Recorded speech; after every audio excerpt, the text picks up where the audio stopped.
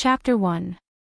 The first cat to become famous in the eastern courtyard was not the Zhao family's black coal, nor was it the calm and steady De Pang, nor was it Eunuch Huang. At that time, the four scumbags of the eastern courtyard were not well known, but most of the children in the courtyard knew that there was a black cat sheriff in their courtyard. One day, a child who had just finished an art interest group class returned to the courtyard and saw an 8-month-old sheriff running past him with a mouse in its mouth. When he returned home, the child was so excited that he didn't even have time to eat. He fully displayed his artistic talent. He took out a crayon and drew a picture of Black Cat Sheriff bravely catching a thief. Later on, this picture was even taken to a competition. After that, no matter if it was the eastern courtyard or the western courtyard, or even the other elementary schools in the city, people all knew that there was a black cat sheriff in the eastern courtyard of Tsinghua University. In the language class, students had to write about cats. More than half of the children who did not have a cat at home wrote about the sheriff. At that time, the teachers in the affiliated elementary school just laughed and thought that the children loved the black cat sheriff because of the cartoons, so they did not pay too much attention to the cat.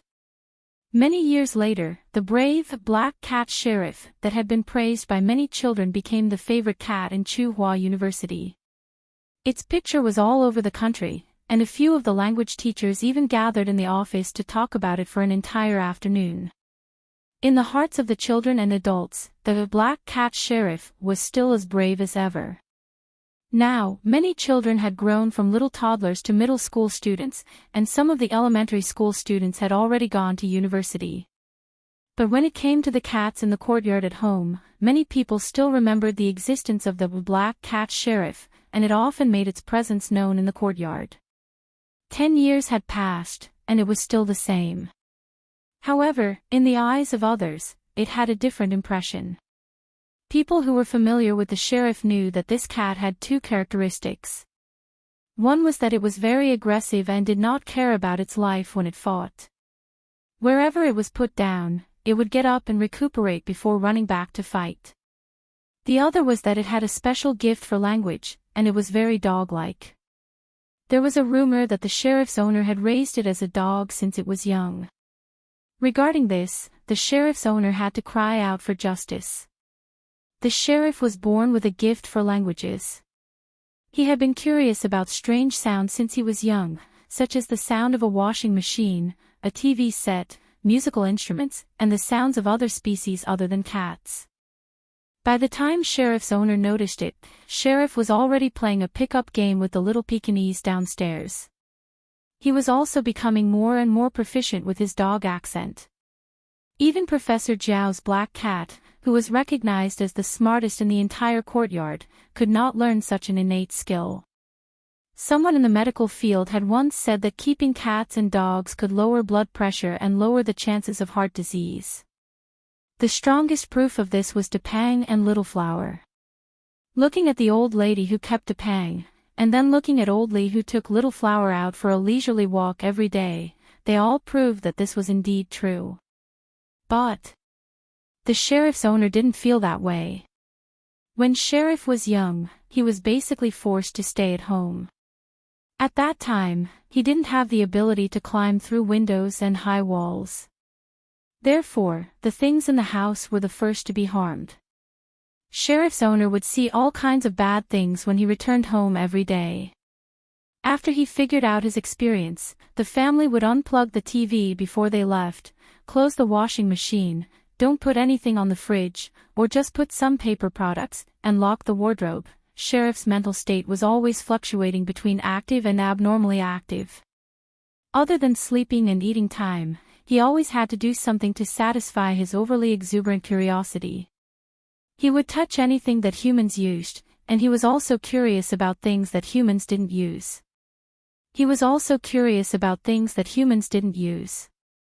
Once, he was especially curious about irons.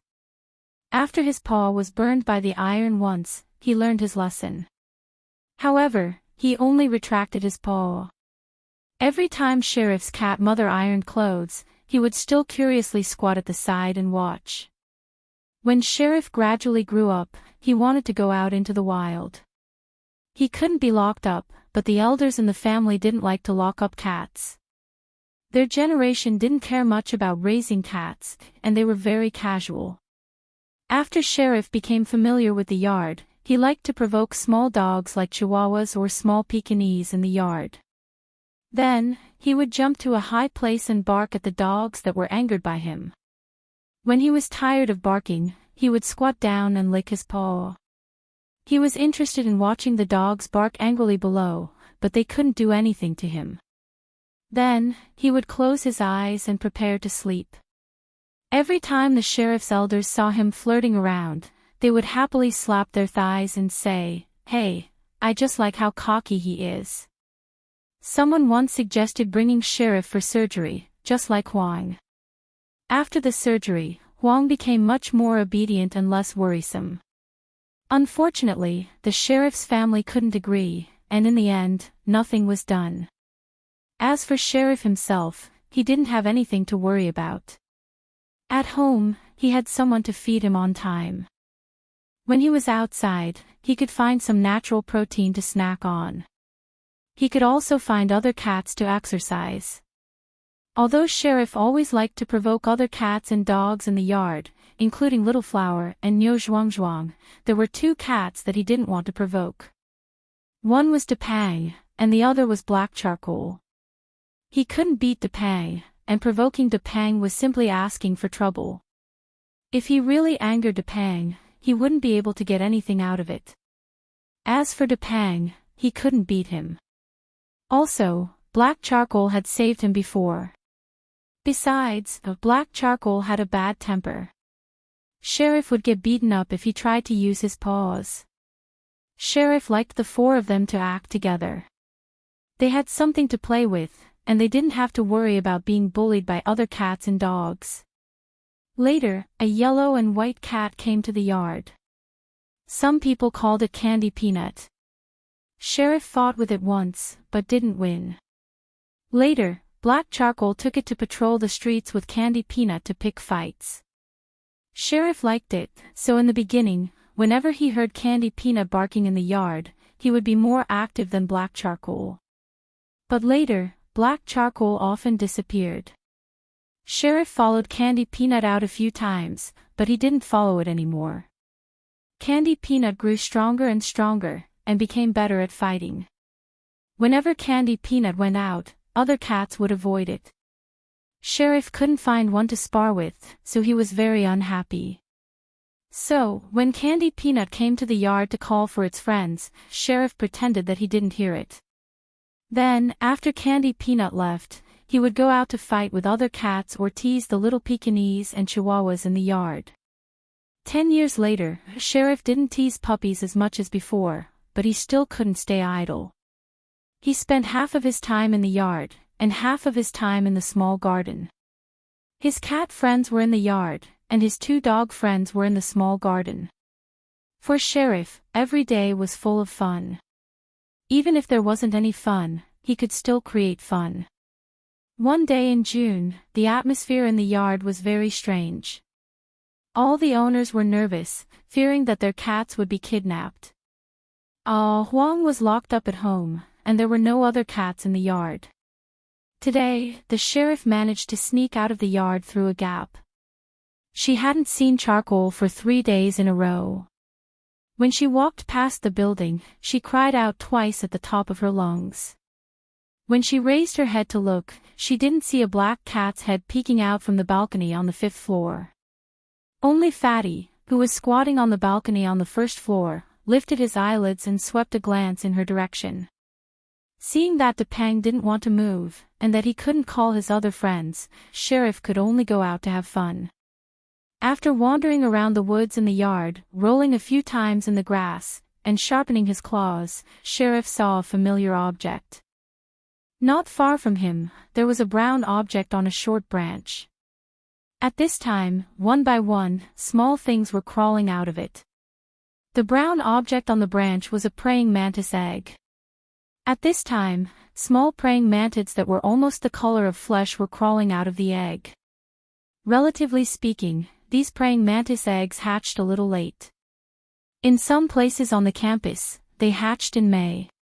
Sheriff had seen these small things before.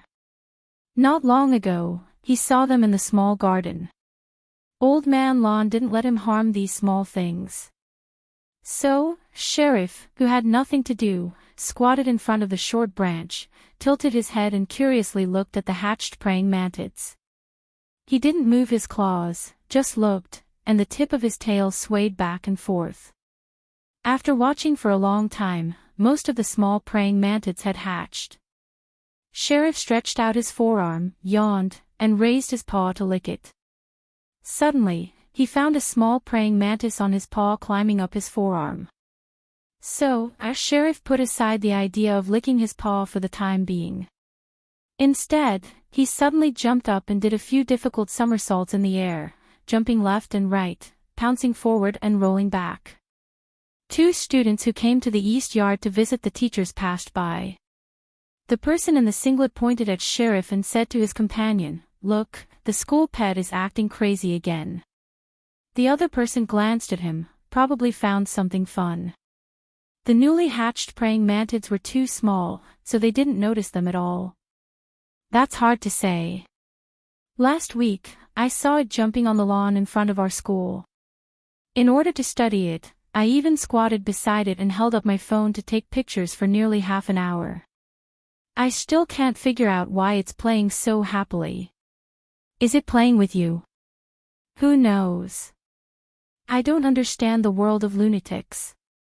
Anyway, now that I think about it, I feel that I did something stupid. Furthermore, I was seen by the dean. The student in the singlet had a bitter expression on his face, as if he had done something that was too late for regrets. Did the dean talk to you about life? No. That's good. The old man just shook his head with his hands behind his back and said, "One is crazy while the other is crazy." Damn, I felt like *ting myself at that time. The 2 students didn't go closer to take a look. They felt that it was probably the same as a few days ago. They didn't know what the school pet was doing, so mortals like them didn't want to find out. Sheriff didn't know at all that he had caused trouble for others. He was now immersed in his own world, having a good time. What made Sheriff stop was a dog's bark.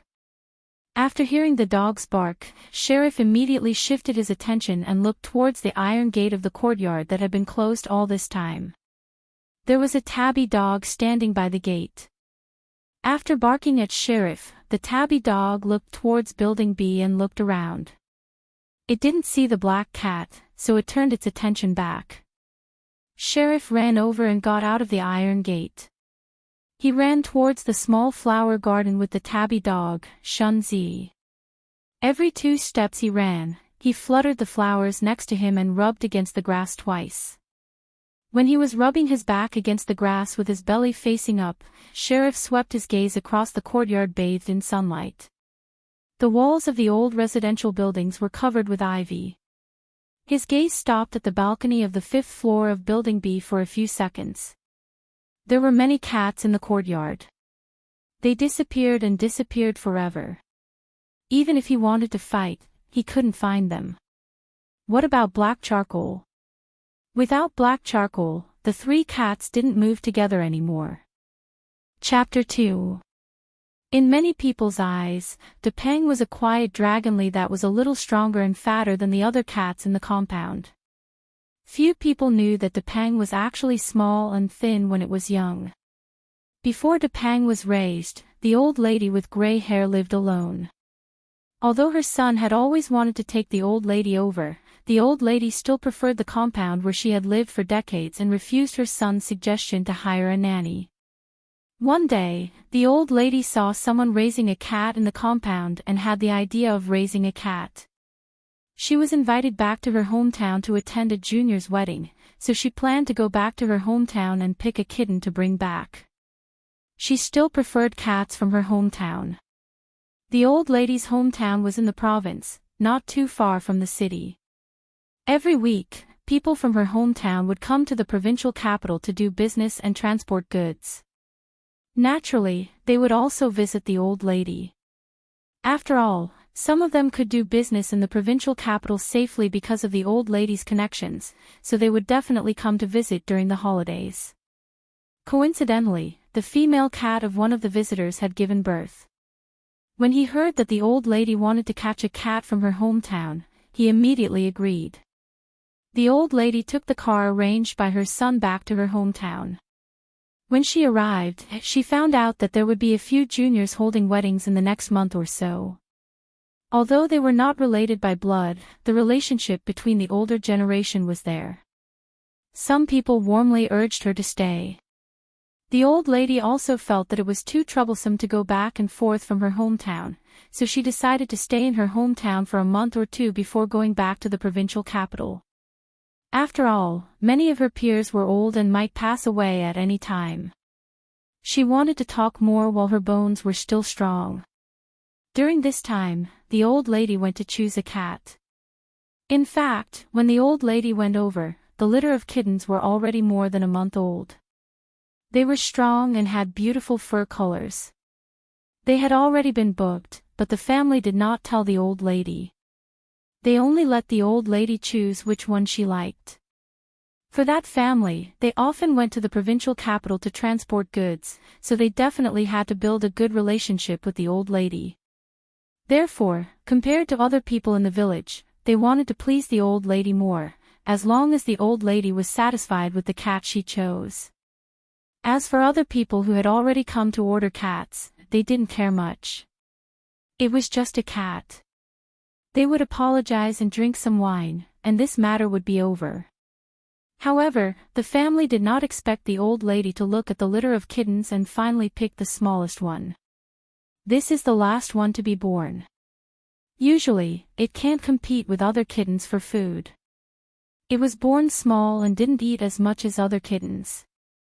This month, it's even more obvious. The man stroked the cat's fur to comfort her. His cat was an old cat and was familiar with people. She didn't run away at the sight of people like other cats. Even when neighbors came to see their kittens, she didn't care much. Now that she saw an unfamiliar old lady, she was a little alert and uneasy. After the owner stroked her fur, she calmed down again. That's the one. I liked it at first glance, the old lady said as she pointed at the obviously smaller kitten that was squeezed into the corner by its siblings. She picked a cat based on fate, and once she liked it, she decided on it. The master wanted to persuade her, but seeing that the old lady had made up her mind, he didn't say anything more. For kittens had already been ordered in this litter. He planned to keep one for himself. As for the smallest one, he planned to sell it when it grew up, but he didn't expect the old lady to take a fancy to it. A week later, the family sent the cat to the old lady. The kitten was almost 2 months old. In the past few days, people had gone to pick up cats one after another. There were only 2 kittens left in the litter. Now that the smallest one was sent over, there was only one left in the litter. As for naming, the villagers rarely thought of names for cats, so they didn't give much advice in this regard. The old lady saw that the kitten was thin and small, so she named it Depang. She hoped that the kitten would grow up bigger and stronger in the future. Depang. The old lady held Depang with both hands and shouted the name a few times. Fatty, who was only 2 months old, was being held in the palm of her hand. His shriveled little body trembled as he stared pitifully at the old lady in front of him. His meowing was not loud, and compared to the other kittens, he seemed much weaker. After returning to the provincial capital, Depang grew in size and wasn't as shriveled as it was when it was young. Every month, the old lady brought it to live in the military compound, and it was exposed to more new things. Depang was very clingy to the old lady. It didn't need to be tied up with a leash, and it didn't run around the house as energetically as the other cats, which was rare among cats. However, even though Depang was much quieter than the other cats, it was still a cat. Every cat had to pay a price for their actions, and Depang's price was an indissoluble bond with instant noodles. Once, the old lady brought Depang to live with her son again. The old lady was pulled out by a friend for a chat, and Depang was left alone in the house. It walked around the house, then climbed along the legs of the table and looked at the things on the table. There weren't many things on the table. Other than a cup, there was only a bag of instant noodles. Depang stared at the bag of instant noodles for half a minute, and couldn't help but raise its paw to touch it. The sound made by the outer packaging of the instant noodles made Depang very curious. Just touching it wasn't enough to satisfy its curiosity, so it walked up and stepped on it a few times. Caw!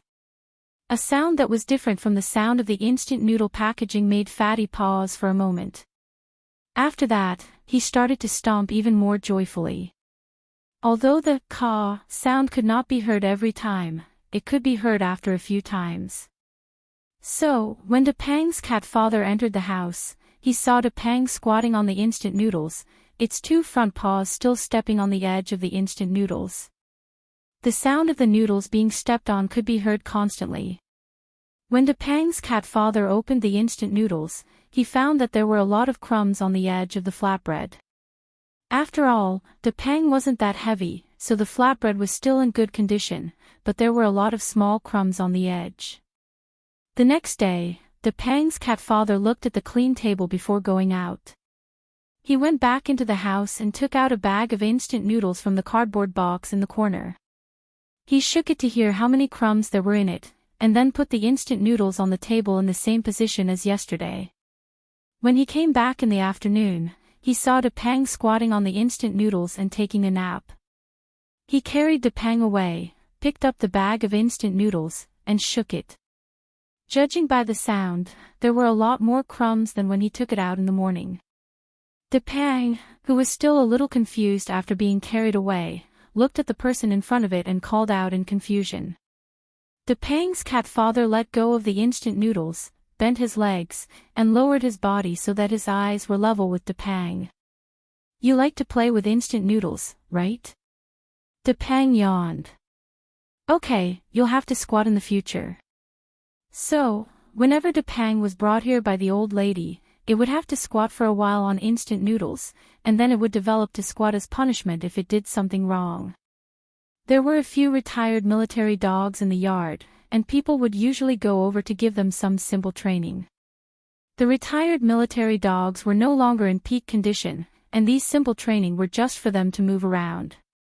Unexpectedly, Depang's cat father took Depang there on a whim. Fortunately, those military dogs were very obedient and didn't show any aggression towards Depang. Depang wasn't afraid, either.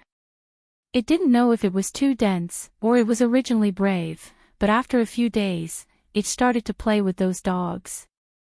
Later, every time Depang was brought over, it would play with those military dogs. To it, it was playing, but in fact, it was training with those military dogs. Because of the cat's natural advantages, it was very easy for it to overcome obstacles. No wonder it treated it as playing from the beginning.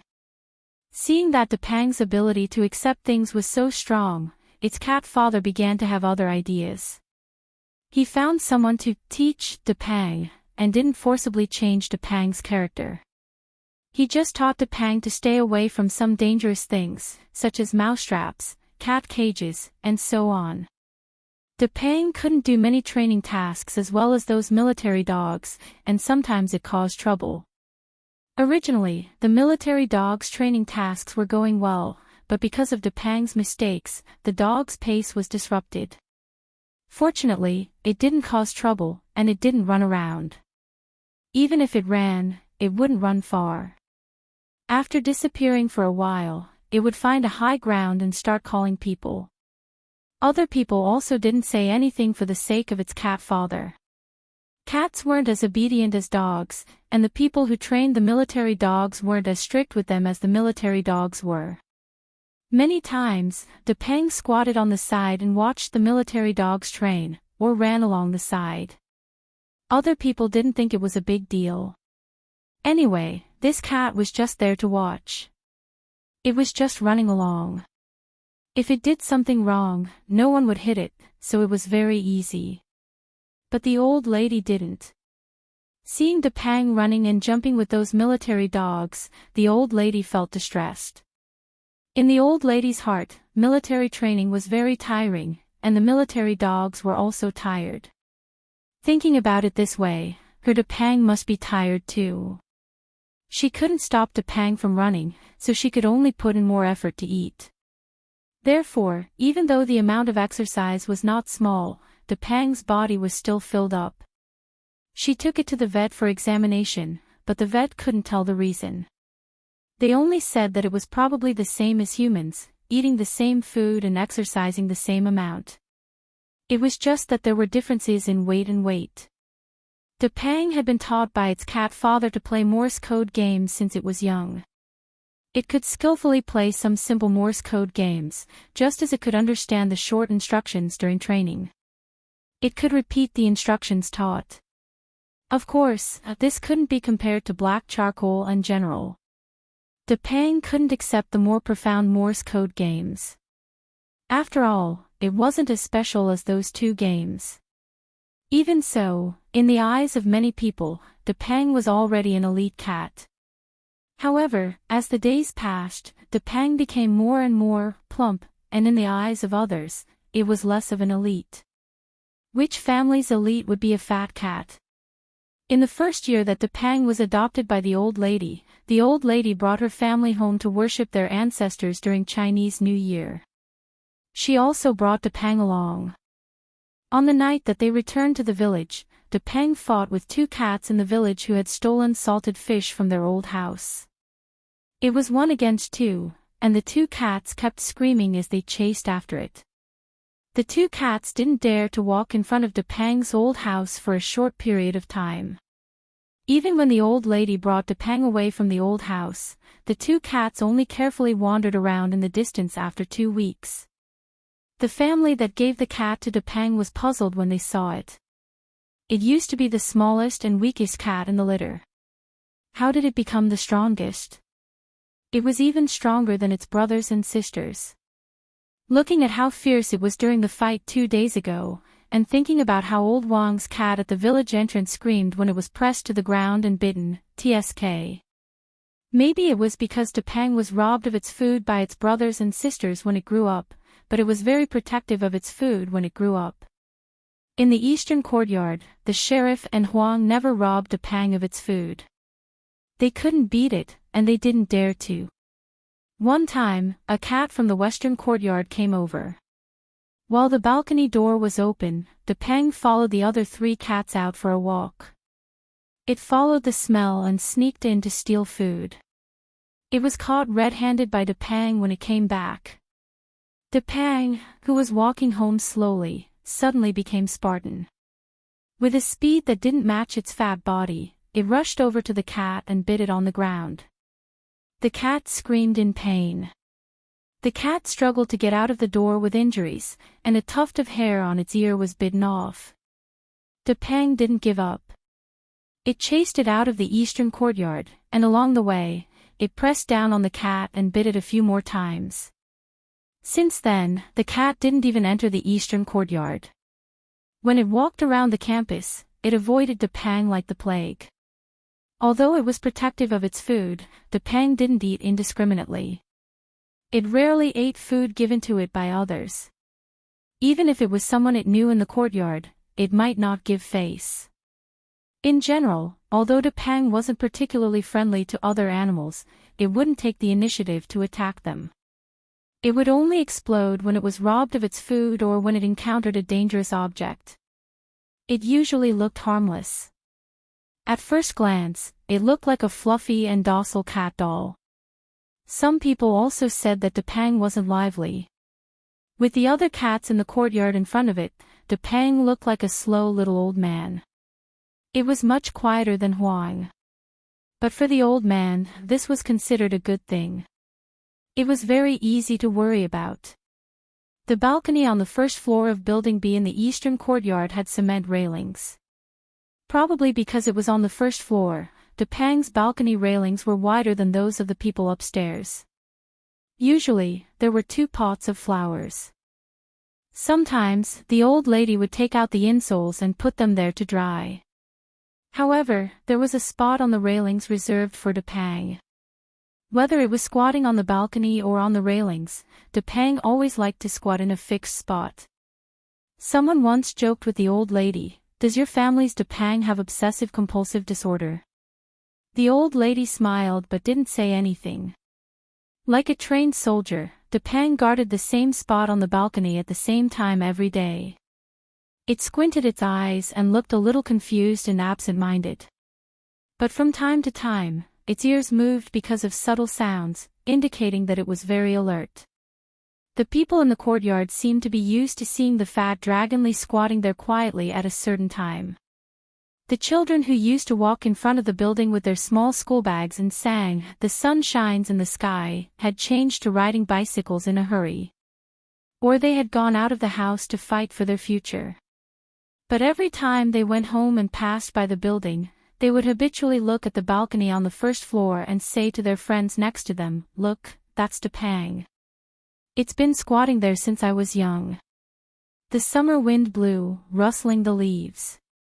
The old lady was making cold cakes in the kitchen. She planned to bring them to her son's place tomorrow. Her grandson had called yesterday to say that he wanted to eat some. Depang, who had just finished its meal, walked out of the room with a smirk on its face. When it walked to the balcony, Depang looked at a secluded corner of the balcony.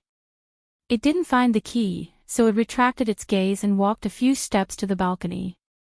It slowly licked its paws and wiped its face. Then, it jumped onto the railing and squatted at its fixed spot, closing its eyes to take a nap. There were trees in front of the building, and the leaves blocked the hot sun. Depang squatted there, so it wasn't too hot. While it was squatting, Depang's ears twitched. A chihuahua was chasing after the sheriff. The sheriff didn't look at Depang. It ran past the building and disappeared in the blink of an eye. It was going to take shelter at Xiaohua's place. The chihuahua, who didn't manage to catch the cat, looked around and saw Depang squatting on the balcony railing. It immediately bared its teeth and barked. "Woof! Woof! Woof! Woof! Woof! Woof! Woof!" The puppies that were provoked by the sheriff were probably hostile toward cats. When they saw Depang squatting on the balcony, they started barking at it. Unfortunately, the balcony was too high, and the chihuahua couldn't reach it no matter how hard it tried. It could only bark. There was nothing else it could do. Depang opened its eyes a little and looked down at the chihuahua. "If the enemy doesn't move, I won't move. If the enemy moves, I'll be as steady as Mount Tai." Depang didn't get angry or bark. He just stared at the chihuahua in silence. The chihuahua's barking gradually became softer. It retreated, then retreated again. It tried to look fierce, but it was cowardly at heart. Then, it left dejectedly. Chapter 3. "Look, that cat looks so majestic. Really, it looks like a little tiger." Several students who were passing by the flower bed to visit the teachers in the eastern courtyard saw the cat on the flower bed and couldn't help but take out their phones to take a few photos. On the edge of a flower bed about half a meter above the ground, a yellow cat with stripes on its body was there. It wasn't thin or weak. At that moment, the cat was walking along the edge of the flower bed with its tail up. His eyes were not wide open and looked a little careless and casual. His pupils were narrowed into shuttles because of the light, and his gaze looked very sharp. Coupled with the standard arrogant steps of a feline, he gave off a good overall impression. It was no wonder that some students' first impression of him was that he was impressive. However, the students soon realized that their first impression of the cat was wrong. The yellow cat looked straight ahead and did not pay attention to the wall of the flower bed under its feet. When it walked to the edge, it did not seem to have any intention of stopping or jumping. It stepped on air and fell down. Before it could adjust its landing position, it rolled on the grass pathetically. The students were speechless. After the students left, Huang had enough rolling and rubbing on the grass. It chose a suitable place, shook off the grass on its body, yawned, and lay there to prepare for sleep. It wasn't as picky about where it slept as Depang. As long as it was in the eastern courtyard, it could sleep peacefully in any corner. In the past, Huang liked to come out early in the morning and walk around. Then, it would go out of the courtyard with its 3 friends and pass by the eastern courtyard supermarket. It would solve its metabolic problems at the entrance of the supermarket that was under renovation. Its favorite thing was to poop in the sand outside the eastern courtyard supermarket. After it was done, it would go to the small forest not far away to sharpen its claws and find a suitable place to squat. It would watch the reaction of the cement workers when they shoveled the sand with a big shovel. In the past, in many people's eyes, Huang wasn't a good cat because of its messy poop. Even the best quality cat litter might not be able to change a cat's peeing habits. When Huang was locked up at home, even if it was placed in a cat litter box, it would still pee all over the outside of the litter box. Therefore, Huang was the only cat in the eastern courtyard who used a 2-tiered litter box. When they were outside, Huang was even happier. Back then, the smell of that guy's urine could be smelled in many places in the East family compound. However, that guy was obviously the type who would not change no matter how many times he was taught. No matter how many times he was beaten, he did not learn his lesson. When it was 8 months old, Huang was finally taken to the pet center for a complete castration operation.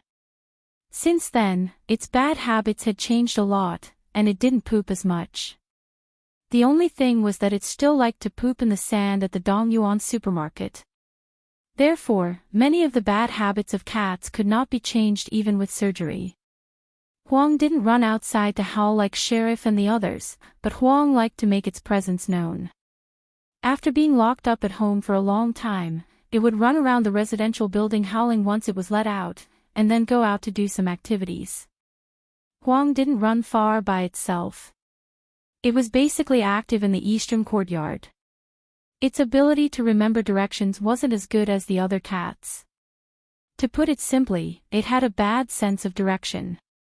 Plus, it wasn't very brave, so it basically stayed in the courtyard.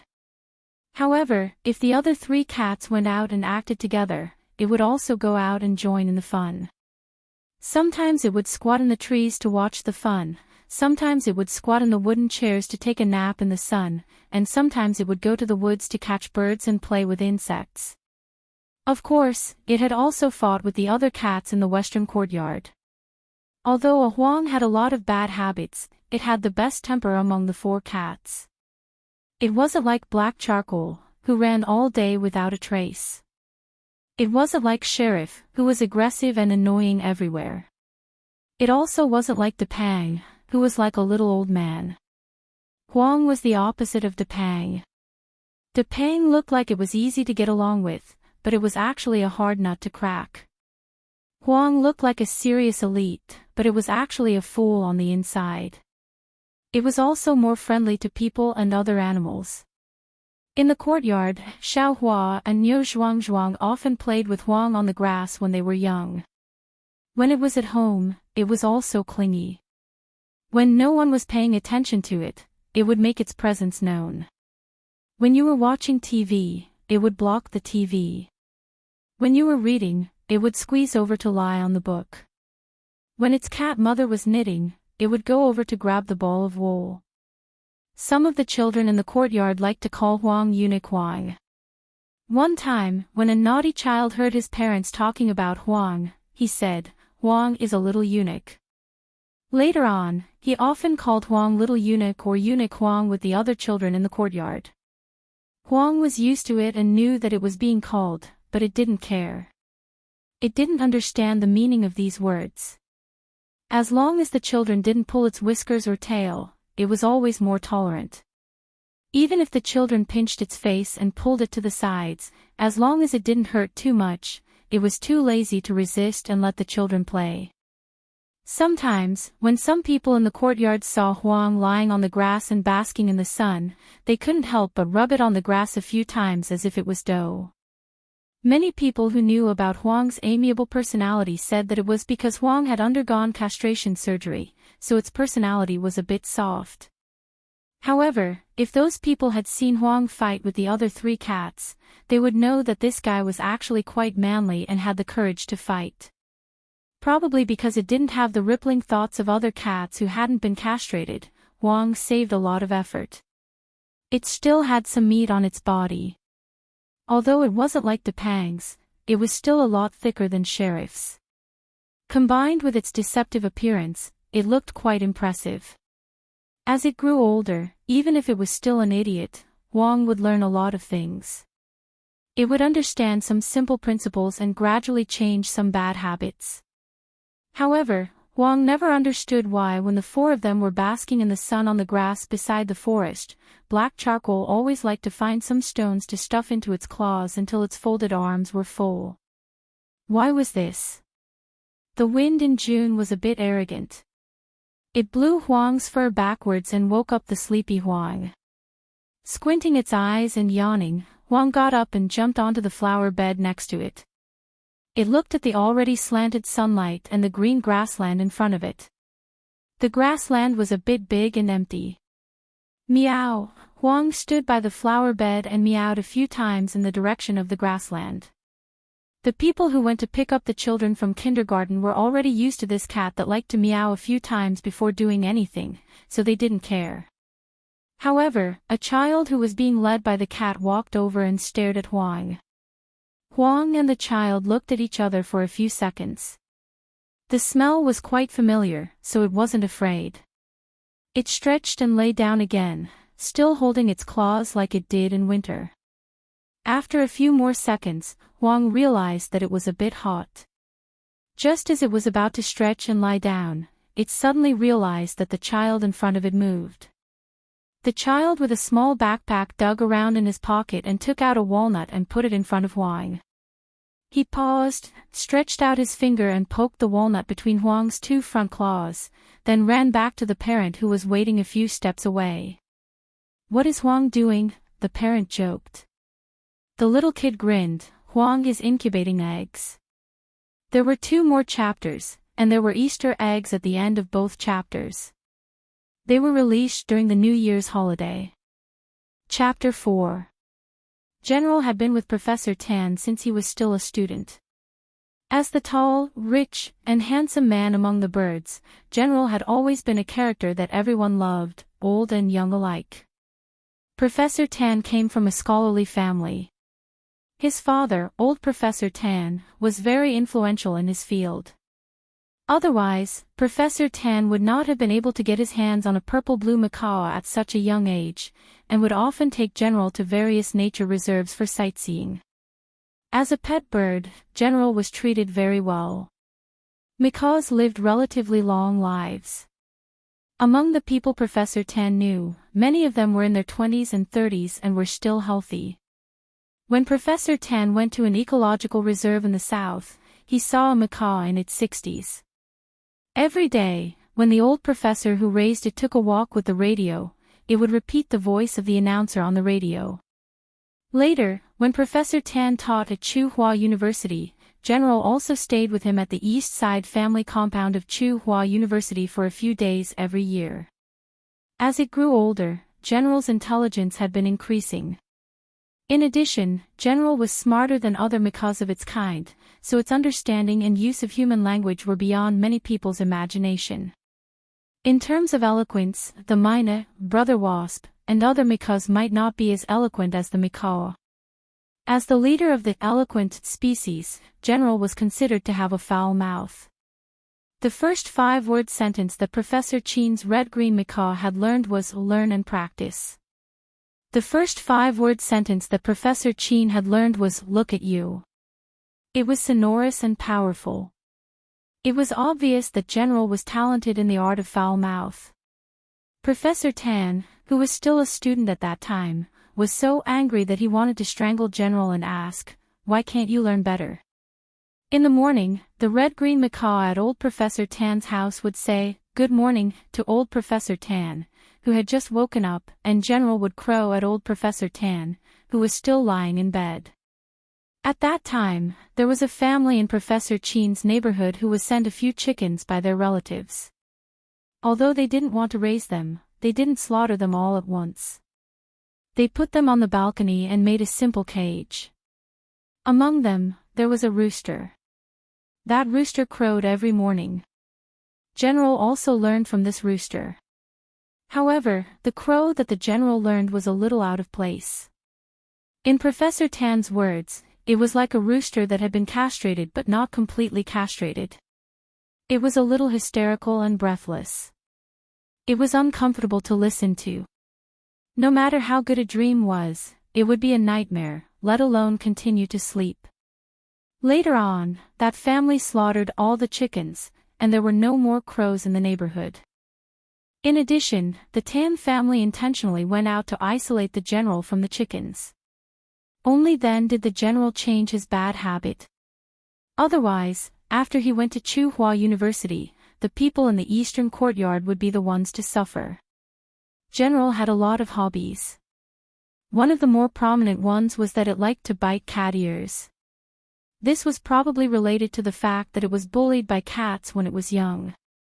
Another habit that people both loved and hated was singing. When Professor Tan was still a student, he didn't have much time to take care of General. Therefore, General spent most of its time with old Professor Tan and his wife. The two of them especially liked to teach it how to sing. They taught it songs that were very characteristic of that era. They even liked to teach it operas. Even though Professor Tan had been teaching at Tsinghua University for many years, General still preferred songs from that era. It was probably because it couldn't understand the lyrics of many pop songs nowadays and couldn't appreciate the rhythm. Of course, Professor Tan also rarely taught it rap songs. When General went to the south to celebrate Chinese New Year, he came into contact with the Tan family's aunts. Naturally, they didn't teach it many 21st century pop songs. As for the things that General hated, there were many. Among the birds, the ones that it hated were magpies and cuckoos. It didn't know why the people around it liked ugly creatures like magpies. They didn't know how to sing or do crosstalk. Why did the people in the courtyard smile every time they saw magpies? As for cuckoos, which were given a lot of mythical features by people, General hated them even more. It especially hated the parasitic behavior of some cuckoos. When General was released, if it saw cuckoos laying eggs in other birds' nests and kicking the original eggs or chicks out of the nest, General would chase after them and bite them. There was once when General was too impulsive and flew too fast. The forest was too dense and it didn't react in time. General crashed into a tree and its wings were scratched by a branch. It was locked up at home by Professor Tan for a few months. This hatred deepened. In the first few years in the eastern courtyard, General would bully the cats in the courtyard as soon as it was released. With its body size and fighting ability, it wasn't afraid of the pet cats in the courtyard. When it couldn't find any cats, it liked to talk nonsense when it was bored.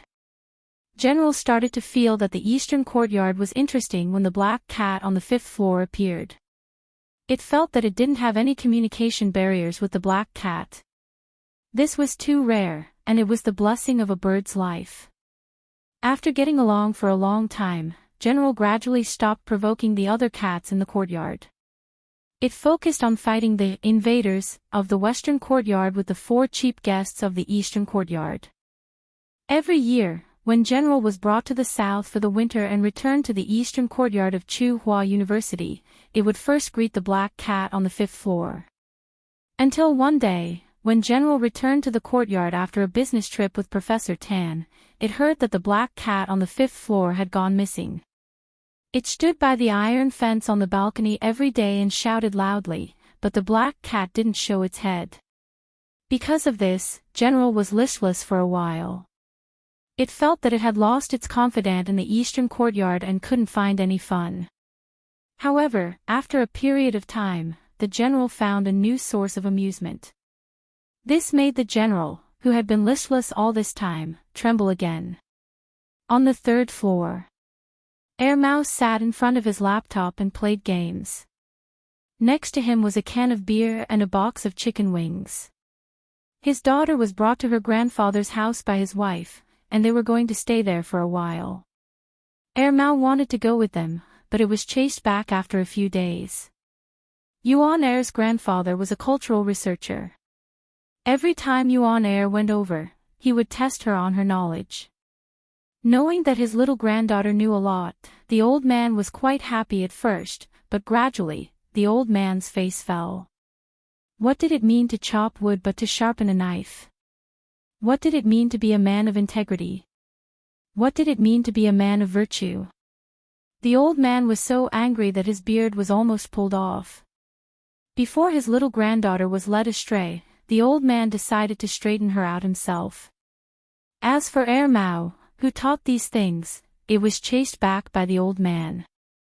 At this moment, there were only Mao and Black Rice in the house. Playing games, watching movies, and drinking alone at home was not bad. Black Rice was there to keep them company. Besides, when school started in September, their daughter would come back. These days would pass in the blink of an eye. It wasn't hard. Mao went around and swayed its legs proudly. It picked up the can of beer and drank a few mouthfuls. Just as it was feeling proud, Mao heard a stifled voice singing from outside. My house is on the lost slope, the wind blows over the slope. It was the B*TCH upstairs. The next moment, another voice shouted. Whether it's the northwest wind or the southeast wind, it's my song, my song. It was the brat who just moved in from the 4th floor. Song my ass. Crack, crack, crack. Mao squeezed the can of beer until it was twisted. The joy of winning a round was completely destroyed by this chorus. He smashed the can of beer onto the ground. Damn it, I can't live like this anymore. Ever since the brat from the 4th floor moved in a few days ago, this kind of affectionate duet happened frequently. Yesterday, he sang Childhood. What the hell did the bird know about childhood? The day before yesterday, he sang Birds on the Tree in pairs. Damn it, Mao got goosebumps when he heard it.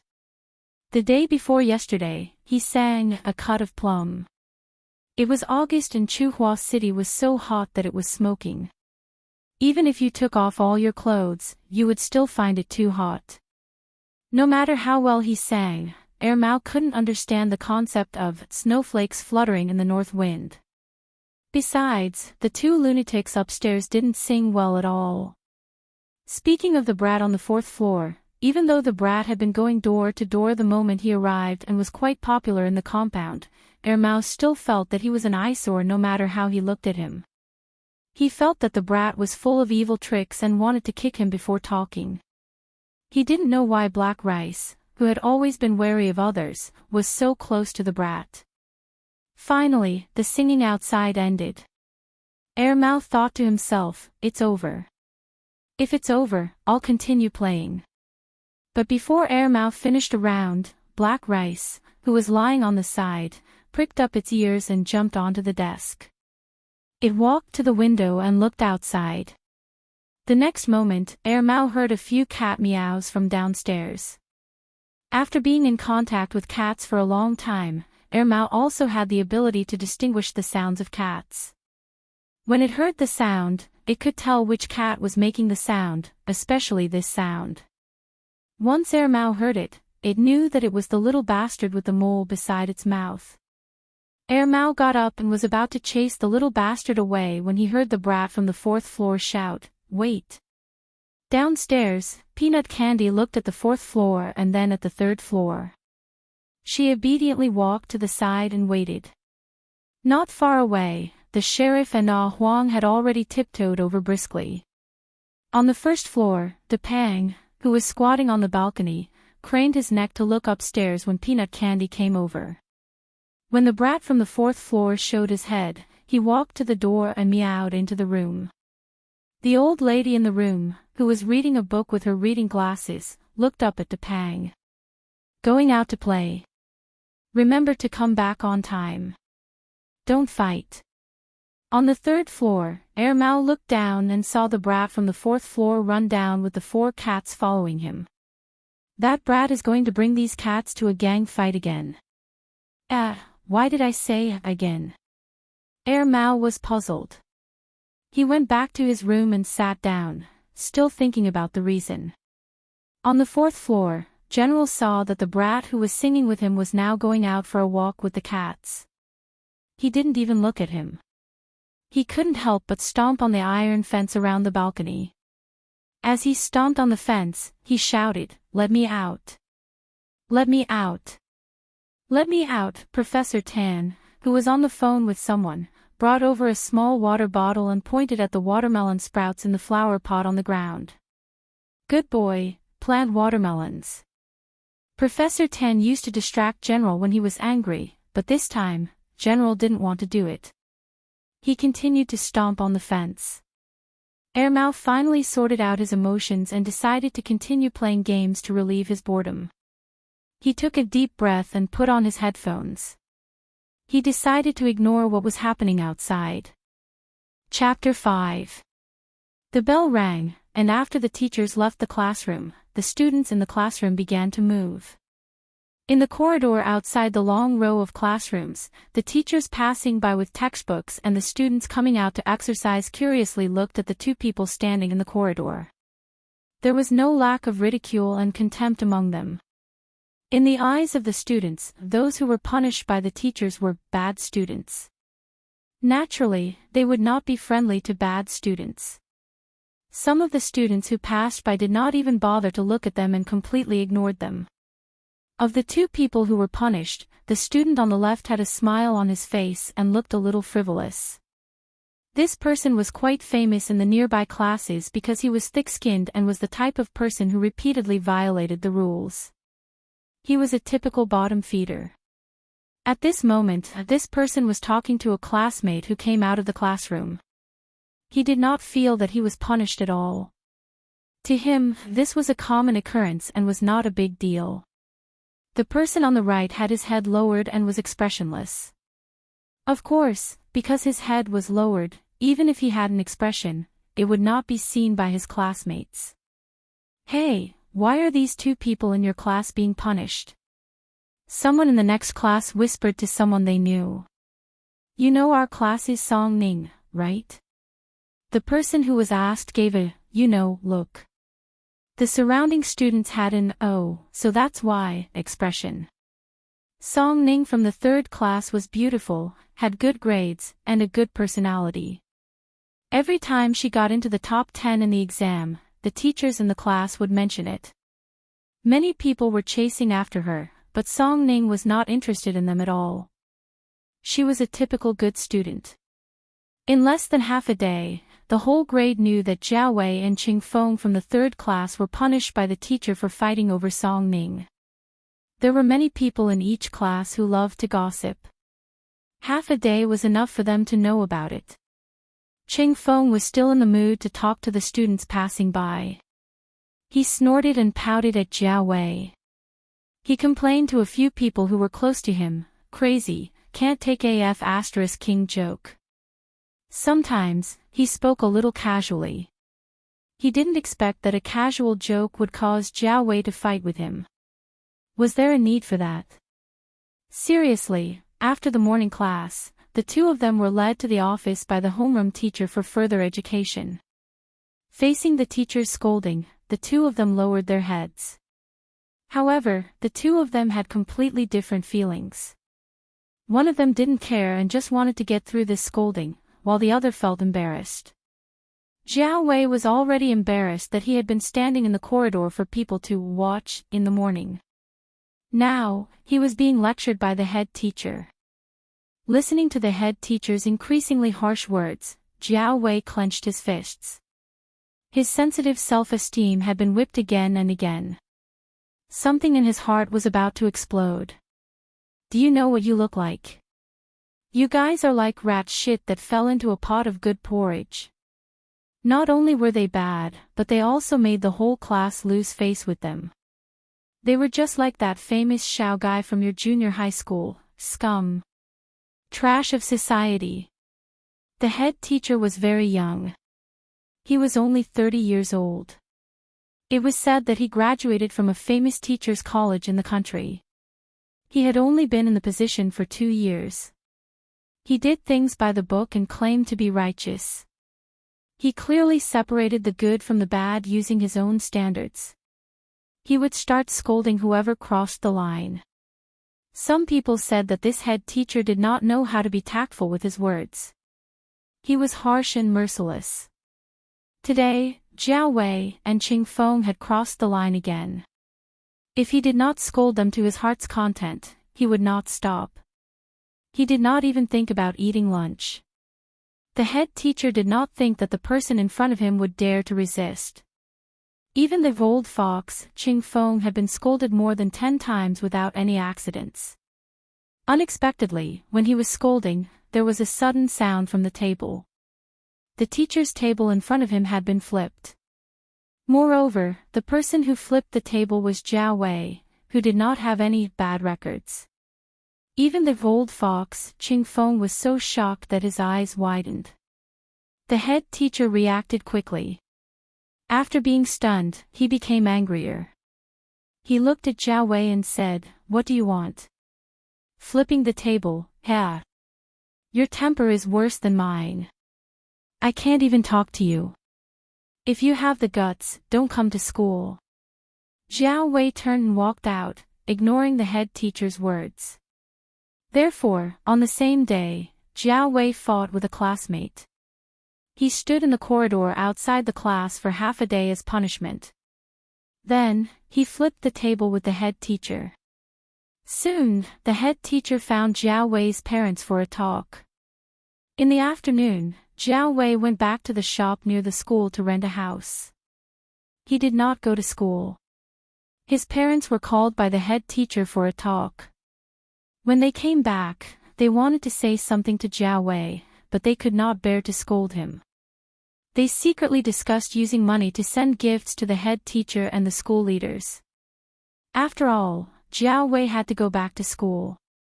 They were also worried that the school would give him a demerit. They did not know if it would be recorded in the records. The school was looking for a bad example. From the head teacher's words, it seemed that the school had their eyes on Jiao Wei. The head teacher did not really want to expose it. If everyone knew about it, wouldn't he and his class be embarrassed? But at that time, the school leaders happened to pass by and did not let it go. Go and buy some high-end things. The people in town are not like the people in our village. They have higher standards. If you want to treat them to a meal, go to Luxury House or Wang Ting. I heard that they are very high-end. Is 5,000 renminbi enough? Do you want me to go and get more? Jiao Wei's parents were discussing. When they took out the money from the cupboard, Jiao Wei happened to see them coming out. He heard what his parents said just now. Looking at the stack of money in his father's hand, he did not know what to feel. His parents woke up early and went to bed late every day. They could not wait to use the money. But at this time, they were very decisive and did not hesitate to take out the money. 5,000 renminbi would take them a few months of hard work. After entering high school, Jiao Wei didn't focus on his studies. He had always been in the lower middle class and didn't think about how many books he had to study in the future. When he came out, he really thought about not studying in the future. He could do something by himself. Many people in the village went out to work and sent home a lot of money every year. Many of his junior high school classmates also did not study. No one could not survive. Don't go. I don't want to study. Jiao Wei said in a hoarse voice. What are you talking about? How can you not study? The first person who strongly objected was Jiao Wei's mother. She was usually the most thrifty woman. She was very firm in her opposition. Yes, we can't not study. It's okay.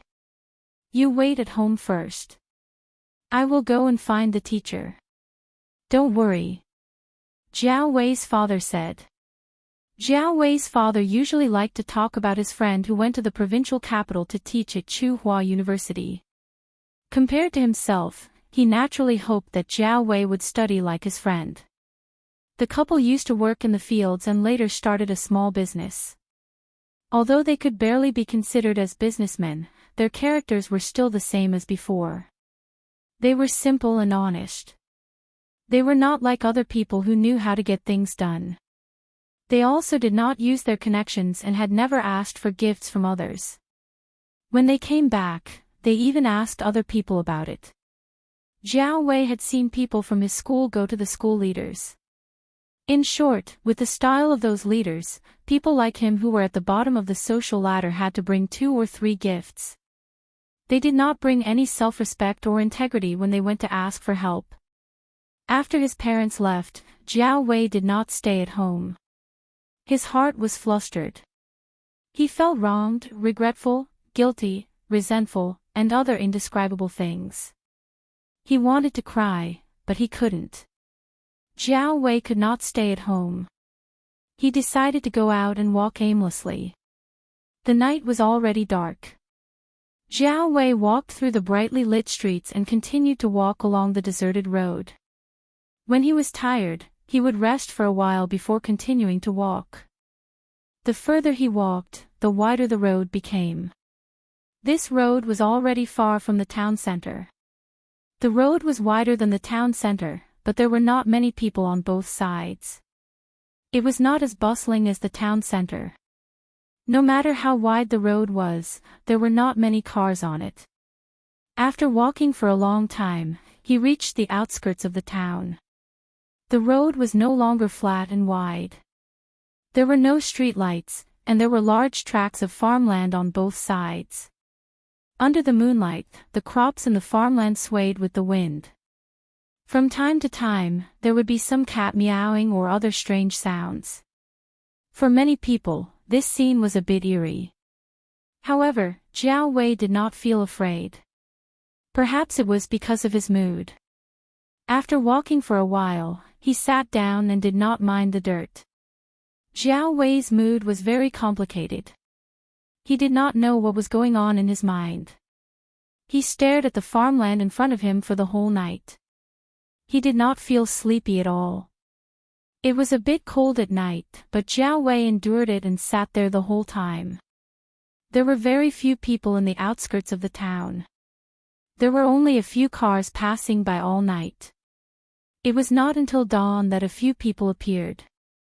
They looked curiously at Jiao Wei who was sitting beside them. However, they did not go over to talk to him. They were busy with their own things. They rode their bicycles and left without stopping. Everyone was busy with their own things. Jiao Wei thought about it for the whole night but could not figure out anything. He was at a loss and did not dare to go home. He did not dare to see anyone he knew. Was he going to continue to stay here? At this time, there was the sound of a motorcycle passing by. Probably because the road was not easy to travel on, the motorcycle was not fast. Originally, Jiao Wei did not plan to pay attention to it. However, he did not expect the motorcycle to drive back and stop a few steps away from Jiao Wei. Jiao Wei. The person on the motorcycle took off his helmet and asked. Seeing Jiao Wei look over, the person on the motorcycle was happy. Oh, it's really you. What's wrong? Are you playing truant? It's not the weekend today. Jiao Wei did not expect to see this person here. This person was Jiao Wei's junior high school classmate. He was also the gangster, scum, and social trash mentioned by their homeroom teacher yesterday. Gangster Zhao's grades were not good. Although he was not the worst, he was still at the bottom.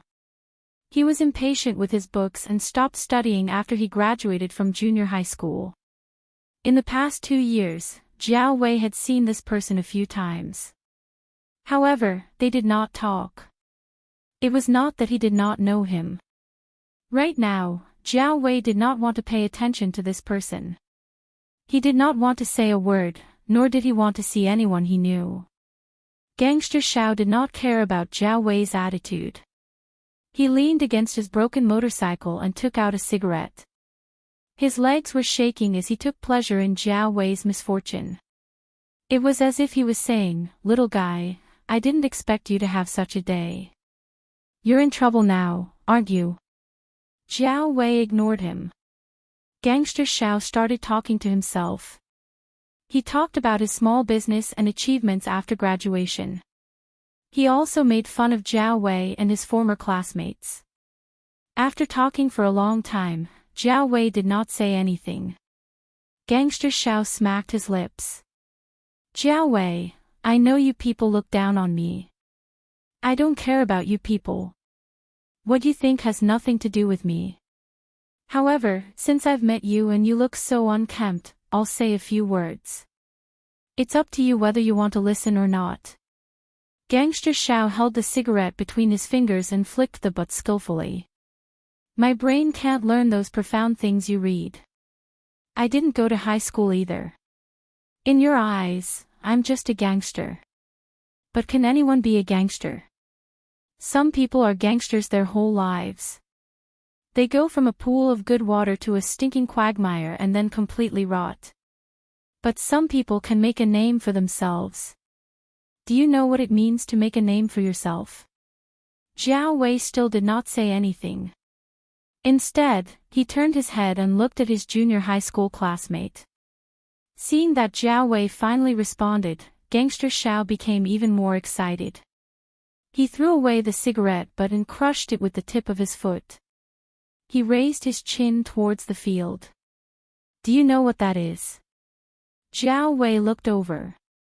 The morning sun had begun to appear, showing the vitality of the first day.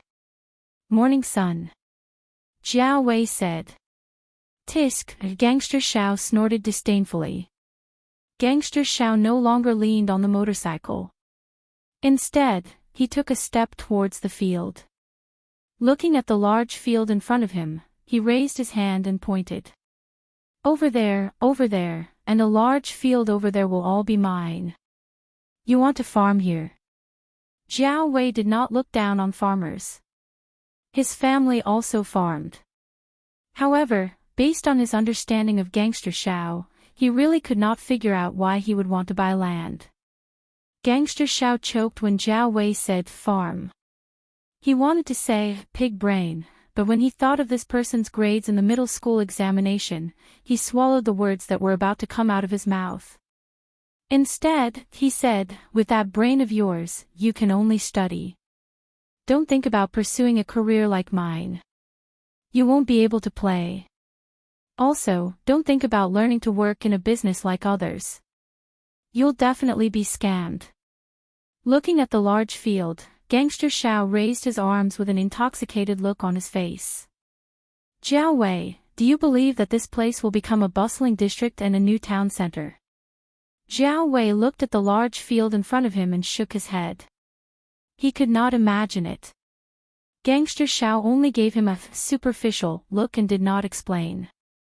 Instead, he looked at the field and continued, "A lot of people say to me, you've missed the best time to rise up. It's too late to rise up now. However, I don't accept it." "What's too late?" "It's not too late." As he spoke, Gangster Xiao became agitated. "You're looking down on me." "Bah. I'm the one looking down on you. At least I know what I want to do. I know what my future path is. Do you know that? Other than staying in the classroom all day with your books and doing whatever the teacher tells you to do, what else do you know? Have you found your path? It'll take at least a few years to find your path. Right now, my starting point is higher than yours. As for whether you can fly a high-tech airplane and surpass my lousy motorcycle in the future, that depends on whether you have the ability. Some people like to drive around aimlessly even if they're driving a sports car. Besides, maybe my motorcycle will be replaced by a big Benz in the future. If it was someone else, they might not be able to understand these words." However, Jiao Wei understood. A language teacher in his class used to give an example. He said that everyone's starting point was the same. It was just that some people started with a big Benz, while others pulled a wooden cart. Even if the starting point was the same, the speed would naturally be different.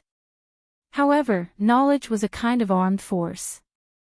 There was a house of gold in the books. Although the person pulling the wooden cart was lagging behind, he might be able to fly a plane and surpass it in the future. He said that studying was the only way out for the poor. And people like Gangster Xiao were the bad examples that all the teachers talked about. It was no wonder that Gangster Xiao was so resentful. It seemed that he was very clear about the teacher's impression of him. After Gangster Xiao vented enough of his resentment and ambition, he took 2 deep breaths and looked at Jiao Wei from the corner of his eyes.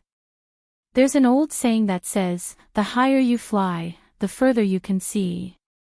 Don't think that you've done your best just by flapping your wings. As for how high you can fly, you'll only know when you've flown. You think the sky is falling just because you've been wronged. You're like a sissy. I can't stand your cowardice. You'll have to learn from me. Gangster Xiao paused, then arrogantly used his standard dialect to say a sentence in English, Itmashunyumer. Jiao Wei, Gangster Xiao had said enough. He got on the motorcycle and put on his helmet. He still cherished his life. Jiao Wei stood up with some difficulty. He moved his legs that were numb from sitting for too long. Give me a ride. F***CK off. We're on different paths. No ride. Gangster, I'll take my crappy motorcycle and leave first. You should go back and build your intellectual plane. That's all you can do with your brain. Find a direction and fly quickly. Of course, if you don't do well, you can come back and work for me. Since we were junior high school classmates, I'll give you a higher salary. Before he finished speaking, he had already sped away on his motorcycle. Looking at the motorcycle leaving dust in the air, and then looking at the endless road, Jiao Wei suddenly realized that he really seemed to have run far away. He didn't see any cars on the road, so he had to walk back. A cat scurried out from the field next to him. It looked at Jiao Wei, then continued to run into the field to catch swaying leaves. On the other side of the field, there was a small residential building with bricks and tiles in his line of sight. Someone shouted a few times in his direction, followed by the sound of bowls being knocked on. The cat that was playing with leaves in the field immediately stood up and ran in that direction. As it ran, it meowed as if it was responding.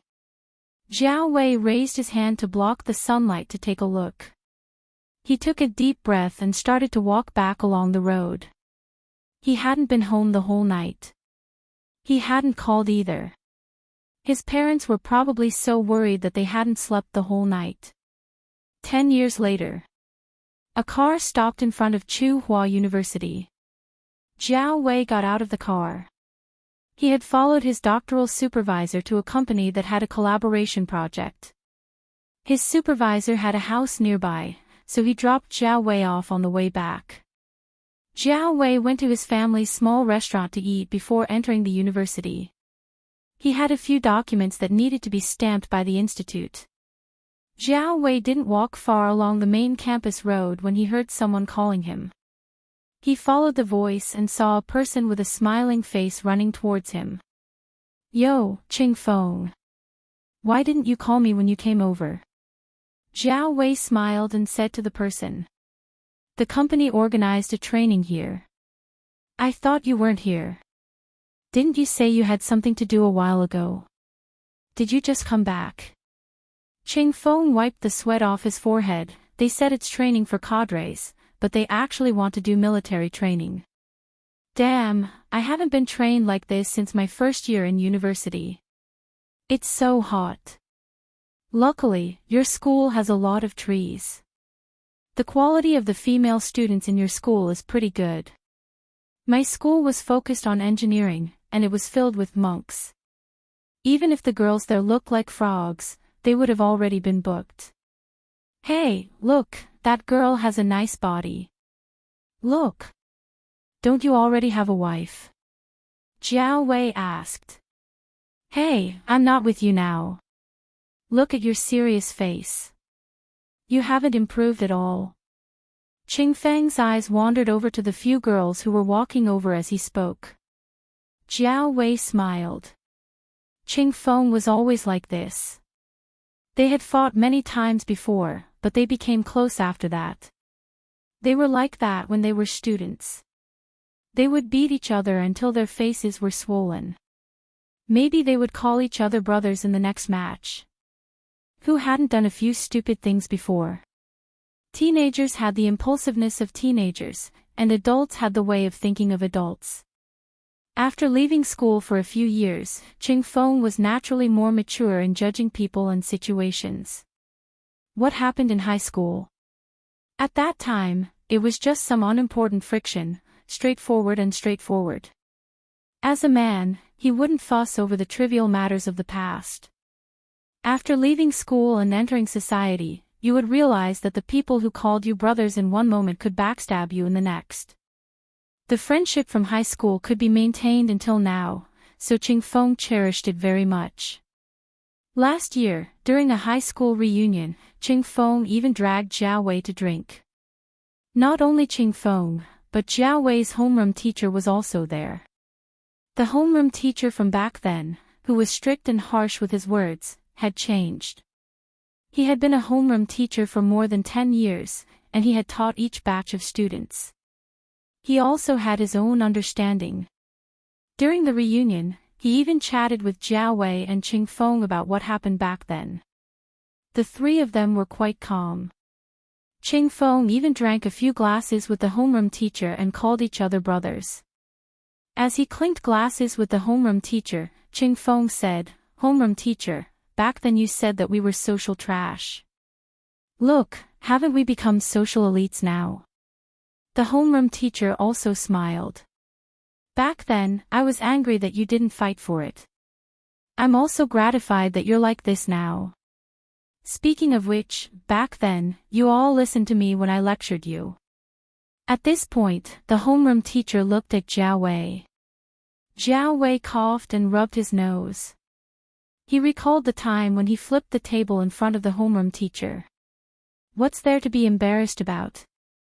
I'm also responsible. The homeroom teacher clinked glasses with Jiao Wei and drank a mouthful of wine before saying, "You also worked hard.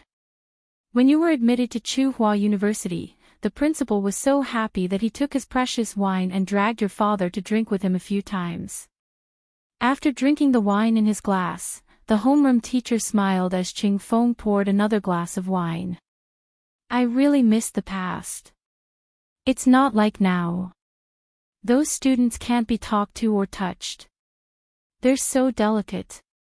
Just a few words and they'll drag their parents over to quarrel.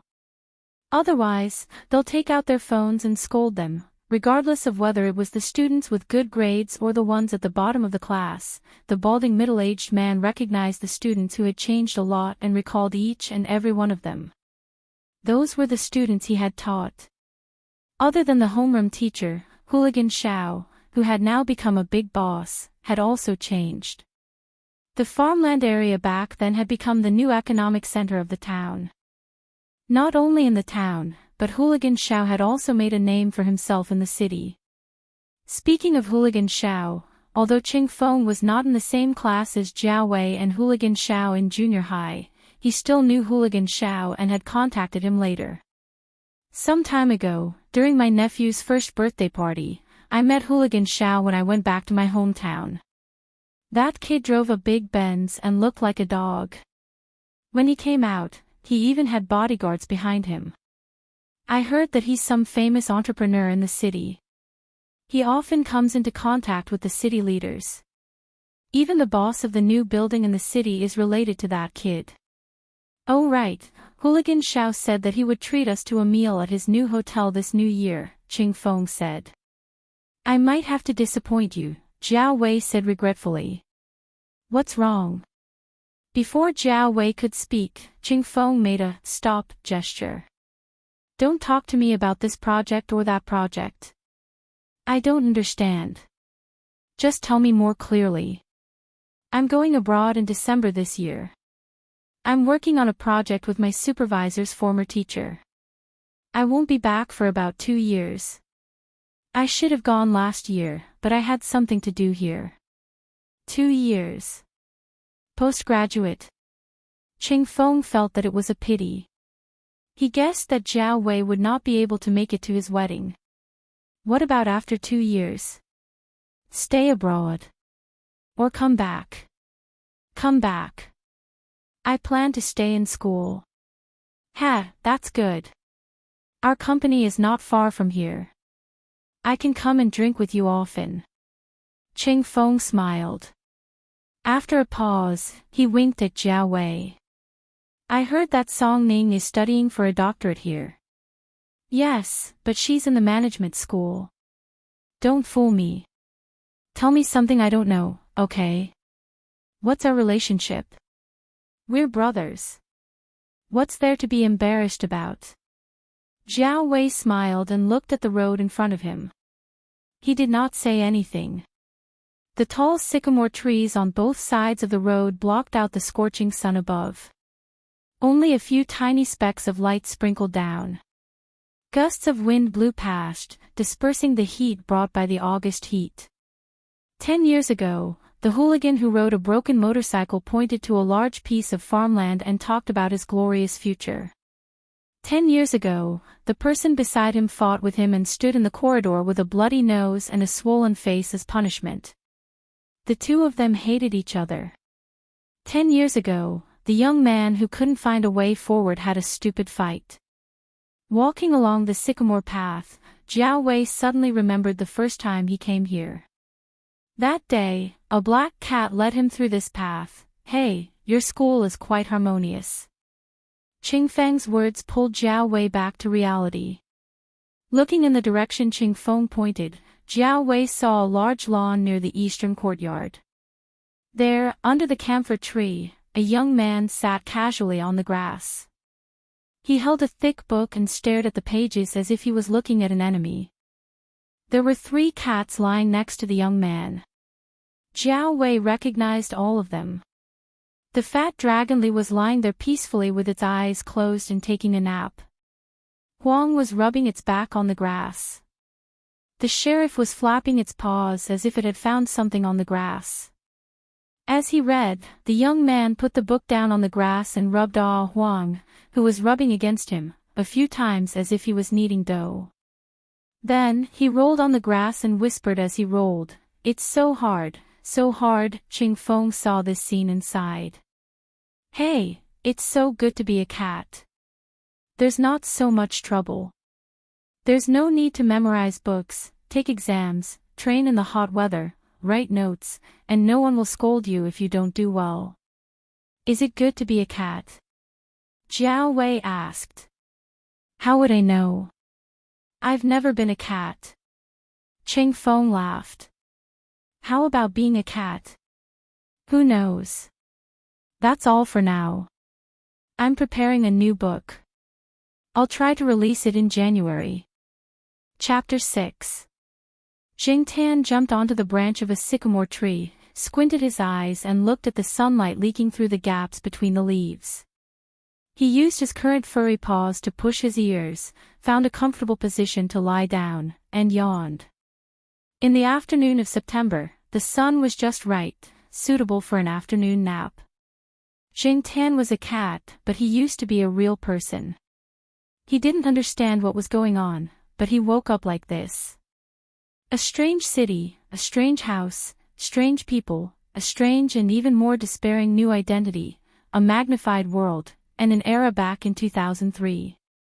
Jing Tan didn't like cats before, and even hated them. He always felt that cats were on the same level as crazy creatures, but now, he himself had become such an animal. Retribution. Jing Tan admitted that his style wasn't very good.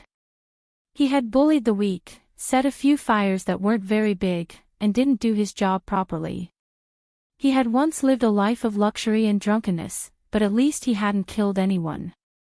Using his own moral values that he had kicked in the corner for as long as he could remember, there were many people who were worse than him. Why did he have to be the one suffering retribution? Was he at a loss? Was he at a loss? Was he angry? Was he in despair? In the face of an incomparably clear reality, everything seemed to be useless. For his once indulgent life, Jingtan could only comfort himself with a sentence: when the wind blows away the eggshells, the wealth is gone, and the people are happy. 3 months had passed, a quarter of a year had passed, and the wheel of nature had turned 90 degrees. Jingtan's mood when he first came here had calmed down, and he gradually became familiar with it. Sometimes, being unambitious and muddling along was a rare state of mind. This was the century-old famous university, Tsinghua University, which ranked first among the universities in the central region of Wuxia. The advantage of a century-old famous university was that the area was large enough, and the greenery was in place. Occasionally, students would walk on the road under the tree. The atmosphere here was quiet, but it didn't lose its vitality. Jingtan closed his eyes for a while in this good atmosphere, and was awakened by the sound of dogs barking. Jingtan's ears twitched. He didn't need to look to know which two people were causing a ruckus. About 100 meters away from Jingtan, a brown chihuahua was barking at a camphor tree. On the branch of the camphor tree stood a cat with black and white fur. The cat was wagging its tail and barking at the tree. On the surface, this situation was very common, and pet owners often encountered this situation. However, the difference in the current situation was that both the dog and the cat were barking. The cat's name was Sheriff. It was 8 months old and slightly smaller than Jingtan. It got its name because its fur color was very similar to the black cat Sheriff in the cartoon. At the same time, this cat was also one of Jingtan's bad friends after he turned into a cat. This cat had 2 characteristics. One was that it was aggressive and didn't care about its life when it fought. The other was that it could bark like a dog. When Jingtan first saw Sheriff, it was squatting on a 1-meter-tall landscape stone and barking at the chihuahua. When Sheriff noticed that Jingtan was looking at it, it slowly changed from barking to meowing. In fact, Sheriff's dog language wasn't standard at the time, and it was a bit out of place. However, as the days passed, the dog language became more and more authentic. Most people couldn't tell if it was real or fake. When the cat was tired, it would stick out its tongue and pant like a dog. Therefore, Jingtan often wondered if there was a dog's soul living in the cat's body. Jingtan didn't pay attention to it anymore. He yawned and continued to sleep. He wasn't worried about Sheriff's safety at all. Sheriff and the Chihuahua had been fighting since they were young, so it was very experienced. Why did Sheriff always have a problem with the Chihuahua? The reason was that the Chihuahua was the smallest pet dog in the East Side family compound. Pick the fresh fish to eat, and pick the soft persimmons to pinch. Even cats knew this. Jingtan slept all the way until the bell rang for the end of the 3rd period in the university's teaching area. She stretched herself and slowly slid down from the tall Chinese parasol tree. Trot along the walkway, then through a peach grove, and you'll see a wall. This was an elementary school attached to Tsinghua University. Many of the children of the staff and family members went to school here. It was convenient for parents to pick up and drop off their children. Jingtan jumped on the wall and looked at the classrooms on the 2nd and 6th floor. He then walked along the wall towards the school gate. Jingtan waited on the wall about 20 meters away from the school gate. 7 to 8 minutes later, the bell rang for the end of class. It wasn't a sharp bell, but a lively and cheerful music. It was very human-like. A little girl wearing a floral dress and carrying a Hello Kitty backpack walked out of the corridor. She looked toward Jingtan as soon as she came out of the staircase.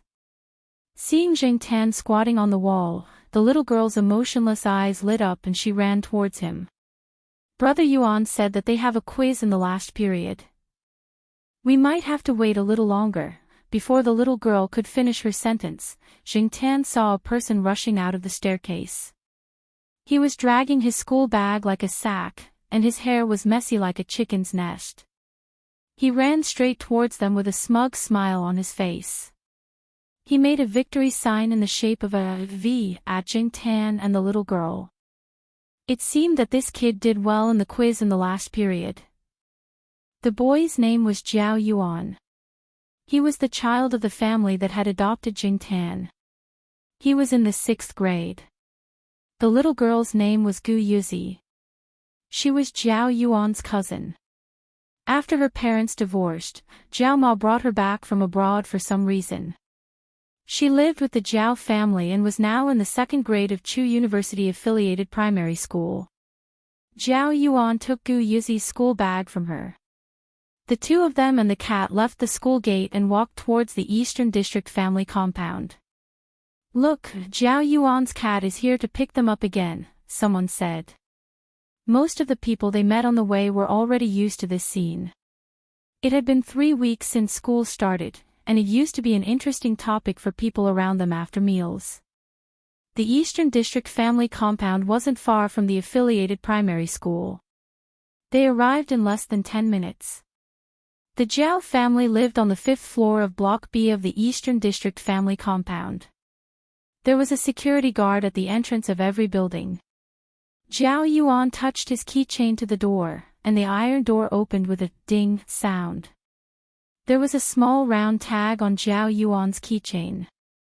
This was the key for the security guard. Almost everyone who lived in the Jiao family building had one. Jing Tan also had one around his neck. However, this one was a little special. Jing Tan's face was pasted on the front of the round tag, and the Jiao family's home address and contact number were pasted on the back. The Jiao Pa had specially made the key card and the pet tag into one. When Jing Tan entered the building, he looked at the balcony of a family on the 1st floor. He didn't see the fat guy. He guessed that the fat guy had been taken to visit relatives again. At this time of the day, the Jiao family's door was always open. After all, it was the Jiao family building. There were security guards and security cameras at the entrance. It was much safer than some of the apartments outside. Jiao Ma was cooking, and there were sounds of people talking in the living room. "Then, I'll have to trouble you with the advertisement." Jing Tan stopped in his tracks. He was familiar with this voice.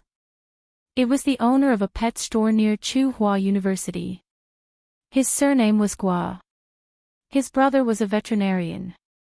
Jing Tan's vaccine was given by his brother. Chapter 7.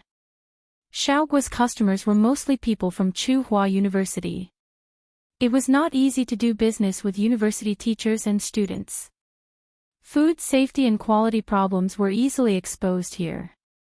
People who spent all day in the laboratory facing boring experimental data and equipment would sometimes find something fun for themselves. For example, they would take a bus to the snack alley and buy a bowl of hot and dry noodles with chili oil. Then they would bring it back to the laboratory to test whether there was Sudan red in the chili oil, aflatoxin in the sesame sauce, and whether there was E. coli in the chili oil. Therefore, to do business with university teachers and students and to have a good reputation, it required a long-term guarantee of excellent quality. But because of this, Xiaoguo's shop had a strong reputation.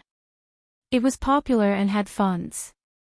He bought a few shops around and merged them with his brother's pet clinic and his pet supply store to form the Ming Ming Pet Center. This was Jing Tan's understanding of Xiaoguo. In general, Jing Tan felt that Xiaoguo was a good person. He was smart, could make money, and was not a bad person. At least, he was kind to animals. After Xiaoguo left, the Jiao family did not mention anything about the canned cat commercial. After dinner, the Jiao Yuan and Gu Yuzi went to their rooms to do homework. The Jiao Ma went to the gymnasium with a few friends to learn how to dance. Jing Tan entered the master bedroom. After entering, she pushed the door shut, jumped up, and turned the lock, locking the door. In the bedroom, the Jiao Pa was already sitting at the desk, waiting. The Jiao Pa was already used to Jing Tan's series of actions after entering the door. He did not even look up. After Jing Tan jumped onto the desk, the Jiao Pa closed the file in his hand. Today, Xiaogua came over and talked about the canned cat commercial. I did not immediately agree. I still want to see what you think. The Jiao Pa said as he handed a file to Jing Tan. The document was about the canned cat food advertisement that Xiaogua mentioned today, as well as the Jiao Pa's analysis of the future situation and benefits based on Xiaogua's words. Jing Tan took a look at it. It was a kind of canned cat food produced by Xiaogua's family. Many cat owners in the school bought this kind of canned cat food. It was cheap and convenient. Most importantly, it could withstand the quality inspection. Xiaogua had originally planned to promote the canned cat food, but the SARS outbreak had ruined the original plan. Now that it had recovered and was ready to restart the plan, the establishment of the pet center in the store made Xiaogua very tight on cash. Therefore, he was even more eager to make use of the canned cat food to make a fortune. Although there were very few pet food advertisements on TV in China, Jing Tan knew that there was a demand for pet food after he came here, and there were a lot of potential customers. With the development of the economy, the pace of life in the city was getting faster and faster. People did not even have time to take care of themselves. Even if they wanted to raise a cat, they had to think about how to raise it. Jing Tan did not think of himself as an economic genius. He used to be, and he still was, but he believed that if this was done well, he could make a fortune out of it. Jing Tan did not eat cat food. He ate the same food as the Zhao family. Ever since he turned into a cat, Jing Tan was thankful that he had a strong stomach. Moreover, shooting an advertisement did not necessarily mean that he had to eat cat food. Seriously speaking, shooting a simple advertisement was not a big deal for Jing Tan. After all, it was only a pet food advertisement. According to the document, the distribution channel was only through the internet. If the effect on the internet was obvious, there would definitely be follow-up advertisements. This first advertisement was definitely simpler. It was to test the waters.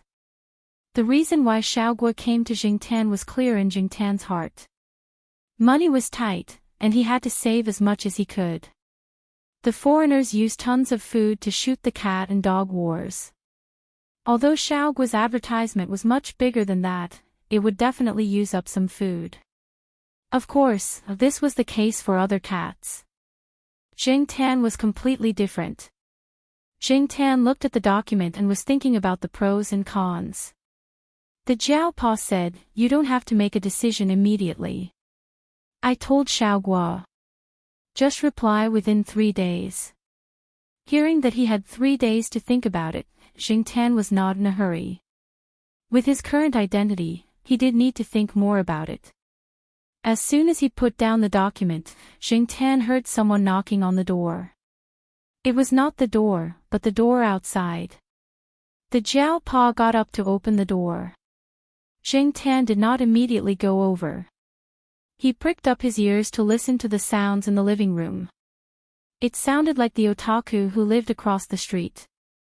He was a family member of the teaching staff. His parents were both school teachers. The guy lived at home almost all day. He usually liked to wear t-shirts with designs like StarCraft, Spider-Man, Star Wars, and SpongeBob SquarePants. He washed his clothes once a week, even in the summer. Zhang Xian wondered if the guy's clothes would grow mushrooms if they were piled up for a week in the summer. Hearing the voice, the guy seemed a little embarrassed. Jing Tan jumped off the desk and walked to the door to take a look. The guy was holding a box of food in one hand and scratching his head with the other. "Brother Zhao, I want to borrow your cat. The rats at my place are almost turning into demons. I can't even catch a single one of them with the rat trap I bought. I've been so worried these past few days. When is it convenient for you? Can you, borrow the cat?" Jing Tan looked down on him. He remembered that one day last month, this guy had boasted to the Jiao Yuan that there were no rats in his house. The next day, Xingtian heard the guy wailing that the internet cable had been gnawed off. He had bought rat traps and rat traps. Except for rat poison, he had tried almost everything. Xingtian pondered. Could it be that the rats in the university generally had a high IQ? However, Xingtian remembered that after he became a cat, he hadn't caught any rats. The Zhao family never had any rats. Xingtian wasn't sure if it was because of him, but he didn't know where to start. It wasn't that he was scared. Xingtian had caught rats in middle school to scare the girls in his class. However, cats were different from humans. Xingtian looked down at his cat paws. He was very annoyed. The Zhao Pa had finished talking to the guy. He closed the door and walked back to his room. He waved at Xingtian. Do you know how to catch rats? Xingtian was silent and didn't move. After a while, Xingtian heard the Zhao Pa say, let's go and try. Try? Try where? How? Xingtian was puzzled. The Zhao Pa took the keys and a plastic bag. He told the Zhao Yuan that he was leaving and asked Xingtian to go out. Xingtian sat in the Zhao Pa's electric scooter and left the main house. Looking at the familiar road, Xingtian roughly knew where he was going. However, Xingtian wasn't sure how he was going to try it out. He was stronger than the average cat. Xingtian felt that he could be stronger. After a year and a half, he might be able to reach the strength of an adult. However, being strong didn't mean that he could catch rats. Xingtian didn't like cats very much. He didn't know how normal cats caught rats, so he didn't pay much attention to it. While he was thinking, the electric scooter arrived at its destination, Tsinghua University's School of Life Sciences. As an associate professor of Tsinghua University's School of Life Sciences, the Zhao Pa spent most of his time here except for eating at home. After parking the scooter, the Zhao Pa shook the plastic bag in his hand. Xingtian curled his lips and jumped in. The School of Life Sciences wasn't a place where a cat could walk around freely. It would be bad if it was seen. Then, Associate Professor Zhao walked in through the front door of the School of Life Sciences with the plastic bag in his hand. He even calmly greeted the people coming in and out of the building. When he walked to the stairs, there weren't many people. Most people were used to taking the elevator. Xingtian poked his head out of the bag and looked outside. At 7:00 in the evening, there were still many people in the School of Life Sciences. All the lights in the laboratories were on. Xingtian could see the UV sterilization lights in the sterile room across the street through the window at the stairs. When the Zhao Yuan brought him in for the first time, Xingtian was very nervous. After a few times, Xingtian calmed down. Xingtian felt lucky that his adoptive family wasn't a Frankenstein monster. The Zhao Pa's office was on the second floor. It was an independent office. Zhao Pa was one of the few associate professors in Tsinghua University's School of Life Sciences to have an independent office. When Zhao Ma was too busy, the Zhao Yuan and the others would come here to do homework or take a nap. Sometimes, Xingtian would come with them. But every time, he would sneak in. If he wasn't hiding in his bag, he would be wrapped in his clothes and brought in. The Zhao Pa went into his office and took a bunch of keys. Then, he carried Xingtian up the stairs to the fourth floor. There weren't many people in the corner of the fourth floor. Xingtian had never been here before. The Zhao Pa's footsteps were particularly clear in the quiet corridor. The voice-activated lights in the corridor lit up, and Xingtian saw the door signs of the surrounding rooms. No wonder there weren't many people here. This place was basically filled with medical supplies. But, Xingtian's nose twitched. He smelled the scent of a creature. The Zhao Pa stopped at the room closest to the wall and opened the door with the key. The door creaked as soon as it opened. Even though the lighting was dim, Xingtian could see the layout of the room clearly. There were a few empty cages to the side. The cages used to feed the white mice were placed in the inner room. There was a small lab table and shelves near the door. The Jiaopa turned on the lights and placed the bag on the lab table. He said to Jingtan, "Wait here for a while. Don't go anywhere. Don't touch anything in the lab. There are a lot of drugs." Chapter 8. To put it nicely, lab rats were generally mild-mannered. To put it bluntly, they were a group of idiots. Perhaps it was due to inbreeding. Recently, Jingtan had been hearing Jiaopa talk about this in his genetics PowerPoint presentation. Therefore, when he saw the cage of lab rats, Jingtan sighed in his heart. It was just as the Jiaopa had said. He did not see any fear in the eyes of the lab rats. They might have even thought that the breeder had come and was busy begging for food. The Jiaopa grabbed a lab rat from the cage and placed it on the table. He said to Jingtan, "Watch over it. Don't let it run around." Jingtan looked at the lab rat that did not seem to know that it was about to face its doom. He raised a paw and pressed down on the lab rat's tail. The lab rat did not struggle too much when its tail was pressed down. It just looked like it was about to crawl forward. Look, this was the difference between wild and domesticated rats. If the lab rats outside had their tails pressed down, they would either struggle desperately to break free or bite back. The Jiaopa put the remaining 4 lab rats into an empty cardboard box so that they could not see what was happening outside. "I don't know how you cats catch rats, or how you kill them. I'm just telling you the methods that we use." As he spoke, the Jiaopa took the lab rat from Jingtan's paw. "Let me tell you, in the domestic laboratories, they basically use the method of breaking the neck. This is also the method of killing a white mouse with the least pain. If the method is neat, it won't feel any pain at all. It's also in line with the animal welfare that foreigners talk about."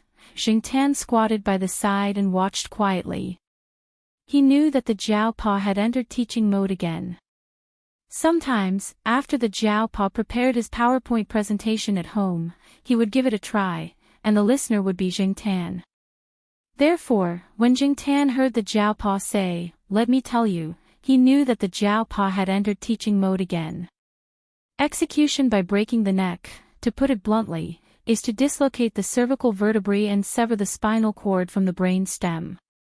One hand used a tool or directly clamped the mouse's neck, the other hand grabbed its tail, and both hands pulled forcefully.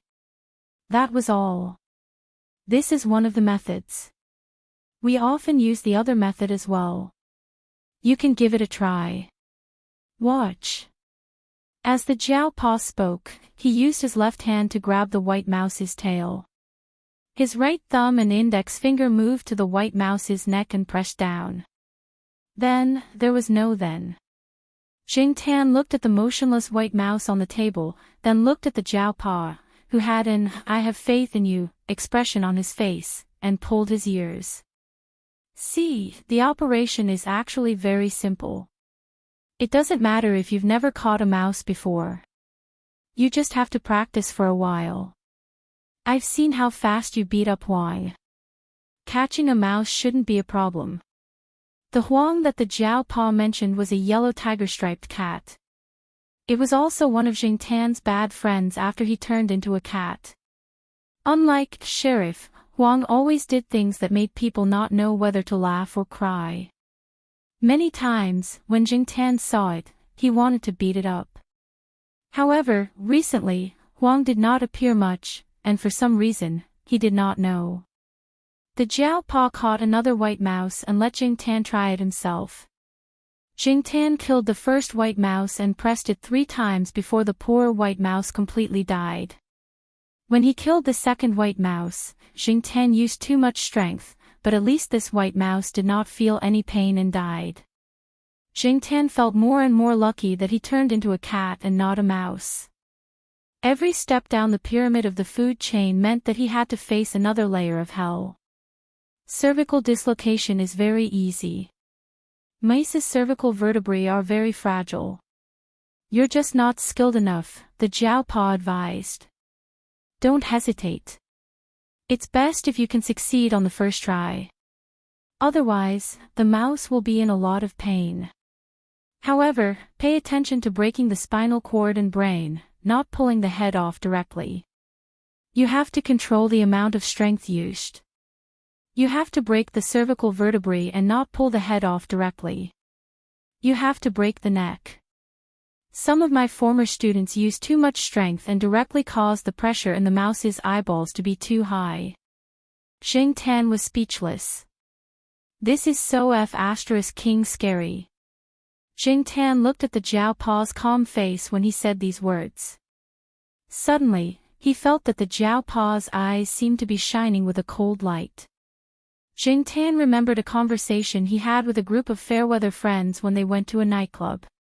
At that time, someone said, in fact, the most powerful killers are not those who look fierce on the outside, not those who carry big knives with tattoos and wear nose rings, and not those who play with knives and guns all day long to show that they are very powerful.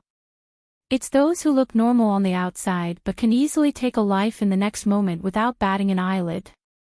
Therefore, from a certain point of view, some experienced experimenters were somewhat similar to killers. Experimenters who entered the experimental state were F***ing scary. Xing Tan thought about it again. Perhaps Associate Professor Jiao was the only person in the world who taught his cat how to break the neck of a mouse.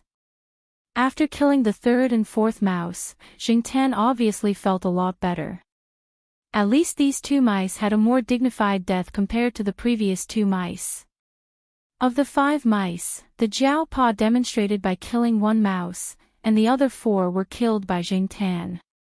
After cleaning up the 5 dead mice, the Jiao Pa turned around and went into the back room. Not long after, he came out with a bigger cage. There were still 5 mice inside, but they were much bigger in size. These are rats. The rats used in the laboratory are albino variants of the Norvegicus norvegicus.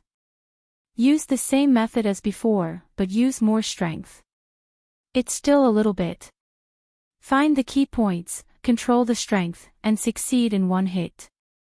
Do you need me to demonstrate? Xing Tan shook his head. Good boy. Xing Tan was speechless.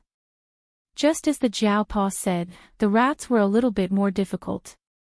However, after testing the 5 rats, Xing Tan was already familiar with it. Do you still want to practice? The Jiao Pa asked. Xing Tan shook his head. Very good. Let's stop here for killing mice. Let me tell you, Xing Tan pulled his ear. Here we go again. Although they had killed all the mice, the Jiao Pa was obviously still in teaching mode. In our laboratory, other than the commonly used cervical dislocation method to kill rats, there are other methods such as decapitation, bloodletting, beating, anesthesia, and gas. For example, we use the marrow destruction method for frogs. A needle is enough. I'll be teaching an animal anatomy class next week, and I'll be dissecting bullfrogs. I'll bring one back for you to demonstrate. Oh, and you have to pay special attention. Most of the cats and dogs in the laboratory are killed by air embolization. After a pause, the Jiao Pa looked at Xing Tan and said, Do you understand this? Xing Tan shook his head. His muscles were a little stiff, and the fur on his back and tail was still standing. He felt that the temperature around him was very low. In layman's terms, this method is to inject air into the veins. Xing Tan shivered. Even if he didn't know much about this, he knew what would happen if air was injected into the veins. The air enters the bloodstream and circulates to the lungs, blocking the pulmonary arteries and causing severe shock or death. For example, when you swim from deep water to a diving place, the change in pressure will cause the air in the lungs to expand. If you don't get rid of the excess air or don't get rid of it in time, it will be quite dangerous. Some passengers on the Titanic who fell into the water died this way. The Jiao Pa suddenly realized that it was useless to talk about the Titanic to a cat, so he went back to the topic and made a conclusion. So, you have to be careful in the future. Stay away from dangerous objects and pay attention to self-preservation. After practicing the technique of killing mice, Xingtian had achieved his goal tonight. He also had a plan in mind. Although he was helpless when it came to catching mice, since he was a cat now, only a cat that could catch mice would be recognized. Even Huang, that idiot, could catch mice. Xingtian believed that he could do it too. When he returned to the villa, Xingtian saw a car parked in the open space. It was a familiar face with a military license plate. That meant that the fat guy had also come back from visiting relatives. While the Jiao Pa went to park the car, Xingtian jumped to the balcony on the first floor and looked inside. Chapter 9. 3 months ago, when Xingtian saw Depang for the first time, it was still small and thin. Now, it was developing in the direction of its name. Therefore, Xingtian admired the old lady who named Depang very much. She was really amazing. Depang, who was squatting on the instant noodles, seemed to have felt something strange on the balcony. It turned sideways and looked out of the window. As a result, because its movement was a little too big, the instant noodles under its butt made a crisp caw sound. Hearing this sound, Depang immediately froze. Then, it drooped its ears and slowly turned back. It no longer looked at the balcony. Its back was very sad. Xingtian twitched the corner of his mouth. It seemed that he felt a little guilty. Well, it seemed that Depang's supper tonight would have to be reduced again. The old lady who fed Depang had a son who worked in the provincial military. Every month, the old lady would stay with the old lady for a week or two.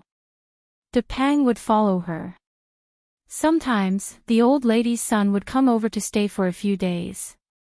Every time, Depang would suffer. Xingtian remembered that during the military training in his freshman year, if he made a mistake, he would be punished by the instructor to stand in a military posture. But now, for a spineless cat, standing in a military posture was impossible. Therefore, Depang was often punished to squat on instant noodles. After squatting, its rations would be deducted based on the degree of fragmentation of the instant noodles. On the other side, the Jiao Pa had already parked the car. Xingtian turned around and jumped off the balcony railing. He followed the Jiao Pa into the building to go home. When he entered the house, the Jiao Ma was already back. However, the way she looked at Xingtian was a little strange. Xingtian felt goosebumps all over his body. After entering the room, Xingtian hid behind the door and pricked up his ears to listen. "What's wrong?" the Jiao Pa asked. "Sigh, Huang has passed away." Jiao Ma sighed. Xingtian was stunned. Huang, that idiot, was still alive and kicking a few days ago, looking like he had nowhere to vent his energy. How could he, after listening to the conversation between Jiao Pa and Jiao Ma? Xingtian finally understood. So it was castration and not death. Did that mean that Huang had become a eunuch? I heard from Sister Ling that this can help Huang get rid of some of his bad habits. Coincidentally, Huang is also 8 months old, so he can undergo surgery. Today, Sister Ling also asked me if I should send our black charcoal to Shaoguo for surgery, but I refused, Jiao Ma said. Behind the door, Xingtian felt cold sweat dripping down his back. But when he heard the last sentence, he felt relieved. Our cat doesn't need it. Jiao Pa decided. Everyone's cat is different. Her cat is suitable, but ours might not be. In the future, when Sister Ling tries to persuade you, you can just refuse. Yeah, I think so too. Jiao Ma, who had received support, smiled again. Xingtian, who was squatting behind the door, also let out a long sigh of relief. If he really was sent for surgery, he would rather run away and run far away than have surgery done to his family jewels. Xingtian silently mourned for that idiot Huang in his heart. In the past, he had heard that Huang liked to pee everywhere.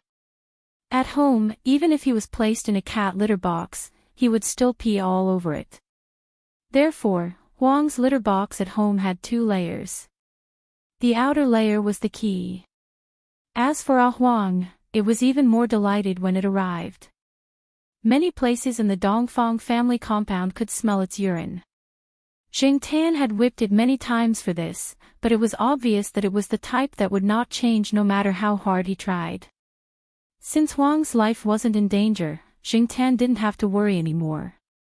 Since he knew that he had become like this, Jing Tan had been telling himself to try his best to adapt. The next day, the otaku came knocking on the Zhao family's door with dark circles under his eyes.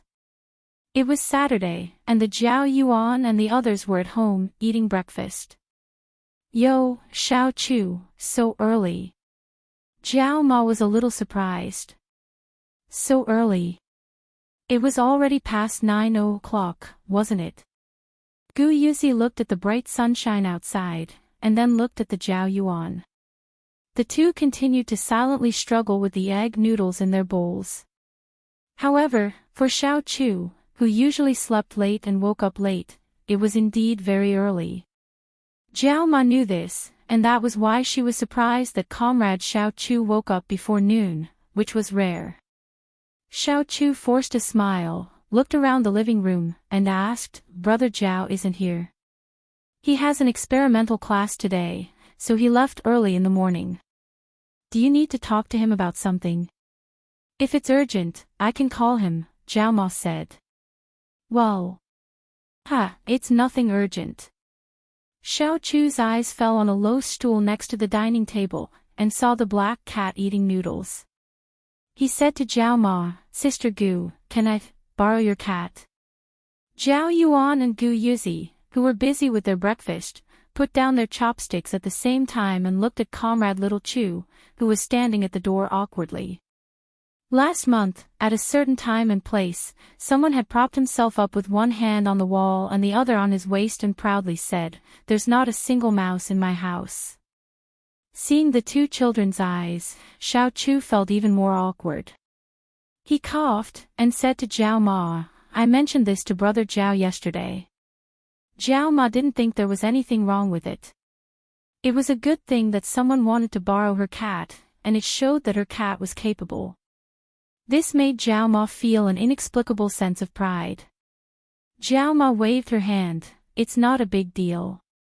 You can borrow it whenever you want." Jing Tan, Zhao Yuan, and Gu Yuzi were speechless. When Zhao Pa wasn't around, Zhao Ma was always so dictatorial. "Thank you so much, Sister Gu. I'll bring charcoal over after dinner today." "Sigh, Big Sister Gu, you don't know, but that rat in my house is almost causing me to have a nervous breakdown." After getting permission, comrade Little Chu instantly swept away his dispirited mood and went back to his room with satisfaction. Zhao Ma smiled like a morning glory, "That's the good thing about having a cat."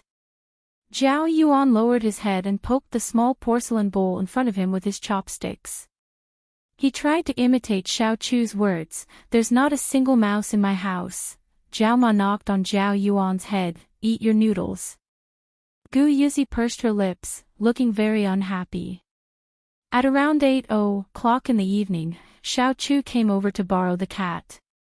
Without Zhao Ma saying anything, Jing Tan walked over to the opposite side.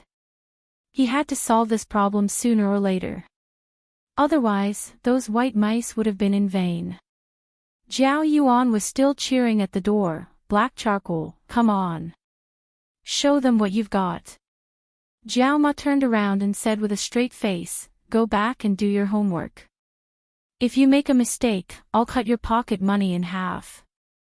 On the other side, Jing Tan followed Xiao Chu into the house. After entering the house, Jing Tan felt a sense of familiarity at first glance.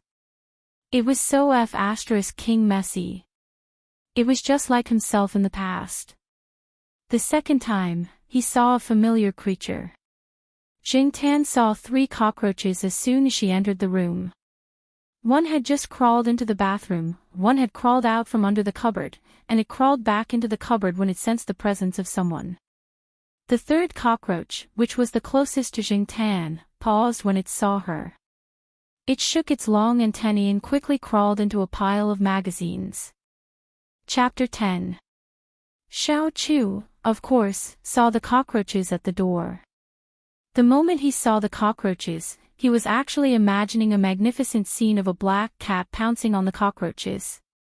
Unfortunately, the black cat in front of him only calmly glanced at it, then jumped onto a relatively clean chair and lay down with its eyes closed to rest. It didn't even look at the still warm taro ribs and sweet and sour pork on the dining table next to it. Xiao Chu suddenly felt like he was choking. He then looked at Jing Tan, who was lying on the chair with his eyes closed and didn't seem like he was going to move at all. He then looked at the food without a table cover. After thinking about it, he decided to ignore it. He turned off the lights in the living room and moved his feet into the room. After sitting down, Xiao Chu opened a community forum and found a post that was posted a few days ago. He replied to a comment, "Nonsense, my rats don't eat cockroaches, and the cats I found also ignore cockroaches when they see them." After discovering that there were rats at home and that the rat trap at home didn't work, Xiao Chu's first thought was to post on the internet for help. Buying rat traps and rat traps was a suggestion from a netizen. Under the post, there was a netizen who summarized the reason why rats became smart. Animals that experienced SARS had their IQ and vitality greatly improved. Those that didn't have IQ and vitality were all killed by humans during SARS. Therefore, after the rat traps didn't work, under the premise of not buying rat poison, the most popular thing was to find a cat. Then there was Xiao Chu's action of going to the Zhao family to borrow a cat. Among the netizens who supported borrowing a cat, one of the netizens who showed off his pet cat left a comment saying, "Cats and rats are also the natural enemies of cockroaches. They also prey on cockroaches." Xiao Chu was now arguing with this person. Why don't you wait and see? If it doesn't even care about cockroaches, that cat definitely won't catch rats. Even if it wants to catch one, it might not be able to, the netizen said in the end. Let's wait and see. Comrade Xiao Chu typed loudly on the keyboard. The strength of his fingers was as if he wanted to poke the other party directly. While Xiao Chu was arguing with someone on the forum, Jing Tan opened his eyes, bent his palm, and silently looked at the sharp claws that peeked out from between his fingers. As for the first test of catching rats, he was not nervous at all. On the contrary, Jing Tan was a little excited, but he did not know why. It was the same last night. He had killed several white mice in a row, but he didn't feel disgusted at all. Instead, an inexplicable sense of bloodthirsty excitement rose from the bottom of his heart, which was something he didn't usually feel. Perhaps it was because he didn't pay much attention to it, but what happened last night was like a fuse that ignited the bloodthirsty factor in his heart. However, this was probably due to the nature of the animal's body. Cats were the kind of animals that would hunt even if they were full. Hunting was almost in their nature. Even the most gentle-looking house cat had this nature. Just like a documentary that Zhao Yuan and the others watched a few days ago, every cat that is lazily lying by the stove after a full meal hides a tiger that is ready to pounce. Exhaling a long breath, Jing Tan released his palms, closed his eyes, and quietly laid there. However, his ears were propped up, and from time to time, they would twitch because of some movement. However, because these sounds were not caused by the rats, Jing Tan did not move. Time slowly passed, and the night was getting darker. Jing Tan did not find any movement from the rats, but there was the smell of rats around, which proved that the rats had come out not long ago. Jing Tan was not in a hurry. He quietly waited in the dark, messy living room. With the light from the bedroom, Jing Tan was able to see the entire living room clearly. Most of the people in the East Side family compound were asleep, and the surroundings were no longer noisy. The Zhao family must have gone to bed at this time as well. In the living room, other than Xiao Chu's typing and cursing, there was no other movement. Jing Tan's ears twitched, and he suddenly opened his eyes. In the dark, his dilated pupils were even larger due to the influence of his emotions. Jing Tan silently jumped down from the chair. He crouched down, but his movement speed was not slow. Under the cover of the darkness, he stopped next to the pile of magazines. Jing Tan's stealth skills were learned from the sheriff. In the bedroom, Xiao Chu, who had just finished a game, took off his headphones to stretch his sore neck. He turned his head and saw Jing Tan quietly getting down from the chair. There's a chance. Xiao Chu hurriedly got up from the computer chair and took out his digital camera from the drawer. He paused for a moment before putting it down. He rummaged through the cabinet for a DV. After turning it on, he tiptoed out of the room. Unexpectedly, Xiao Chu's phone suddenly rang, scaring him. He quickly freed one hand to answer the call and spoke in a low voice. Jing Tan waited in the dark. The mouse came out from the study and did not go to the kitchen. It was obvious that it was familiar with the environment and the living habits of the owner of the house. Xiao Chu basically did not cook for himself. He usually ordered takeout or ate in the cafeteria. The food was either in the bedroom or in the living room. Now, the mouse was walking along the corner of the room. It walked for a while and then stopped to look out for danger. This mouse was about the same size as the lab rat Jing Tan killed last night. However, in comparison, this mouse was hundreds of times more vigilant than the lab rat.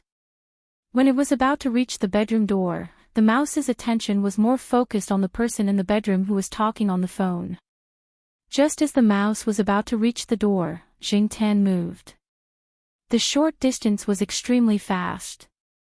Like an arrow, it headed straight for the prey. When Jing Tan rushed over, the mouse suddenly realized that there was a hunter lurking in the dark. It was a long way from here to the study to find a place to hide. If it turned around and ran, it would definitely be caught in a few steps. Therefore, the mouse's strategy was to directly rush into the bedroom. Xiao Chu's bedroom was slightly better than the living room, but it was still messy. However, for the mouse and cockroach, there were many places to hide. As long as it entered the bedroom, Jing Tan would not be able to do anything to it for the time being. However, it did not have the chance. A black hairy hand with sharp claws stepped on its tail. Before it could do anything, another hairy hand pressed down on its neck. Caw!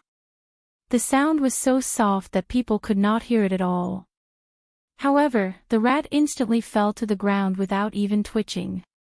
During the whole process, the mouse did not even have the time to squeak. Xiao Chu, who had just walked to the door, felt a black shadow flash under his feet. He looked down and saw a black cat. Under the black cat's claws was a motionless mouse. F***CK. Xiao Chu almost threw out the phone and DV in his hands.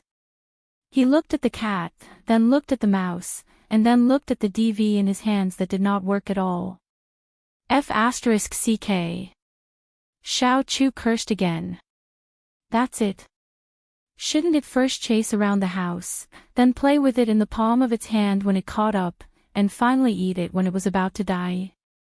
F***CK, I didn't even say a few words on the phone, and it's over here.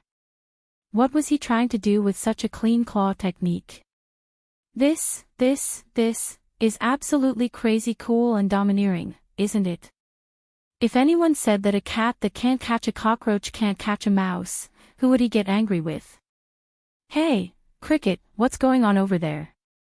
The person on the other end of the phone felt that something was wrong with Xiao Chu, and asked. Hey, F***CKU.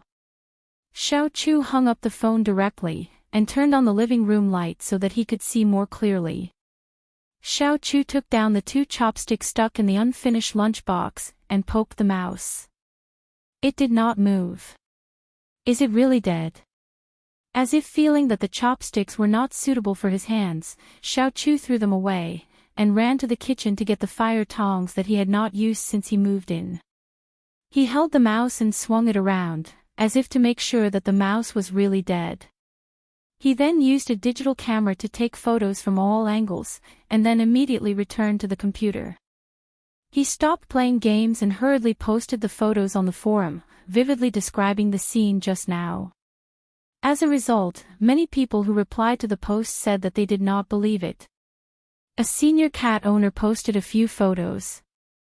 In the photos, some of the mice were bitten full of holes, and some were only left with incomplete limbs and tails, without a torso. Xiao Chu turned his head to look at the black cat in the living room that was stretching, but did not want to look at its prey at all, and continued to argue with the people in the forum. At this time, the phone rang again. Xiao Chu held the phone with his shoulder, and at the same time, typed quickly on the keyboard. Jing Tan walked around the house, and did not find the smell of other mice, so he did not wait there quietly. Just as he was about to go back to the chair and take a nap, Jing Tan moved his ears, and he seemed to hear someone singing downstairs. Walking out of the room, Jing Tan went to the balcony, filtered out the sound of Xiao Chu's phone call and typing, and listened carefully. This time, he heard it clearly. Last night, stars have fallen and disappeared into the distant Milky Way, Jing Tan.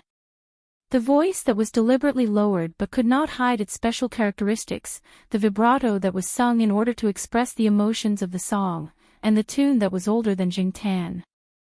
Chapter 11. Xiao Chu lived in a special apartment downstairs. Its uniqueness lay in the owner's pet, a rare species of blue-purple macaw. The bird was called General, and it was a tall, rich, and handsome parrot. This guy's value was comparable to a 100 square meter house in the center of Chuhua City, and its value was still rising. It had a high IQ, was proficient in many languages, and had an eye-catching appearance. Coupled with the principle that rare things were valuable, it would be strange if this B***-starred bird's value was not high. Unlike most of the balconies in the apartment building, the balconies of the apartment on the 4th floor were all surrounded by thick barbed wire, mainly to prevent the bird from flying out. They were not afraid that it would fly away, but they were afraid that it would bully people and animals. This guy looked normal, but in fact, it was full of evil tricks. General had a nickname, the Cat's Worry. This guy especially liked to bully cats, and especially liked to bite their ears. It was said that several cats in the school had been bitten before. This was what Jing Tan had heard from the Jiao Pa when he first came to this place. The Jiao Pa had warned Jing Tan so that Jing Tan would be more vigilant against fire, theft, and parrots. Looking at this guy's size and thinking about the strength of the macaw's bite, one could imagine how destructive it could be when it was angry. However, after familiarizing himself with it, Jing Tan knew that this bird actually bullied cats depending on who they were dealing with. The cats in the eastern residential area were fine. As long as they did not provoke it, it would not take the initiative to attack them. However, if it saw the cats in the western residential area, then sorry. Perhaps because of its owner's influence, this bird especially liked to sing nostalgic songs. Some songs Jing Tan had only heard in nostalgic documentaries, and some songs he had no impression of at all. However, listening to the tune, he knew that it was from a certain era. For example, the song Jing Tan had just heard could be traced back to the 1980s, which was still good. What surprised Jing Tan the most was this bird's ability. If the average parrot's IQ was close to 4 or 5 years old, then the one downstairs was probably comparable to an adult, and it was a genius. Why did he say that? The birds downstairs were still singing in a low voice. Jing Tan could not help but look up at the starry sky helplessly and let out a long sigh. Then, he scanned the balcony and found a metal mosquito coil. He pushed it to the railing, stretched out his claws, and gently tapped it. Dang dang, dang dang, dang dang dang dang, the singing downstairs stopped abruptly. The next moment, Jing Tan heard the sound of flapping wings and the clanging of toes hitting the barbed wire. Apparently, the bird did not expect to hear such a sound at this time, so it was very excited and ran to the barbed wire. Not long after, a pecking sound came from downstairs. It sounded like the bird was pecking at some food packaging. Beep beep, beep beep, beep beep beep beep beep. You're here. No one would have thought that in the middle of the night, a cat on the 5th floor of Block B of the East Family compound of Chu Hua University was communicating with a parrot on the 4th floor using Morse code. In fact, Jingtan was not proficient in Morse code. He had just learned it not long ago. The only one who could use it proficiently was Depang, the seemingly insignificant dragonly cat. Every time Depang went to visit relatives in the military region, or when the relatives in the military region came to visit the old lady, they would examine the use of cryptography, such as Morse code communication, simple fence code card games, and so on. If Depang's test results were not satisfactory, it would be better off squatting on instant noodles. This parrot was a loyal fan of cryptography. When Depang was at home, it would go to Depang with cards in its mouth to play fence code games. If it could not find Depang, it would go to Jingtan or its owner to play Morse code communication games. However, its owner was usually busy and did not have much time to play with it, so Jingtan was often affected by disasters. Last week, General was taken to a nature reserve in another province to play. Jingtan was very relaxed for a few days. Now that he found out that this guy was back, Jingtan suddenly felt depressed. I heard that Huang was castrated. Today, I saw that it was wearing an Elizabethan collar. General was still in the excitement of finding someone to chat with in the middle of the night, and had no sympathy for Huang. I haven't seen it for a few days. Jingtan continued to knock on the mosquito coil plate. Alas, this is the fate of pet cats. It's really pitiful. In the future, the 4 swordsmen of the Eastern District will probably become the 4 eunuchs of the Eastern District. Not every pet cat would go through that surgery. Don't deceive yourself. *CK off, I don't want to talk to you. Don't go, let's talk. Aren't cats nocturnal animals? It's none of your business. I'm going to sleep. Oh right, can't you sing something more fashionable? Half a minute later, there was a low singing voice downstairs again. You're like that fire. The burning flame warms me, Jingtan. I want to pinch it to death.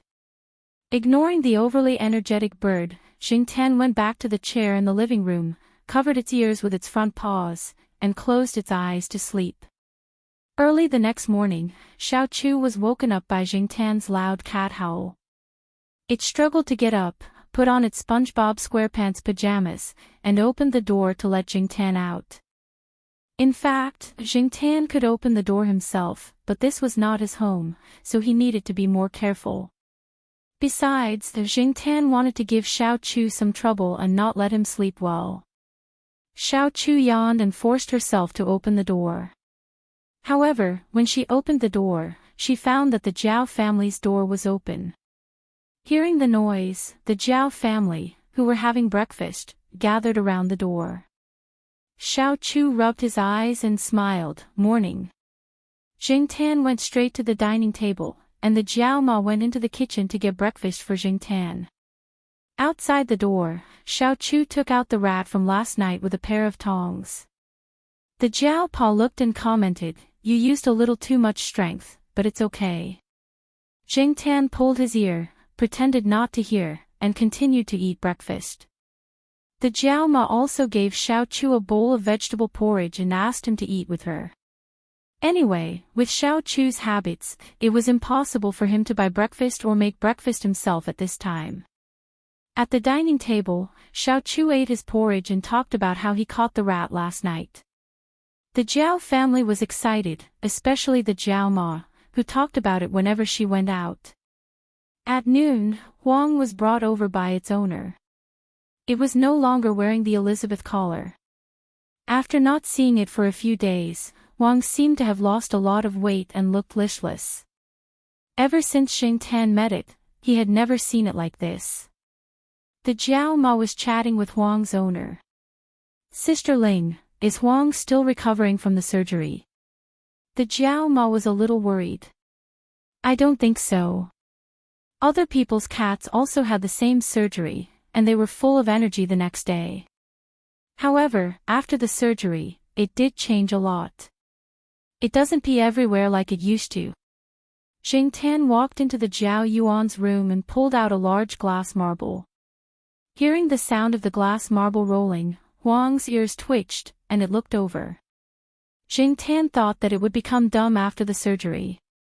It was good that it was able to respond. He bent his foot and pulled the glass marble towards where Huang was lying. Huang, who was lying there listlessly, stretched out its paw and hooked the glass marble. 5 minutes later. Jingtan looked at the energetic Huang playing with the glass marble in the living room inside. What the F***ck? It wasn't shocked, it was bored at home. In the end, under the Jiao Ma's suggestion, Huang was allowed to go out for a walk. After leaving the house, Huang returned to its previous energetic state. As soon as it walked out of the building, it ran and howled excitedly. Meow! Meow! Meow! On the 5th floor, the two women standing on the balcony were very confused. Didn't they say that cats that had undergone surgery wouldn't howl like that anymore? Based on his understanding of Huang, Jingtan knew that this guy was just venting his frustration after being forced to stay at home with Elizabeth for a few days. At the same time, he was calling out to his other friends. That was all. When they walked to the corner, they met Grandma Zhai, who was on the same floor as Jingtan and the other cats. Jingtan and the other cats all knew her. Huang! Grandma Zhai called out. Hearing his name, Huang, who was howling with his tail up, suddenly stopped. He squinted his eyes and looked over. He replied delicately, meow. Jingtan was speechless. This feeling was like seeing an auntie suddenly become a pretty girl from a humble family. There was a huge difference. They continued to trot along the familiar forest and came to the small forest next to the family area. Depang and Sheriff, who had been summoned by Huang's howl, were already there. Depang still looked sleepy with half-closed eyelids. As for Sheriff, he was chewing something in his mouth. It was probably some kind of insect. The four cats walked a little deeper into the forest. Jingtan moved his ears. There seemed to be other people in the forest. He looked up and saw a touch of blue on a tree in front of him. It was General. The yellow crescent-shaped mouth of that guy always made Jingtan feel that it was smiling slyly. Huang looked up and saw General. He opened his mouth. Meow. General in the tree heard the sound and looked at the four cats under the tree with his yellow eyes. He then raised his paw without an anklet to his mouth. Shoo! Jingtan was speechless. Chapter 12. Jingtan climbed up the tree and looked in the direction of the sound. Not long after, Jingtan got a general idea of what was going on. It was similar to the 8:00 show that Zhao Ma had watched some time ago. The only difference was that the woman didn't cry or make a scene. After watching for a while, Jingtan got impatient. He went down the tree for a walk and let the bored parrot stay in the tree to watch the real 8:00 show. At least it wouldn't disturb Jingtan. Jingtan hoped that the 8:00 show would be released for a whole day or continuously. This idea was very immoral, but what was a moral thing? That thing had been kicked in the corner for as long as Jingtan could remember. Occasionally, he would pick it up and look at it. When it wasn't related to his own interests, that thing would stay in the corner and mold. Jingtan wouldn't even look at it. Under the tree, Fatty was the only one lying there in a peasant's posture. His eyes were closed as if he was about to fall asleep. As for the sheriff and Huang, they probably couldn't stay idle and went to find a place to play. In this area, there were only a few places that the cats often went to, so Jingtan didn't have to worry about not being able to find the two cats. Even if he couldn't find them, they would answer if he called them. They wouldn't run far. He flicked his tail and tapped a pang, indicating that it should follow him.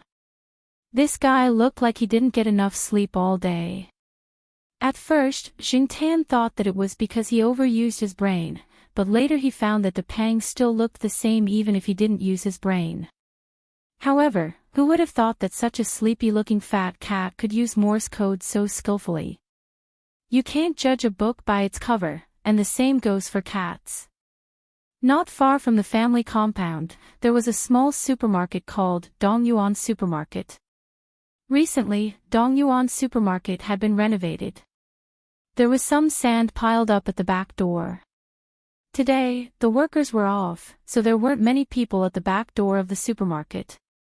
When Jingtan arrived at the back door of Dongyuan Supermarket, he saw Huang squatting on the pile of sand. Its eyes were solemn, and it was seriously going to the toilet. After it was done, it used its claws to dig up the sand and buried it. Then, it shook its fur and left as if nothing had happened. Huang did not pee everywhere after the surgery, but its nature was still there. It always liked to poop in some unexpected places. Jingtan imagined what kind of expression the workers would have if they came over tomorrow and found a pile of cat poop. Or maybe the workers didn't notice it and just brushed the pile of cat poop onto the wall. If Jingtan was the boss of this supermarket, he would definitely beat Huang to death. There was a big lawn in front of the Dongyuan supermarket. However, Jingtan and the others usually didn't go there because there were always a lot of people on the lawn. There were both adults and children there. They would only be looking for trouble if they went there. Children who didn't know any better were the natural enemies of all kinds of pets. You couldn't scratch your tail when it was caught. Children who made mistakes would be beaten by cats.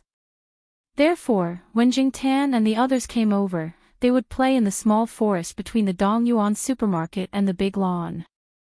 Huang was scratching trees. After scratching one tree, it would go to the next one. The sheriff was looking for food, looking for some small insects to snack on. As for Depang, it curled up its forelegs and lay in the grass like a farmer. It didn't seem to be interested in what was happening around it. Jingtan looked around and didn't see anyone approaching. He jumped onto a stone table in the forest and squatted down to rest in the area where the sun shone. There was a faint scent of osmanthus in the wind. The hustle and bustle of the lawn didn't affect the small forest area. Occasionally, there would be the sound of the two cats flapping their wings and grinding their claws. The warm sunlight made Jingtan a little sleepy. Suddenly, there was a strange sound from the grass not far away. It sounded like a bird chirping, but it was different from a bird chirping. Jingtan had stayed in this area for so long, but he had never heard such a sound. Jingtan opened his eyes. In the place where the sound came from, Huang was raising one of its forelegs and twisting its neck left and right, as if it was considering where to start. The sheriff on the other side heard the sound and ran in that direction. The next moment, a furry ball ran out from there. A guinea pig. In the words of the locals, it was also called a Dutch pig. However, this one was a little different from a normal guinea pig. Its fur was longer, and there was a tuft of white hair on its head that fell forward like bangs, almost covering its eyes. Perhaps it was due to regular exercise, but this guinea pig was not as slow as the fat guinea pigs that Jingtan had seen in cages all day. Its running speed was much faster than before. However, even if it was faster than other guinea pigs, it still couldn't escape from the claws of the two energetic cats. The sheriff and Huang blocked the guinea pig in the middle. As long as the guinea pig tried to run out, they would use their claws to force it back to its original position. Jingtan thought about it and stopped the sheriff and Huang just as they were about to eat it. The guinea pigs in the school were all raised as pets. They weren't lab rats, so you couldn't play with them and eat them however you wanted. Moreover, this breed was a little special. Jingtan had just observed the guinea pig's fur. It was very clean and had probably been carefully combed. The breeder valued this guinea pig very much. No one could guarantee that there wouldn't be any traces left after eating it. If the breeder came to find them, it would definitely cause trouble. The lawn was nearby, so the guinea pig should have come from there. When Jingtan slapped Huang away, the guinea pig didn't immediately take the opportunity to run away. Instead, it stayed in place and looked at the cats vigilantly. Finally, as if it had made a decision, it moved little by little to Jingtan's side. Jingtan was speechless. Did it think that he wouldn't eat it? It had to be said that sometimes, animals' sixth sense was very accurate. Jingtan swung his tail and was about to move further away from the guinea pig when he saw a figure from the corner of his eye. A stranger's figure. If it was just a stranger, Jingtan wouldn't be so shocked. The reason why he was shocked was that he and the other 3 cats didn't notice that someone was approaching. He didn't even know how long this person had been there. Was he hiding nearby just now? Jingtan's gaze fell on the person's hand. The person's palm was facing inward, and his body was slightly covering his right hand. When their eyes met, Jingtan thought of the Jiao Pa's gaze when he killed the lab rats that night. However, the Jiao Pa only showed that kind of gaze to the lab rats.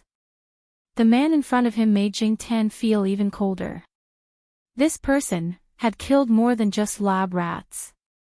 Huang was only shocked by the sudden appearance of the person. Then, he focused his attention on the furball that was hiding beside Jingtan. He raised his paw and tried, but he still didn't give up. Jingtan slapped Huang. Didn't this idiot see that there was a dangerous person here? Even when he was slapping Huang, Jingtan's gaze didn't leave the stranger. This person gave him a very dangerous feeling. He and the others were like the lab rats that were placed on the lab table that night. They couldn't escape and were waiting for their necks to be broken. Fatty was no longer lying on the grass. He sprang up with a whoosh, his back arched, his hair standing on end, his ears pulled back, and his eyes no longer had their usual sleepy look. Instead, they revealed an ominous glint. His throat issued a warning woo, woo, as if he was facing a formidable enemy. This was the first time that Jingtan saw Depang like this since he met him.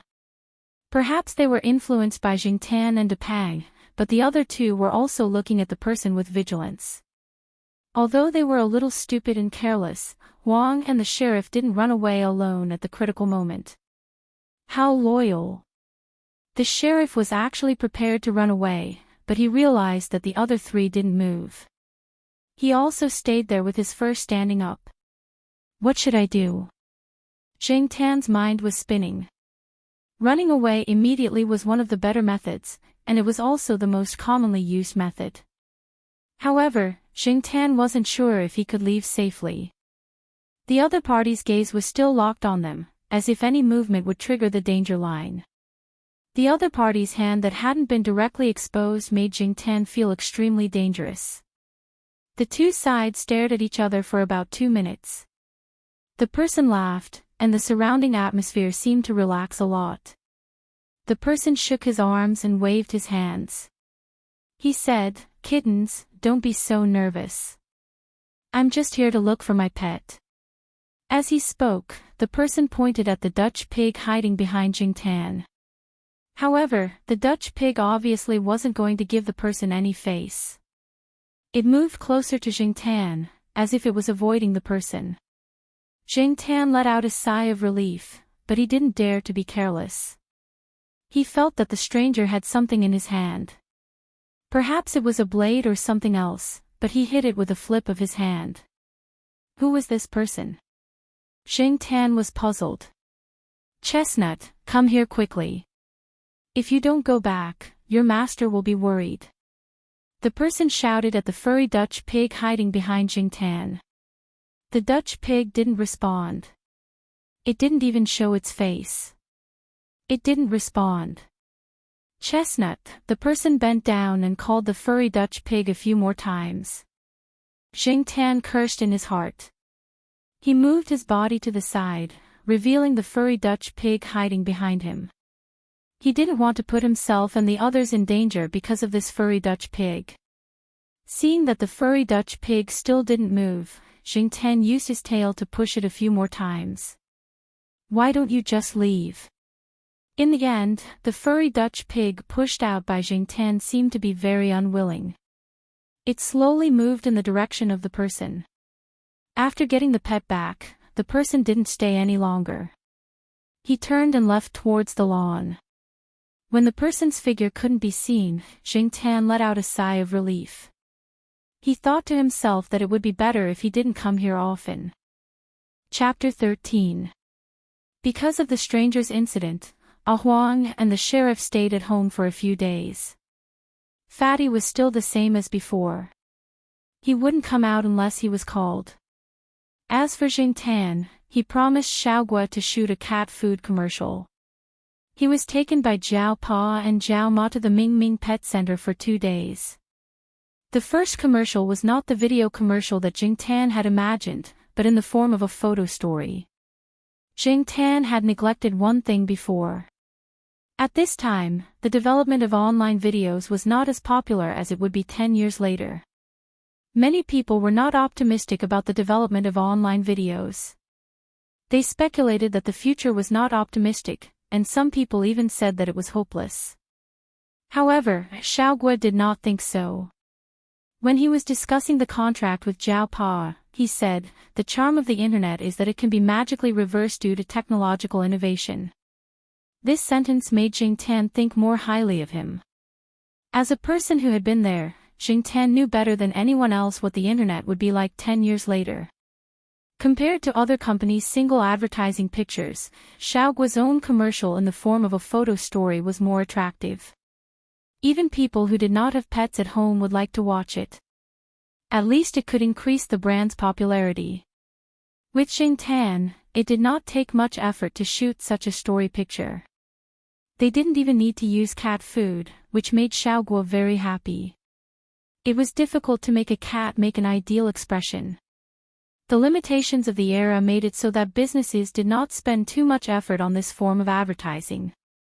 Xiaogua would post such a photo story advertisement on a pet forum on the internet. At the same time, it would also be published in print magazines. This was another reason why Xiaogua was so anxious to let Jingtan shoot the commercial. Some time ago, one of Xiaogua's friends started a new pet magazine. It was published once a month, and Xiaogua was happy to take this free ride. In fact, before Jingtan came to the pet center, Xiaogua had tried to shoot other cats. Some of them were expensive breeds, but the shooting process and effect were really. It made his stomach hurt. However, after Jingtan came, the shooting went smoothly. Every movement and every look did not require much talking. Therefore, Xiaogua's stomach did not hurt anymore. He also saved cat food. He quickly asked Jiao Pa to sign the contract. Because Pet Magazine was a monthly magazine, Jingtan only needed to shoot it once a month. For Jingtan, shooting the commercial was not a big deal. In addition to making some extra money, Jingtan also had a playful attitude. The funniest thing was that at the end of the story picture, there was a small line of words, actor, Black Sea. It was Xiaogua's habit to label the pet's name. The Black Sea was Jiao Pa's idea. It did not directly use Jingtan's real cat name, which was also a kind of protection for Jingtan. As for the Black Sea, Xiaogua also asked why. Jiao Pa's explanation was that black was black, and sea represented carbon in the periodic table of elements. So, for the first time shooting a cat food commercial, Xiaogua transferred 1,000 yuan to his card. Jiao Ma said it was much more than expected. 1,000 yuan was really nothing for Jingtan in the past, but now it was a rare reward. Jiao Pa also made a bank card for Jingtan. It was specially used for Jingtan to deposit advertising fees. In fact, it was not only Jingtan. Jiao Yuan and Gu Yuzi also had their own bank cards. They would deposit their New Year's money, exam rewards, and pocket money. But now the cards were in Jiao Pa's hands to prevent them from misusing them. This was Jiao Pa's unique way of teaching. But what puzzled Jingtan was why Jiao Pa would use this method on a cat. Sometimes Xingtan did not understand what Associate Professor Zhao was thinking. But no matter what, after 3 months of working together, Xingtan had a certain understanding of Zhao Pa. At least he was sure that Zhao Pa would not harm him. He did not know if it was because scientific researchers were particularly receptive to unusual things. If outsiders knew how Associate Professor Zhao got along with his cat, they would be so shocked that their eyeballs would pop out. Including Zhao Ma, Zhao Yuan, and Gu Yuzi, no one knew how Xingtan interacted with Zhao Pa. After shooting the advertisement, Xingtan did not have much to do. After staying at home for 2 days, he could not help but go out for a walk. This time, he did not find anyone suspicious. He went to the lawn to observe again. He did not see the person from last time, but he saw the guinea pig. A little girl, not much older than Gu Yuzi, and her mother were watching the furry guinea pig walk on the lawn. Xingtan decided to stay away from the mother and daughter in the future to avoid provoking that person again. One day, Xingtan came back from his walk. Before he entered the house, he sensed an unfamiliar presence. Guests. The atmosphere in the living room was not very good.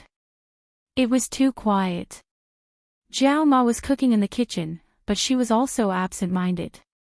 Zhao Pa and that person were sitting on the sofa and smoking. Neither of them spoke. The guest was about the same age as Zhao Pa. He did not seem to be in a good state of mind. His eyes were bloodshot, and he looked like someone who had stayed up for a few nights. Zhao Pa called that person Yuanzi. It was obvious that they had a good relationship. However, Xingtan did not understand why the two of them were so quiet and even a little depressed. Zhao Yuan had a small table in his room. When it was inconvenient for the two children to be around, Zhao Ma would bring out the small wooden table with the Chinese chess pattern so that Zhao Pa and Gu Yuzi could eat in the small room. Adult topics were not suitable for children to hear. Therefore, Xingtan was even more curious. What kind of topics were not suitable for children to be around? Xingtan jumped on his own chair and lay down to rest. He also wanted to understand the situation. Zhao Pa only looked at Xingtan and did not say anything. It was a silent consent. No matter how quiet he was before, after 3 glasses of wine, he opened his mouth. Through the two men's tearful conversation, Xingtan had a rough understanding of the situation. Zhao Pa's master's supervisor, Professor Yuan, who was also Yuanzi's father, had stage 4 lung cancer. He was not in good health and only had 2 months left. When Zhao Pa graduated from the University of South China, Professor Yuan went abroad. Since Professor Yuan was not around, Zhao Pa did not stay at the University of South China. Instead, he returned to his hometown, Jinghan Province, to teach in Chuhua. The University of South China was the leader of the universities along the southern coast of China. It had the same status as Chuhua University in central China. Zhao Ma and Zhao Pa had a good relationship with Yuanzi when they were at the University of South China. Naturally, Yuanzi also had a good relationship with Professor Yuan. When they heard about Professor Yuan's death, both of them were very sad. Yuanzi did not inherit his father's legacy. He did not have the heart to do research. In other words, he did not have the heart to do research. Just like Xingtan, he was a prodigal. Xingtan did not know what Yuanzi had experienced after graduation. He also did not know how much Yuanzi had suffered because of his father's illness. Based on the conversation between the two, Yuanzi had changed a lot. Just like what Zhao Pa had said, a prodigal son has turned over a new leaf. It was said that a prodigal son who turned over a new leaf was more precious than gold.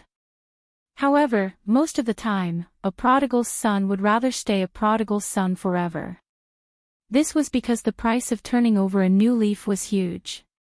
He would rather not turn back in exchange for that price. So, if Fei Hang did not inform me that you came to Chuhua, you would have continued to carry on by yourself. You were going to hide it from everyone for the rest of your life. Jiao Pa's eyes were red. His voice was not loud, but it was trembling. It was obvious that he could no longer control his emotions. Jiao Ma did not say anything. She sat on the side and wiped her tears. The old man doesn't want too many people to know. He has stopped receiving all kinds of treatment. He just wants to close his eyes in peace at home, Yuanzi said as he sniffled. In the past, Jiao Pa was Professor Yuan's trump card.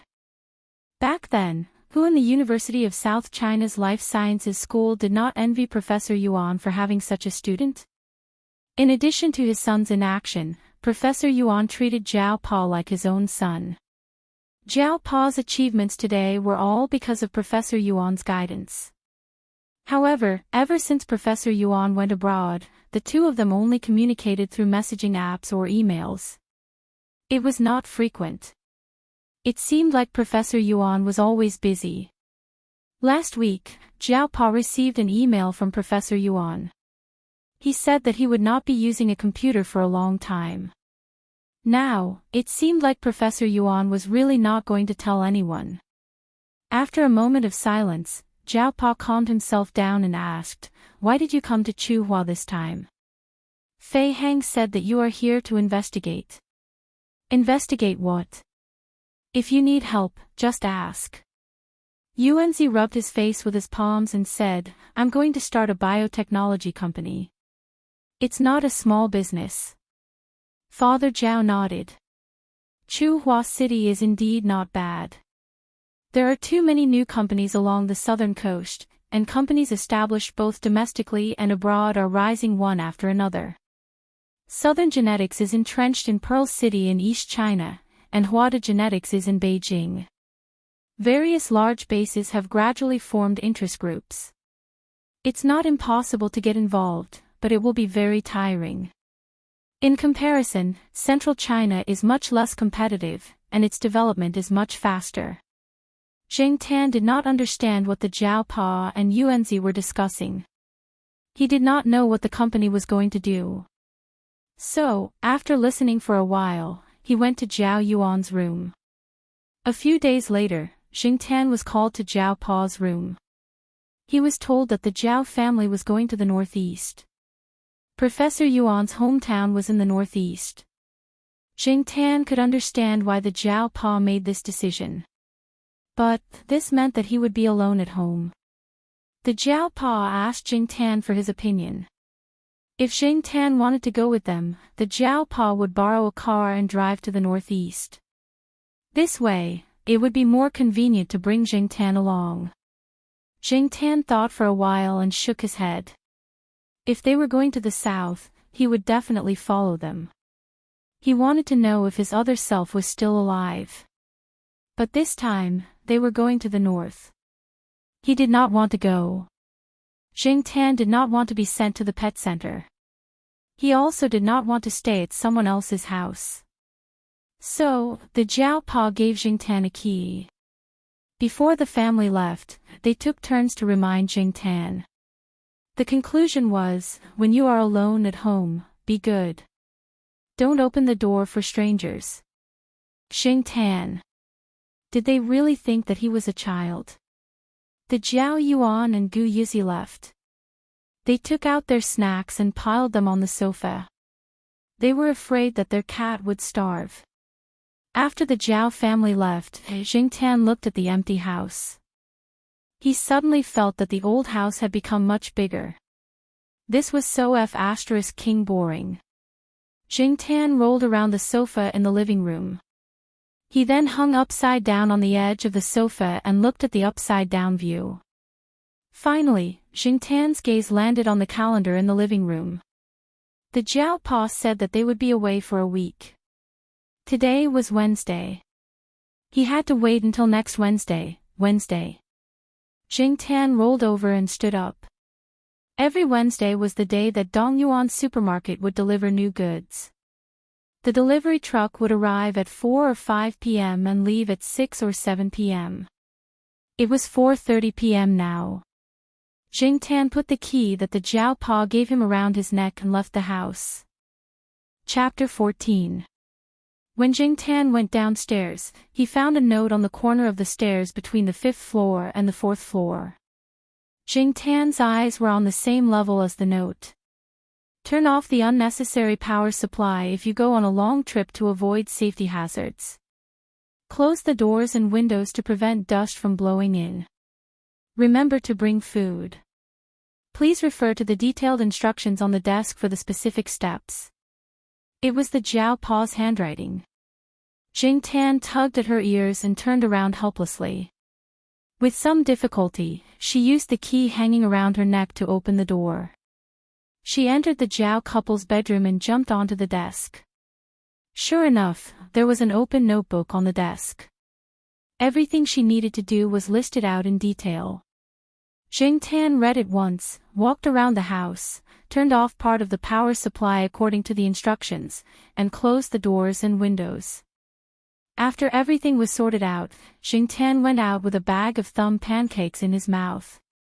He swiped the access card and went to a sycamore tree next to the cement road in the East Side family compound. He climbed up the tree. There was a fist-sized hole on the 3rd branch. Jing Tan put the key and access card in the hole, and then grabbed 2 leaves to cover the hole. Generally, there were few birds on the trees near the road in the East Side family compound, including the stupid parrot. As for the other cats, they rarely climbed trees here. If they did, they would climb the trees in the woods, not the cement road. Therefore, Jing Tan was relieved to leave the things here. After all, he couldn't go on a long trip with the access card and house key marked as a pet. It would be too inconvenient. Besides, it would be even more troublesome if he was caught doing something bad. After putting the things away, Jing Tan went to the bushes next to the East Garden supermarket and waited for the opportunity to get into the car. The delivery driver was helping to unload the goods. After the last box was loaded, the driver leaned against the door and smoked. He turned his head and saw Jing Tan squatting in the bushes. Next to him was a bag of thumb pancakes that children often ate. "Yo, Black Charcoal, are you going out to play again today?" The delivery driver recognized Jing Tan. He was very familiar with this scene. The only difference was that the cat was carrying a bag of biscuits. Was it preparing to go on a long trip? Previously, Jing Tan had taken these 2 delivery trucks to slip away twice. At that time, the delivery driver had complained a bit. However, after the Jiao Pa gave him 2 cartons of cigarettes and a bottle of liquor, the delivery driver would smile like a chrysanthemum every time he saw Jing Tan. As long as Jing Tan took the truck, it meant that he would receive more gifts in the future. The cigarettes and liquor were all good stuff. They were sold for more than 100 renminbi in the supermarket near the central department store. Jing Tan stretched himself and jumped into the back of the truck with the thumb pancake in his mouth. He waited for the driver to settle the bill with the supermarket owner and leave. There was nothing else in the truck today, so it was very clean. "Black Charcoal, today's goods have been delivered. I'm not going to the central department store. I'm going straight home. I'm not going through the east gate. I'm going through the back gate of the 2nd north gate." Jing Tan had taken a walk around the central department store the previous 2 times. It was 2 stops away from the east gate of the family compound. It would take about 20 minutes for people to walk there, but the tall buildings of Tsinghua University could be seen clearly from the central department store. The school was very big. It would take a few stops to walk from one end of the school to the other. The delivery driver was just saying. He didn't expect the cat to understand what he said. All he could do was to give the black cat a ride. As for where the cat was going, he didn't care. When it was almost 6 o'clock, the goods in the Dongyuan supermarket were all accounted for. The bill was also settled. The delivery driver called Jing Tan and drove the truck to the 2nd north gate. The sunset had turned orange and was about to fall below the horizon. At the north gate of the cafeteria, students were walking in and out. The last class had just ended. They were talking and laughing about the day's events. The truck passed by the North Gate cafeteria. Xing Tan, who was squatting in the shadow of the truck, looked at them. He thought about his past and suddenly felt sad.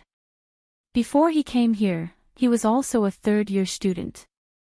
When the small truck reached the fork in the road near the North District cafeteria, Xing Tan saw a young lad wearing a white uniform riding a 28-year-old bicycle towards the North District cafeteria.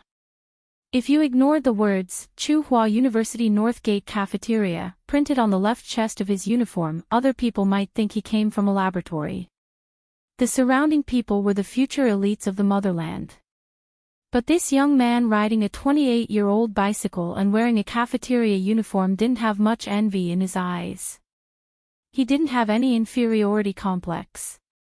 When the wind blew, the uniform looked like a high-end trench coat. He hummed a song, faced the red sunset, and still smiled brightly. Going out from the north gate of Tsinghua University, they didn't get close to the central department store. They could only look at the lights of the central department store from afar. Xing Tan was familiar with the scenery there. The neon lights around the central department store were already lit up. The huge screen flashed, showing the prosperity of the metropolis. Xing Tan looked at everything outside the truck. He was like an inharmonious bystander. He obviously saw a lot, but his mind didn't think about anything.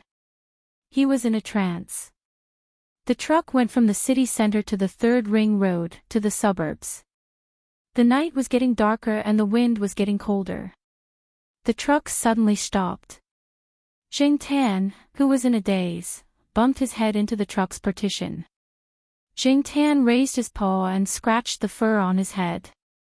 Listening to the conversation outside, Xing Tan knew that the truck driver had arrived home. He got up and shook the dust off his body. He jumped out of the truck with the bag of thumb pancakes in his mouth. Looking around, Xing Tan decided to find a place to sleep first. He would go out in the morning.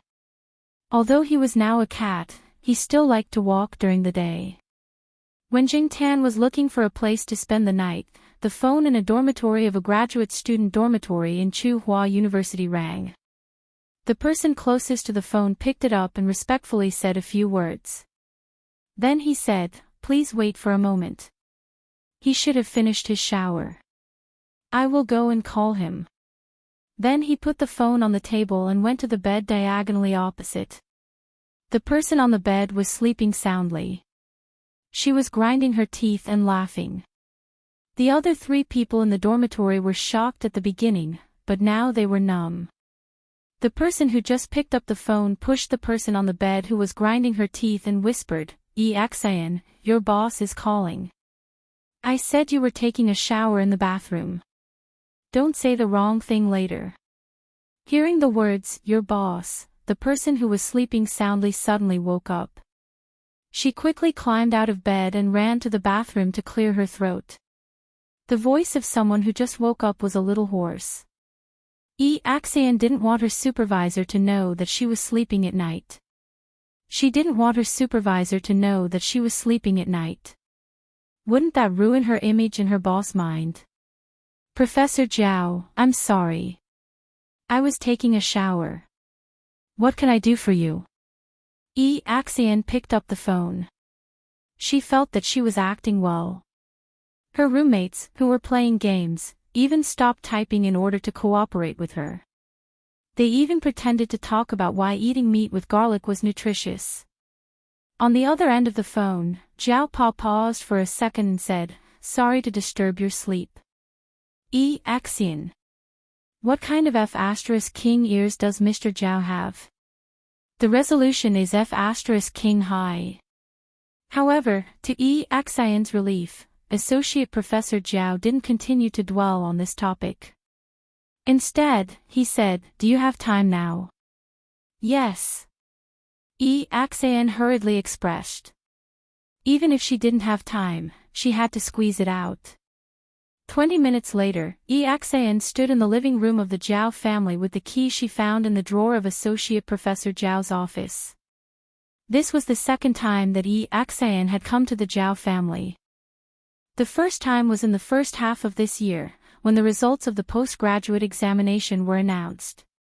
He was Associate Professor Zhao's first student. In addition, he was very capable, so Associate Professor Zhao attached great importance to him and invited him to have dinner with the Zhao family. Xian had never seen Jing Tan before.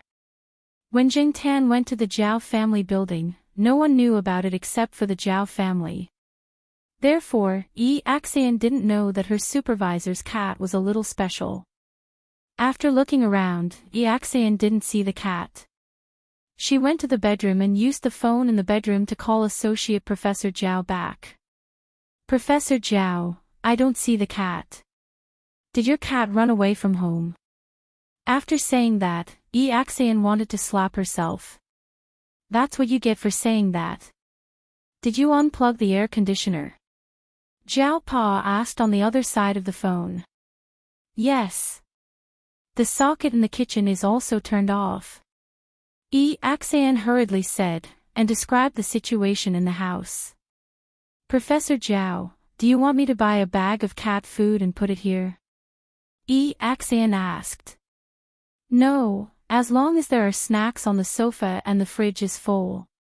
Xian was speechless. How could you raise a cat like this? Come over every day and use my home phone to call me. As for your work summary, you don't have to report it this week. Hearing that she didn't need to report the progress of the experiment, Xian was relieved. The experiment hadn't been going well these days, so there was nothing to report. Okay, don't worry. I'll come over every day at this time. On the train, Zhao Pa put his phone back in his pocket and looked at the night outside the window. Chapter 15. Jing Tan squatted on a tree.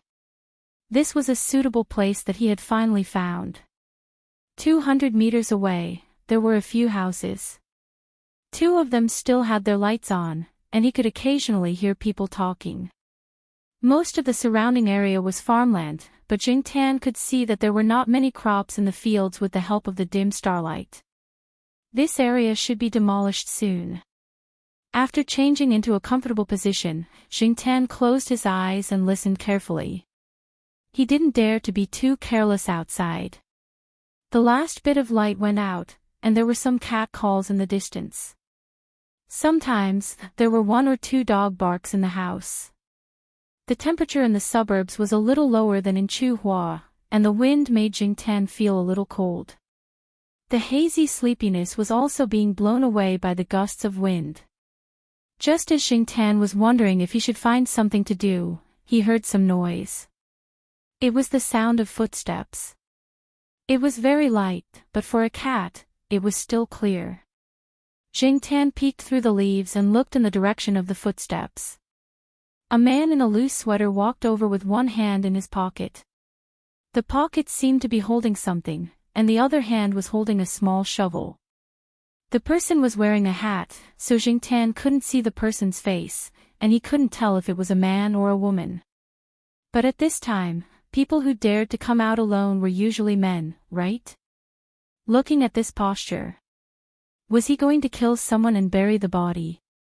Jing Tan's curiosity was suddenly aroused, but he didn't dare to follow. Even if it was a cat, there was no telling if it would be killed. The direction that the person walked in was some dilapidated tile-roofed houses. It seemed that no one had lived there for a while, and there were weeds everywhere. Seeing that the person stopped in front of a half-collapsed tile-roofed house, Jing Tan was ready to squat there and watch the show. After all, it wasn't far. The person squatted in a corner, back facing Jing Tan, and he didn't know what he was doing. Jing Tan didn't hear the sound of bricks hitting each other, but there was a slight sound of glassware hitting each other. It wasn't until dawn that the man left the dilapidated house. Jing Tan jumped down to take a look, but he didn't dare to get too close because he smelled an unpleasant smell. It was like pesticides. Jing Tan was curious, but he cherished his life even more. Even if it was a cat's life, it was still his life. Taking advantage of the fact that the residents were still sleeping, Jing Tan climbed into a house's yard and found a faucet to wash his feet so that they wouldn't stick to the soil from the dilapidated house. The water was too cold, and there was no paper towel to wipe it off. Jing Tan didn't want to lick the water himself, so he looked around and saw the clothes hanging outside the house. Only then did he wipe his claws on a long dress made of the best material. He stomped his feet on it, leaving a series of dust marks. After wiping his feet, Jing Tan grabbed a persimmon from the persimmon tree in the courtyard, washed it, and took it away. A few dog barks came from next door. The dog probably heard Jing Tan's movements. The sound was a little tender, and it should be an underage puppy. When Jing Tan returned to the tree, the sky was much brighter. Not long after, there were sounds of people cursing from the house. The reason was the skirt that Jing Tan used to wipe his feet. As the sun rose, the temperature gradually rose. Jing Tan felt the warmth of the sun on his body. He yawned, stretched, tore open the bag of thumb pancakes, and began to eat breakfast. If it was too dry, he would gnaw on the persimmon. A brownish-gray puppy ran out of the house and played in the field. This should be the guy who barked a little earlier. There were a few hens pecking in the field that no one was managing. The puppy ran over and chased the hens away. One of the fat hens squatted down and didn't move when the puppy rushed over. After the puppy rushed over, it paused a little at the fat hen and took a few bites. It probably didn't even touch the hen's skin, so it continued to chase the other hens. The more it chased, the more it ran, and the more it chased. Every time the fat hen saw the puppy chasing it, it squatted down and didn't move. Every time, it could avoid being chased around. Sure enough, Depang's son also had great wisdom. The puppy was tired of chasing the hens, so it stuck out its tongue and jogged along the road by the field. Suddenly, its ears moved, and it stopped to look around. It looked in Jing Tan's direction and then ran over. Jing Tan chewed on the thumb pancake and looked at the puppy that was barking and running around the tree under the tree. He threw down the thumb pancake that was only the length of a fingernail. The puppy paused, then walked over. It put its nose on the ground and sniffed around. It found the thumb pancake in the grass, rolled its tongue, and ate it. After eating, the puppy looked at Jing Tan on the tree, who was eating the biscuits, and wagged its tail happily. Every time, Jing Tan would chomp down a thumb biscuit until there was only a small piece left before throwing it down. Then, she would watch as the little dog wagged its tail and searched for the biscuit in the bushes. Sometimes, it would stand up and catch the biscuit in the air. Jing Tan had a lot of fun. Unknowingly, the bag of thumb pancakes was almost empty. Just as he was about to sigh, he suddenly heard the sound of a lighter next to him. Jing Tan was shocked. When did someone come nearby? Looking in the direction of the sound of the lighter, Jing Tan saw a man dressed like a migrant worker. However, even if he changed his clothes, Jing Tan still recognized him. It was the man who was looking for the Dutch pig. The puppy had just noticed a stranger nearby and barked at the man. Jing Tan curled his lips. "You foodie, what's the use of barking now?" However, the puppy didn't last long. Under the man's gaze, the puppy ran away with its tail between its legs. Jing Tan didn't dare to run. He wasn't sure if he could escape successfully. He wanted to see what the man wanted to do. Or, should he pretend not to know him? After all, there were many black cats in the world. Jing Tan thought in his heart. The man blew out a smoke ring and looked at Jing Tan. "Even if you don't wear a cat tag, I still recognize you. You're so mean to tease the puppy." *CK, it wasn't easy to fool. Jing Tan pulled his ears and tightened his muscles. Although the man's aura was relatively calm, Jing Tan's first impression of him was too bad. He had to be on guard. The man smoked and said a few words casually. Then, he suddenly asked, "Were you here last night? Did you see anyone strange?" "Strange person?" Was he referring to the one in the sweater? "You really did see him?" Celestine saw the answer from the subtle changes in the cat's eyes and expression. Originally, he just wanted to test the cat. In fact, he didn't expect to get any useful information from the cat. He didn't expect the cat to really see him. Okay, I won't ask too much. I just want to know what that guy did. Or, did he hide something? Celestine held the cigarette in his mouth and spread his hands to show that he didn't mean any harm. Jingtan thought for a while and lifted his chin to point at the broken-tiled house. Thanks. When Jingtan decided to run away, Celestine, who was walking towards the broken-tiled house, said, "Don't go yet. I still have something to ask you. Even if you run away, I'll still catch you. Do you believe me?" Jingtan saw a flash of silver light, and a thin metal piece was stuck in the road in front of him. Jingtan stared at the metal piece that was still trembling in front of his paw. He shook his beard, squatted down, and raised his paw to flick the metal piece. He was full of surprise. He turned his head to look at the man in the broken-tiled house. How could the man in the sweater find the thing that he hid so easily? 5 minutes later, Celestine held a brown glass jar in his gloved hand and a phone in his other hand. "Hello, I have good news for you." I said, "I have good news." Did you hear me? Hello. Hello. I said, "Over there." F***CK. As soon as he hung up, the phone rang. "Hello." I said, "I have some clues over here." "Hello." The description of the location and the brief description of the incident took 10 minutes, and it was repeated over and over again. Jingtan was tired just listening to it. Jingtan made a rough estimation. In 10 minutes, that person would probably say 3 words, "Hey, hey," followed by F***CK. Wei Ling finally finished talking and threw the phone into his pocket as if he had been freed. F***CK, stupid smartphone. Looking at Jingtan, who was still squatting in the same place, Celestine nodded. "Come with me. Don't think about running away. Otherwise, I'll go to Tsinghua University to find you. You actually live there, right? I don't believe that you won't go back." Jingtan.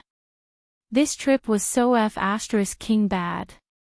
"Wait here, I'll go get the car." After speaking, Celestine ran away with the jar. Jingtan waited on the spot for 2 to 3 minutes before she saw the person riding a woman's bicycle over on the bumpy gravel road. Chapter 16. Jingtan really didn't want to think about the process of riding the bicycle through the stone road.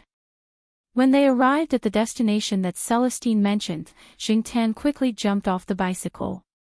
He was so dizzy that he almost fell to the ground. This was a small 2-story building surrounded by private residential areas.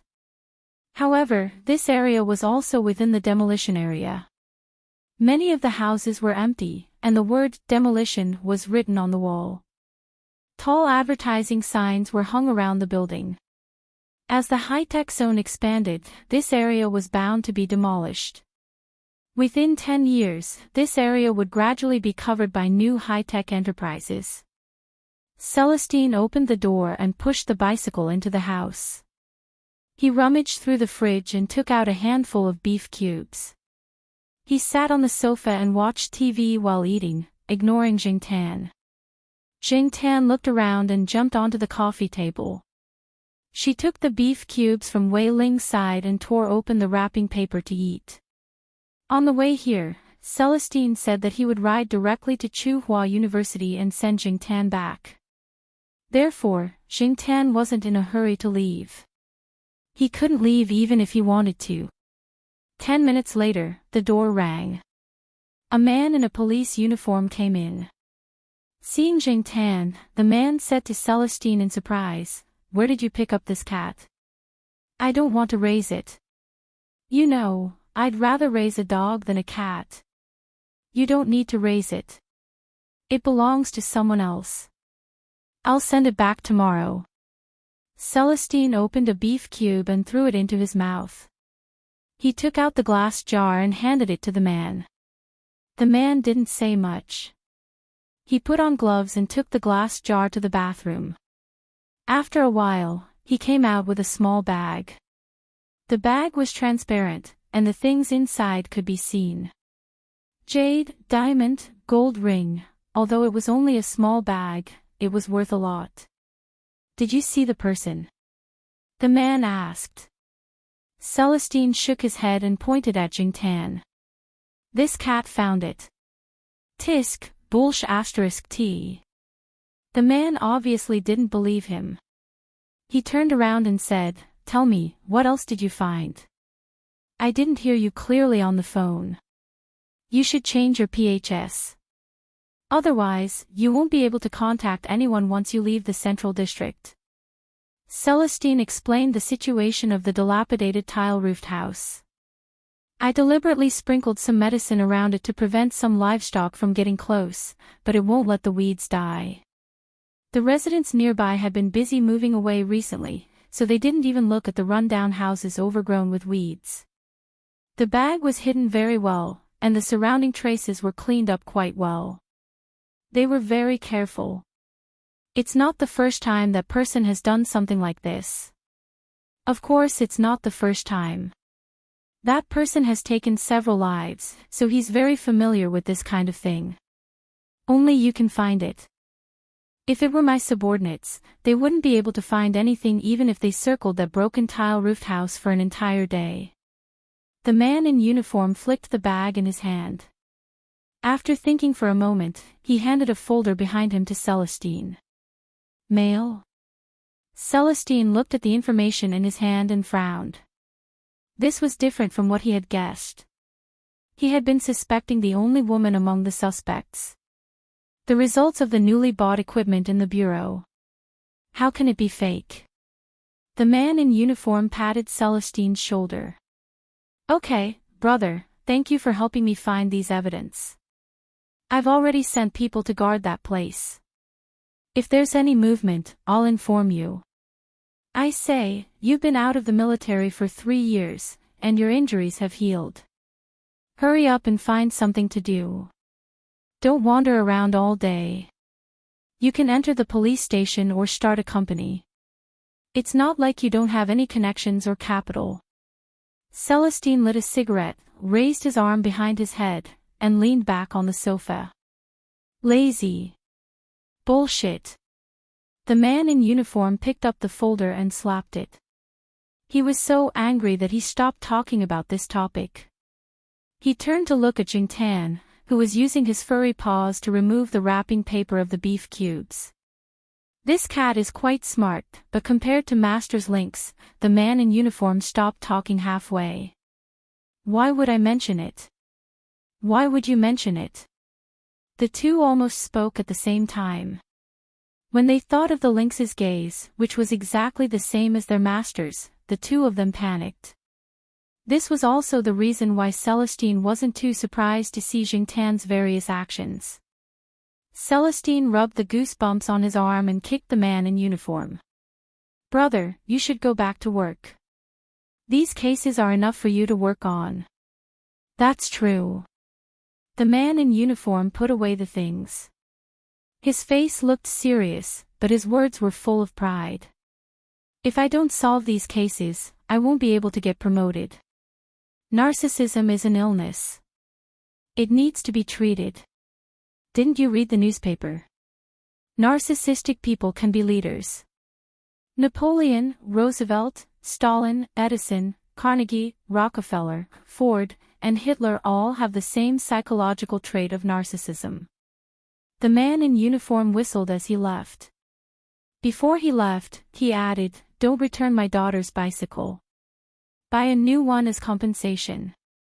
It's her birthday soon. You know, the kind that can be folded." Although Jingtan had been eating the beef, his ears had been listening to the conversation between the two. It seemed that the two people's identities weren't simple. They even came from the same master. After the man in uniform left, Celestine made a bowl of instant noodles, grabbed a handful of beef, and put it on the coffee table. He said to Jingtan, "I'm going to sleep. If you're hungry, eat the beef. I don't have anything else for you. Also, it's best if you don't go out. This place isn't like where you were before. Do you know why there aren't any cats or dogs around? They were all caught by the construction workers to stew. There are many people who want to eat dragon and tiger fight. With your skills, you can only bully a small dog." Jingtan, after staying in this dangerous area for a night, Celestine packed a bag of clothes the next day and rode his bicycle to Chuhua University. Jingtan once again squatted on the basket of the Pink Lady bicycle. Fortunately, as they neared the city, the roads were relatively flat. Other than the uncomfortable wind, everything else was fine, except for the noise of some people. From the start of the journey to the street where Chuhua University was located, Celestine criticized Jingtan for all kinds of things. Poor jumping ability, slow reaction, degraded hearing like a pig. You don't even know when someone is walking next to you. Jingtan wanted to refute, but unfortunately, he didn't have the ability to do so. He could only make a strange cat's meow. Therefore, on the way, pedestrians saw a man on a woman's bicycle talking non-stop. When he said a few words, the cat in the basket would meow. The man and the cat seemed to be quarreling. It took at least 2 hours to ride the bicycle from the new technology development zone to Chuhua University. Jingtan saw that Celestine didn't look tired. Celestine rented a house near Chuhua University. He had already bought a house not far from Chuhua University, but it was renovating recently. He wouldn't be moving in for at least half a year. Therefore, he found a place and paid the rent for half a year. The mother and daughter that Jingtan saw on the lawn last time were the wife and child of Celestine's comrade. Unfortunately, that comrade died in a mission. Celestine had been taking care of him. After he retired from the army, he often came to see the mother and daughter. The house that Celestine rented was not far from the residential compound of the owner's family. It was only a 5-minute walk from the East Gate. Many students rented houses there. When Celestine arrived at the rented house, he let Jingtan get out of the car. "You can go back by yourself. If you have free time, you should practice your skills. As a cat that likes to wander around, if you don't have some skills, you will be fought with sooner or later. I will go running in the school in the morning, around 6 or 7 o'clock. If you want to run, you can join me. That's all." After that, Celestine locked the car and went upstairs. He didn't care if the cat would be caught if he left it there. Celestine felt that if the cat was caught so easily, it deserved it. It would save him the trouble of training it. Jingtan was familiar with the surroundings. He ignored the calls of the students and walked around them to the East Gate. "That cat is so cold. Yeah, it's not like the cat from 2 days ago. It even rolled around. Are all black cats like that?" "No, my aunt's cat is also a black cat. It likes to be spoiled, not like this one." Jingtan listened to the discussion of the female students behind him. He pulled his ears. He was in a bad mood. Rolling around. Spoiled. F***ck them. He had to admit that when Jingtan climbed over the wall of the East Gate, his heart suddenly calmed down a lot. Maybe this was called a sense of belonging. Before Jingtan finished his thoughts, a dog barked, which made Jingtan's calm heart turn gloomy. Jingtan recognized this dog barking. It had been a month since he heard it.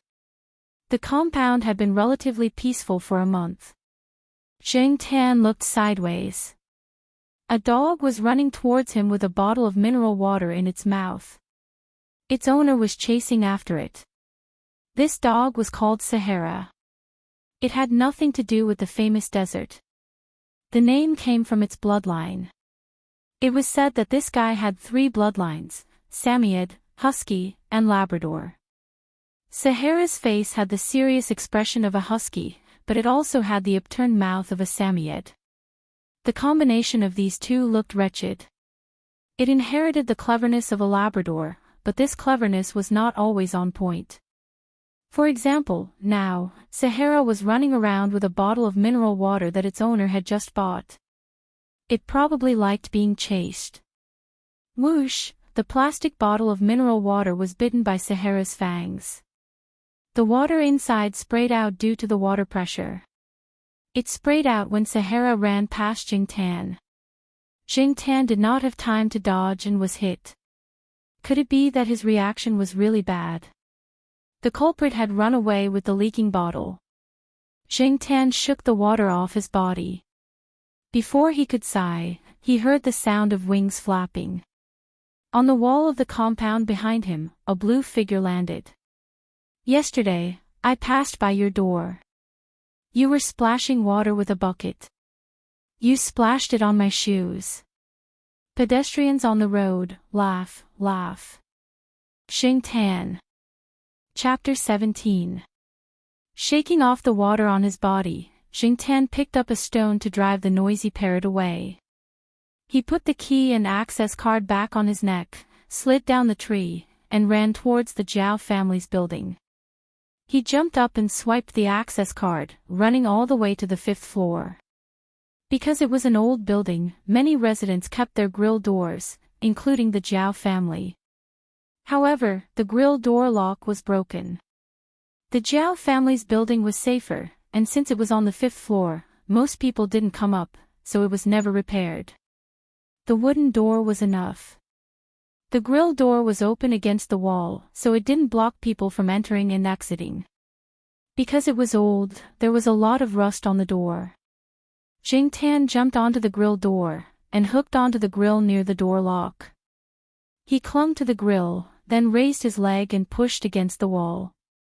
The grill door brought Jingtan to the door, and the rusty axle made a sharp squeaking sound.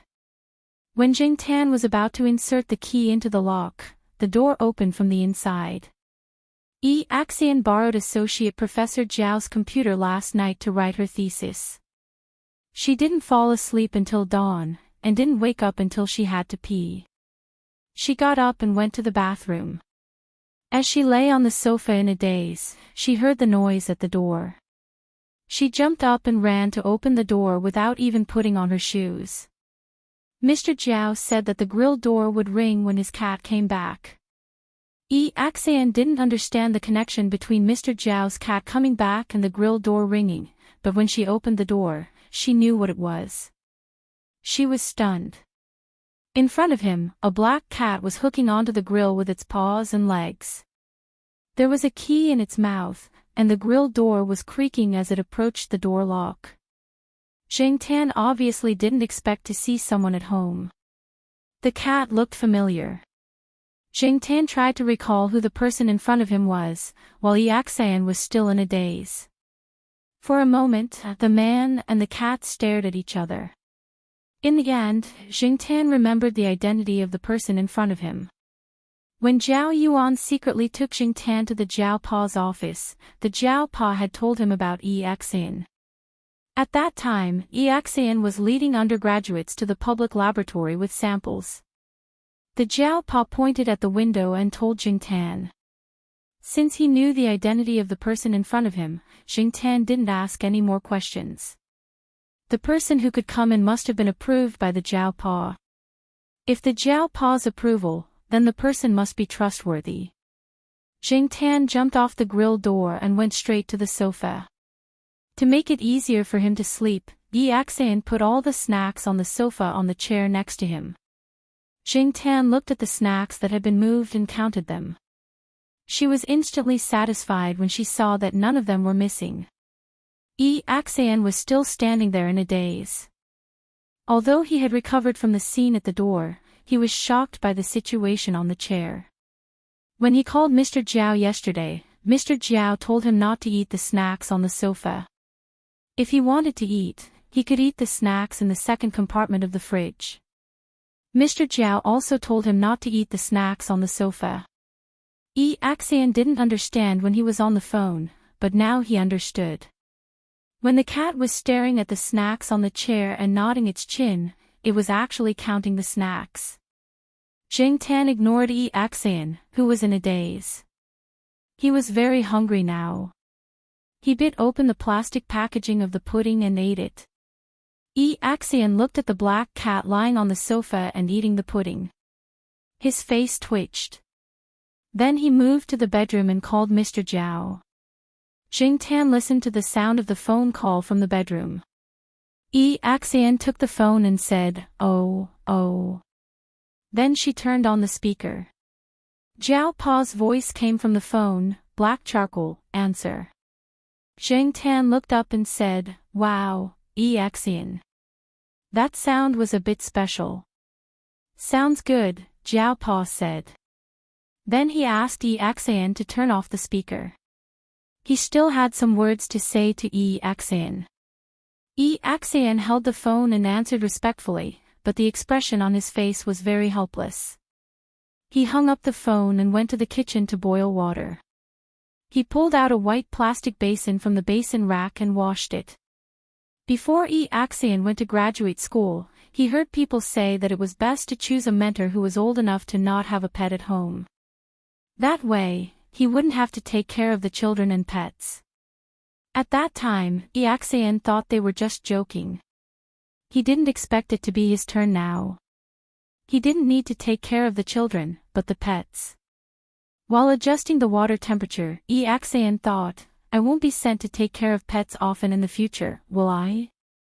When Mr. Zhao comes back, I must apply for a raise." When Jing Tan walked into the bathroom, he looked at the water in the basin. He raised his hand and touched the outside of the plastic basin to test the temperature.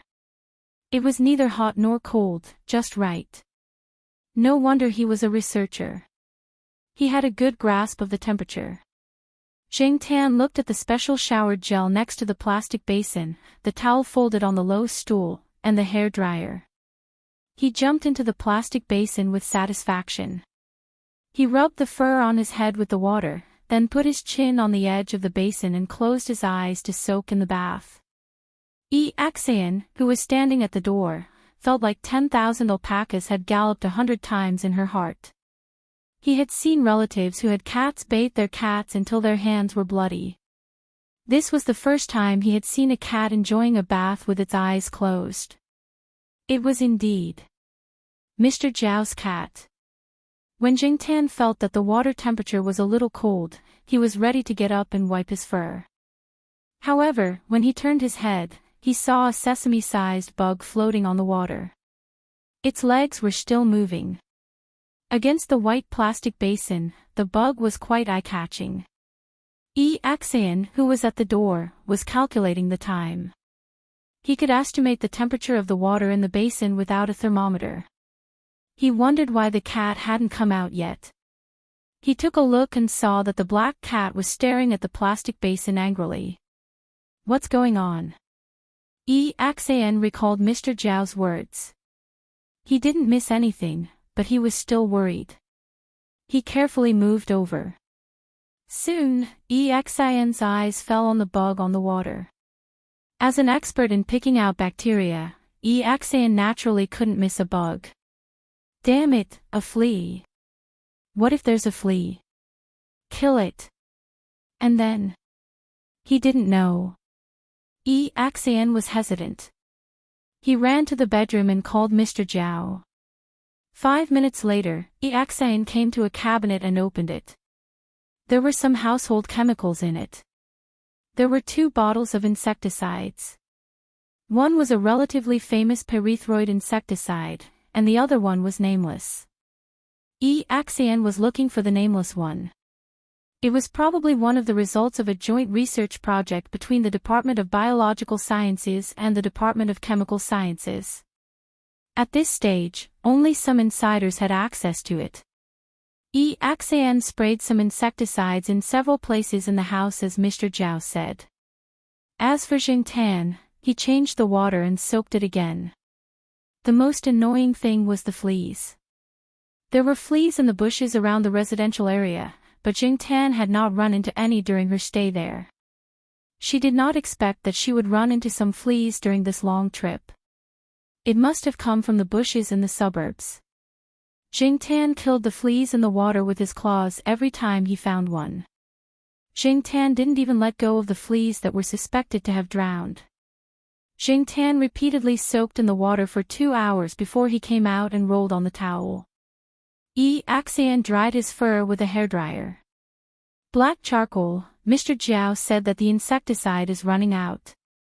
He asked you to find someone to get more and apply some ointment on your fur. Axian didn't know why Mr. Jiao said that. He just asked him to follow the cat. Axian cried for herself.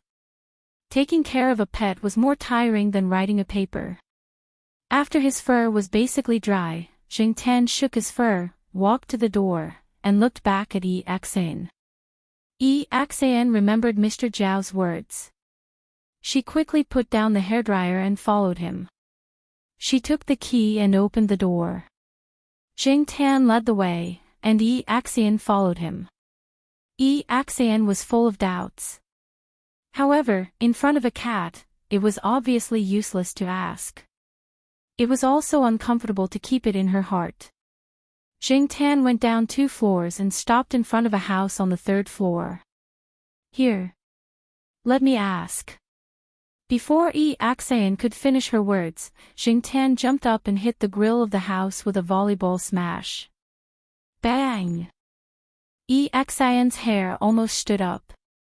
Although he didn't know who lived here, he knew that most of the people living in the neighborhood were seniors. He couldn't afford to offend them. A list of names appeared in Axian's mind. Now Axian only hoped that the person in the house was not one of those people. Jingtan didn't care what Axian was thinking. He hit the door 2 more times, louder and louder. After the 3rd hit, someone finally responded. Coming, coming. Knock 3 times. Do you think I'm deaf? It sounded like an old man. It seemed that the voice was familiar. Axian was nervous. The door was opened, and the grill door was opened. An old man with a serious face appeared. Seeing this person, Axian felt cold in her heart. Lon. Professor Lon. Looking at the serious-looking old man in front of him, Axian had the urge to turn around and run away. Unfortunately, Jingtan ignored Axian and walked in. He was not afraid of this old man. This old man owed him a favor. The interior of the house was very simple. There were water stains on the floor. Although Jingtan had just taken a shower and dried his fur, the fur on his feet was not completely dry. There was some dust on his feet when he went downstairs. At this moment, there were muddy footprints on the floor. Little bastard. I just mopped the floor. Professor Lon scolded. Jingtan pulled his ears and ignored him. He walked straight in. Professor Lon stared at the back of the swaggering figure and looked at the cat footprints on the floor. He turned to Axian and said, "Wipe the floor later." Axian. Chapter 18. Axian explained the purpose of her visit in a trembling voice. As soon as Professor Lon heard that Jingtan had fleas, she snorted and said, "Serves you right." However, Professor Lon still went to get the medicine for Jingtan. Jingtan followed her into the room. As for Axian, she was mopping the floor in the living room with a mop. Professor Lon was a retired employee of the Life Sciences Institute of Tsinghua University.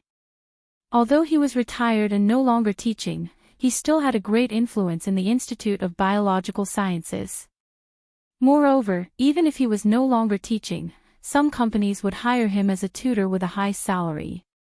He had a cooperative relationship with many companies. Therefore, although the decoration of Professor Lan's house was simple and plain, he was very rich. Professor Lon always had a straight face, which gave people the impression that he had a bad temper and was too serious. From time to time, Professor Lon would wander around the Institute of Biological Sciences. During the practical tutor of the botany course, Professor Lon was always there to supervise. Some of the young teachers were a little lacking in confidence when they spoke, let alone the students. It was no wonder that Axian stuttered when she saw Professor Lon. She was promoted from the same university. Recalling the experience of the botany course, she still had a deep impression of Professor Lon. Therefore, Axian was very curious. Professor Lon was not the kind of person who would look at people's faces. Even if the current dean of the Institute of Biological Sciences was here, Professor Lon would not necessarily give face to him. In other words, it was definitely not because of Mr. Zhao. However, why was Professor Lon so tolerant of Mr. Zhao's cat? To be able to make Professor Lon treat him like this, in fact, it was something that Jing Tan had done by chance. More than a month ago, when Jing Tan went downstairs for a walk, he met Professor Lan's wife, old Madame Zhai. Old Madame Zhai's heart was not very good. At that time, old Madame Zhai helped an old lady from another building carry some heavy things. When she came back and went upstairs, she suddenly showed signs of illness. At that time, old Madame Zhai was on a business trip. When old Madame Zhai took out the medicine bottle with pills in it, her hand trembled and the medicine bottle rolled down the stairs. In the end, Jing Tan ran downstairs and brought the medicine bottle back to old Madame Zhai. The old lady took the medicine in time and recovered quickly. Since then, old Madame Zhai would smile whenever she saw Jing Tan. If old Madame Zhai was at home today, old man Lon would definitely not dare to scold Jing Tan. To outsiders, old man Lon had a bad temper. But internally, he would only be scolded by old Madame Zhai. Of course, when there were outsiders around, old Madame Zhai would still give old man Lon some face. Therefore, Jing Tan was not afraid of old man Lan's tense old face at all since he had old mistress support. Old man Lon took out 2 bottles. One was filled with liquid while the other was filled with powdered medicine. The liquid medicine was for Jing Tan to bathe in so that he wouldn't attract fleas when he went out to play. Jing Tan had used it before, but he didn't ask old man Lon for it because he thought it was too troublesome. As for the bottle of powdered medicine, it was sprinkled on his body. These things were not sold outside. They were all made by the old man himself. They were all natural and safe. Even if a cat licked them, it would be fine. However, Jing Tan never licked his own fur, so there was no need to worry. Old man Lon poured some powdered medicine onto his palm and applied it on Jing Tan's fur. Jing Tan turned his head and looked at the messy fur on his back. He looked at the old man with drooping eyelids. The old man didn't say anything. After applying the powdered medicine, he slowly closed the bottle cap and put it back into the bottle. Then, he slowly smoothed out Jing Tan's messy fur. After smoothing it out, he patted Jing Tan twice, almost knocking him to the ground. If you sell this medicine, you can buy a house full of cats. You've got such a great deal. When are you going to go to the small garden and help me? Old man Lon didn't expect the cat in front of him to understand. He was just making a fuss and taking revenge by patting Jing Tan a few more times. Jing Tan pulled his ears and shook his fur. He ignored the old man who was talking to himself and walked out of the room, ready to go back. Outside, Xian had finished mopping the floor. She sat stiffly on the edge of the sofa. Even a fool could see that she was nervous. Old man Lon handed 2 bottles of medicine to Xian and went back to the room to get a small brown glass bottle. Those 2 bottles are for cats. I don't need to tell you how to use them. You can ask your tutor. This brown bottle contains insecticide. It's 10x concentrated. You can dilute it when you use it. After that, old man Lon opened the door directly and motioned for the cat and the human to go out. Whoa. Thank you. Sorry for the trouble. Xian braced herself and thanked him. She held the bottle in her hand and followed Jing Tan out. When they went back to the Zhao family on the 5th floor, Xian breathed a sigh of relief. Jing Tan was also relieved now. After solving the problem of the fleas, he felt comfortable all over. He tore open a bag of grilled fish and ate it. However, before the human and the cat could relax, there was a knock on the door. Listening to the frequency of the knocking and the movement at the door, Xingtan had already guessed the identity of the visitor. He looked up at the ceiling. "Can't you leave me alone?" Axian didn't know who was outside the door until she opened the door. There were 3 little boys at the door. They were about the same age as Zhao Yuan. They were all in the 6th grade of the primary school affiliated to Tsinghua University. They all lived in the compound with their families and often played together. Xingtan knew them, but Axian didn't. Before Axian could ask, one of the children said, "Who are you?" He asked in a righteous tone. One of the stronger children even took out a small rolling pin with mouse teeth marks from his school bag. He was on guard. Looking at the 3 children who were obviously vigilant and suspicious, Axian's smile, which she deliberately put on to show her friendliness, froze. She spent 5 minutes explaining her identity and even took out her postgraduate certificate to prove her identity. The 3 children huddled together and looked at the photo on the postgraduate certificate, then looked at Axian. "The person in the photo is your brother, right? He is obviously older than you," the child with the rolling pin said. After a pause, he suddenly said happily, "I can actually use the word older. I hope you remember to use it next time when you write an essay. Maybe you can get more than 90 points. Another child said and returned Axian's postgraduate certificate. The 3 children walked into the living room and looked at Xingtan, who was lying peacefully on the sofa. This time, they were really relieved. The cat was normal, which meant that Axian was really an acquaintance. So they sat down on the sofa one by one. Axian looked at the empty sofa and moved a stool from the dining table. The 3 boys sitting on the sofa all looked at Axian, who was about to sit down. Axian was baffled, as if he had done something that would incur the wrath of the gods. Xingtan looked at this scene, exhaled a long breath, jumped off the sofa, went to the refrigerator, and opened it. Oh! Black charcoal is so sensible. How to treat guests. Brother even a cat knows this. Axian, who was criticized, was speechless. If it was my home, I would also know, but the problem is that this is Boss Zhao's home. I have to eat a bag of snacks carefully. I am also a guest. The strongest kid moved the fastest. He rushed to the fridge and started rummaging through the fridge. Xiong, I want the mango-flavored one. Last time I saw Zhao Yuan hiding it in the innermost part. You can search it. I want the apple-flavored one. Axian's face twitched. Is this the Japanese invading the village? Xiong searched in the refrigerator with his little fat hand and pulled out 3 popsicles. Looking at the 3 children sitting on the sofa and eating popsicles, Axian asked, "Hello, children. Why are you here?" "My grandpa said there is someone here.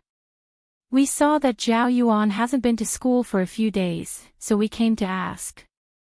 The child who scolded Axian for not knowing how to treat guests said. Who is your grandpa?" "My grandpa is Lan Tiesu."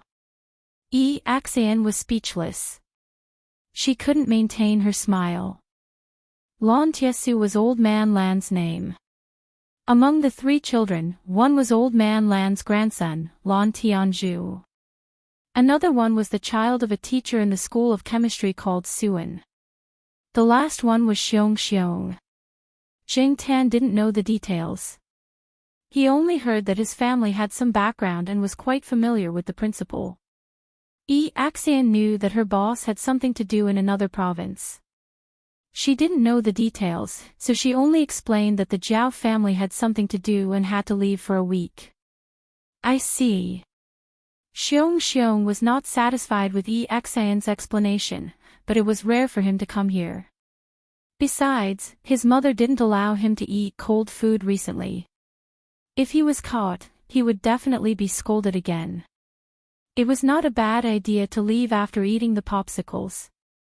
After thinking about it, Xiong asked Yaxan, "You are from the Institute of Biological Sciences, right? I have a question."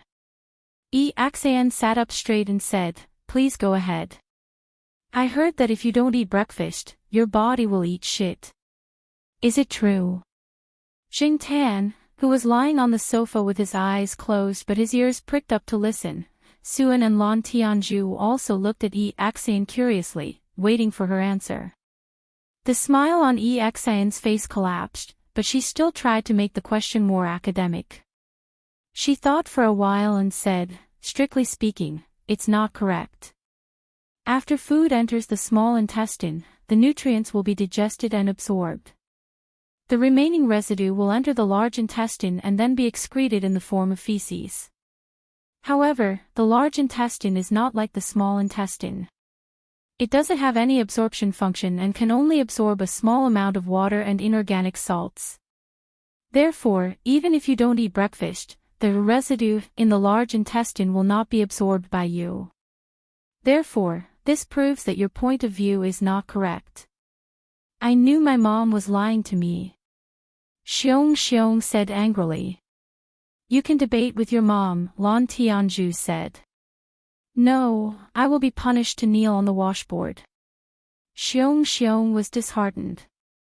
"What's wrong with kneeling on the washboard? I kneeled on the keyboard 2 days ago. If you don't kneel on the space bar, you are not allowed to get up," Suan, who was eating an ice popsicle, said. "Why?" "In order to verify if the aqua regia can really dissolve gold, I threw my mom's gold leaf earrings in it and dissolved them." Jingtan and Yaxan. "This prodigal child. Because of this, my dad doesn't allow me to enter his laboratory again. My mom deducted a month's worth of pocket money." Suan snorted. "Actually." Lan Tianju wiped her mouth and said, "It's illegal to punish children, right? You can call 110. It's no use." "I've already called," Xiong said angrily. "After that, my mom changed a bigger washboard and made me kneel on it." Jingtan and Yaxan, "Damn it, children have no human rights." Xiong sighed. Lan Tianju glanced at it and said, "Watch your manners." "Damn it, children have no human rights." Xiong said again. Jingtan and Yaxan, as he spoke, Xiong rolled up his trousers to show them the red marks on his legs. Jingtan and Yaxan. "Your mom is so cruel." Lan Tianju and Suan swallowed their saliva. "No," Xiong said proudly, "I pinched myself so that I could cry more." My mom's heart softened. She changed the original hour to 15 minutes. Jingtan and Yaxan. "Why are you so proud of yourself? What's there to be proud of?" Listening to the conversation between the three kids, Jingtan felt that he was really naive back then. Yaxan was also roaring in her heart, what the F***ck are kids these days. After the three kids finished their popsicles, they reluctantly picked up their school bags and left. Before leaving, they reminded Yaxan and Jingtan, there have been thieves in the compound recently. Be careful. Several houses have been burglarized. Don't lend out your access card and don't let strangers into the building. After the three kids left, Jingtan and Yaxan felt that the world was finally quiet. Boiling water for the cat, blowing its fur, applying medicine, and taking care of the children. They were exhausted after a whole day. Yaxan decided that when Mr. Zhao came back, she must apply for a raise. She must. Jingtan didn't care what Yaxan was thinking. He was tired now. The past 2 days had been torturous enough. Thinking of Celestine's words, Jingtan decided to go for a run tomorrow. It was rare for Jingtan to go to bed before 8:00 at night. Yaxan used Mr. Zhao's computer to edit her thesis. She looked at the time. It was 2:00 in the morning. She stretched herself, turned off the computer, and went to the living room to sleep on the sofa.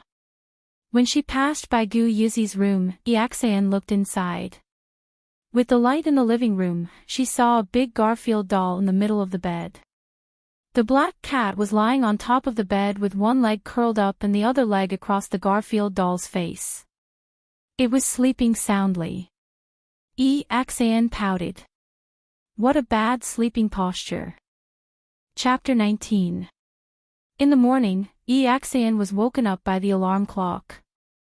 They had a report in the morning, and he needed to prepare the slides an hour in advance. Even if he had to stay up late, he still had to get up. Jingtan and Ixian went out together. Ixian ran to the East Garden cafeteria and bought 2 steamed buns. She thought about it, and then bought 2 cups of soy milk. She took them to the small woods in the courtyard, where Jingtan was squatting on the stone table, waiting. Ixian put a bag of steamed buns and a cup of soy milk on the stone table. He didn't know if cats could drink soy milk, but when he called Mr. Zhao said that his cat had a strong stomach, unlike other cats. Ixian thought that he would choke if he only ate steamed buns, so he bought an extra cup of soy milk.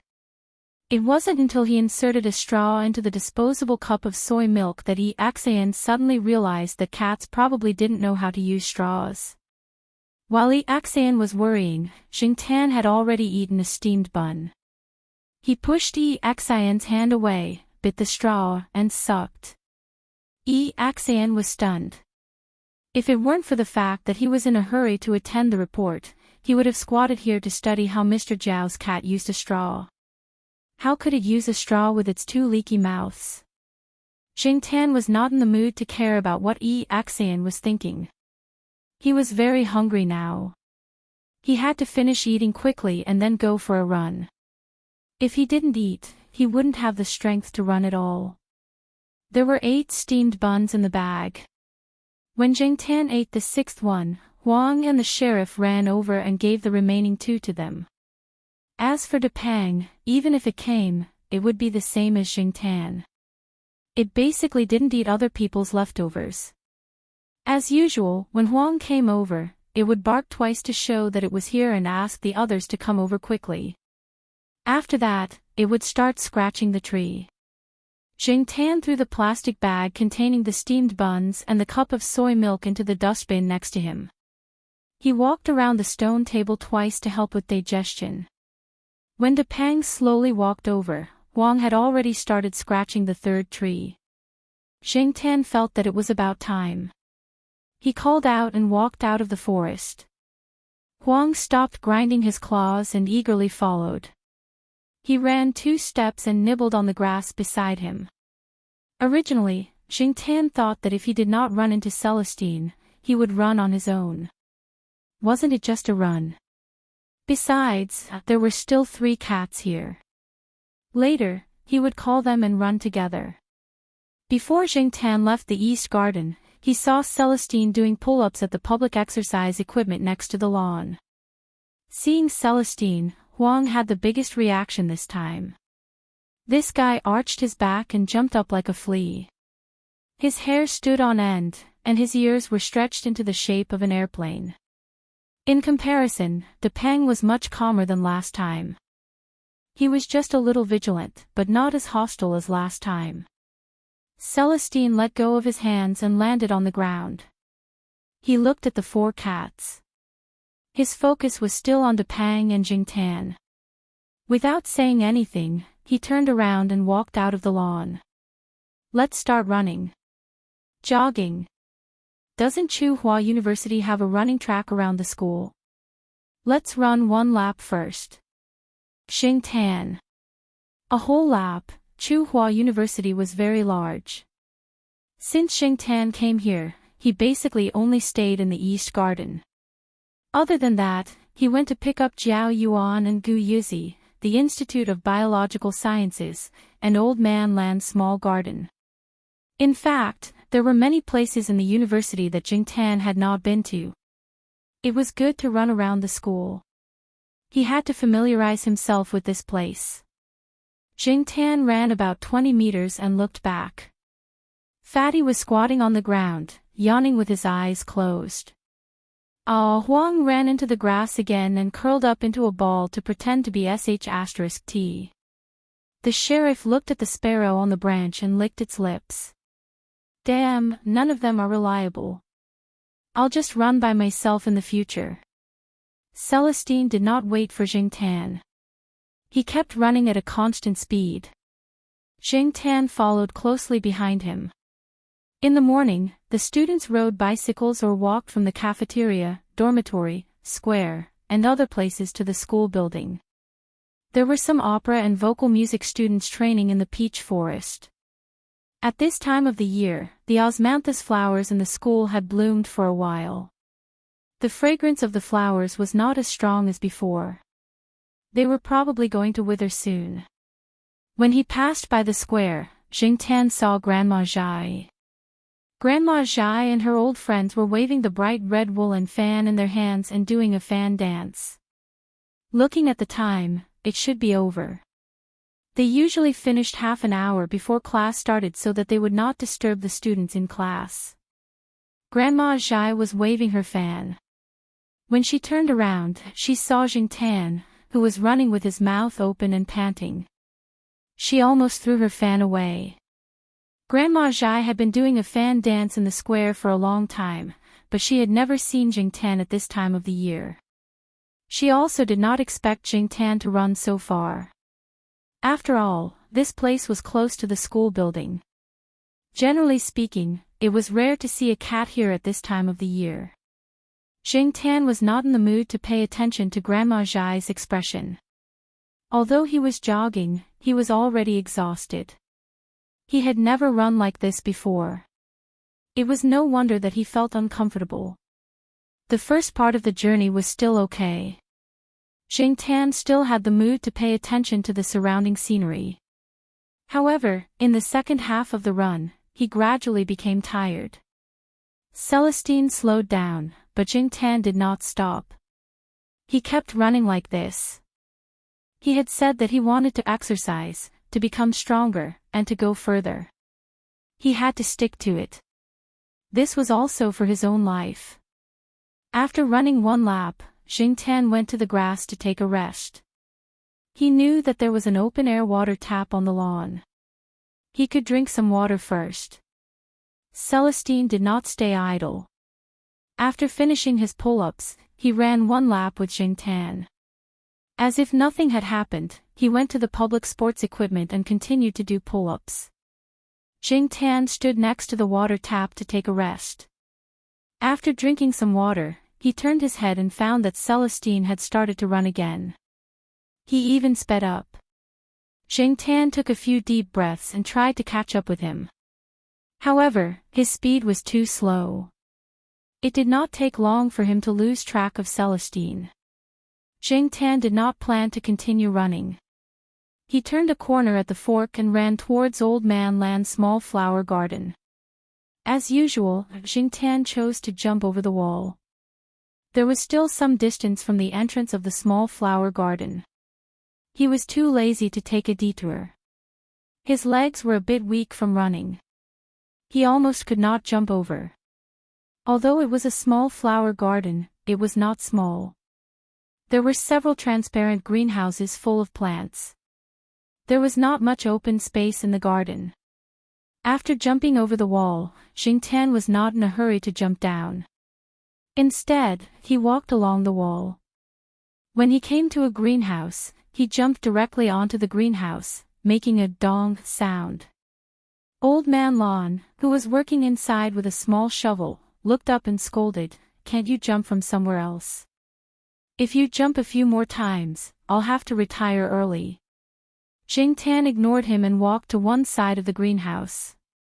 There were a few wooden boxes piled up, forming a staircase. Jing Tan jumped down one by one. Jing Tan turned his head to look inside the greenhouse. Because it was transparent, he could see quite clearly. Lilies. And they were yellow. Jing Tan had never seen yellow lilies before. He had seen white lilies before. The flowers inside were quite similar to the lilies he bought to flirt with girls. Why did Old Man Lawn plant so many yellow lilies? White lilies should sell better, right? Jing Tan walked in doubtfully.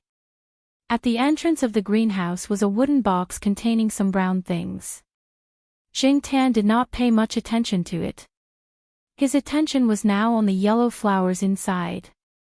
Old Man Lawn, who was working with a small shovel, turned around and looked. He said, "Be careful. Don't spoil these daylilies." Daylilies? Weren't they lilies? Jing Tan pulled his ear. He was an idiot when it came to this.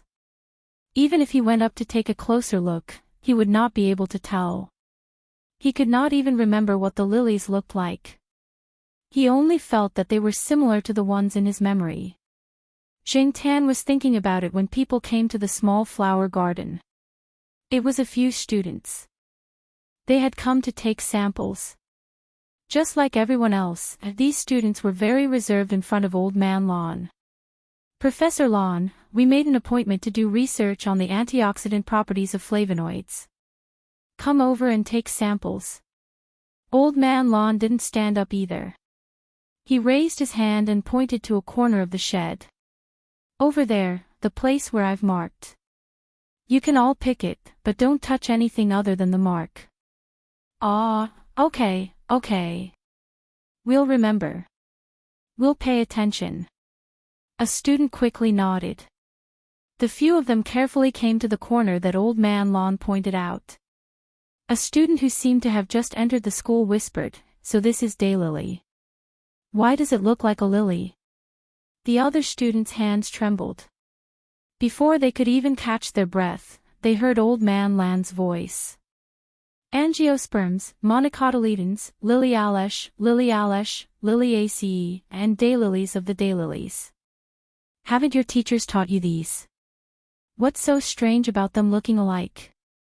Old Man Lawn's voice was still very calm, but people could clearly feel that he was angry. The few students were silent. No one dared to speak carelessly. They were afraid that they would accidentally make a mistake and be scolded again. They sped up their hands and respectfully bid farewell to the old man after collecting the samples. Jing Tan squatted at the side. He was still thinking about the words of the student just now. So the legendary daylilies were actually daylilies. The former sounded more high-end and Western. In comparison, the name daylilies sounded like a country bumpkin. Jing Tan had never associated these two names together. After the students left, Old Man Lawn stood up and massaged his waist. He walked out of the shed and picked up the wooden box at the door. Fresh daylilies have higher fat and vitamin C content than dried daylilies, but the protein and other trace elements are lower than dried daylilies. I still prefer to eat dried daylilies. In my hometown, there are a lot of these things, but in this city, it's difficult. Black charcoal, let me tell you. Blah blah blah. These retired old professors still couldn't change their bad habit of teaching others. Even if they were talking to a cat that didn't know anything, they could still talk for a long time. As soon as he heard, "Let me tell you," Jing Tan knew that Old Man Lawn was like Jiao Pa. He had entered teaching mode again. Jing Tan played in Old Man Lawn's small garden for a while. He only left at noon. The sun was shining brightly. When Jing Tan returned to the main courtyard, he saw Huang lying on the grass. Half of it was in the shade, and the other half was basking in the sun. What surprised Jing Tan was that there was a creature lying next to Huang. It was whimpering. Huang hugged it and licked its fur. The creature stopped whimpering. Damn it, when did this guy with an awkward face that Huang Erwo was carrying come to the east courtyard? How come I've never seen it before? Before Jing Tan could recover from his shock, another creature ran over. Jing Tan. Chapter 20. There were two puppies in front of Jing Tan. One of them was nestled next to Huang, while the other just ran over and barked twice. Then, it began to bite Huang's ear, but it didn't seem to be using much force. Otherwise, it wouldn't be so leisurely. Looking at the three of them, it was obvious that they had known each other for more than a day. Xingtian thought about it. The arrival of these two unfamiliar puppies should have happened during the 2 days he was away. Xingtian jumped onto a tree next to him and lay down. The owner of these two puppies should be nearby. He was going to find out who in the East family compound was raising them. Half an hour later, a few old men walked over slowly. 2 of them were holding dog leashes in their hands. Listening to their conversation, Xingtian finally figured out why these 2 puppies appeared. One of the 2 old men was surnamed Li, and the other was surnamed Yan.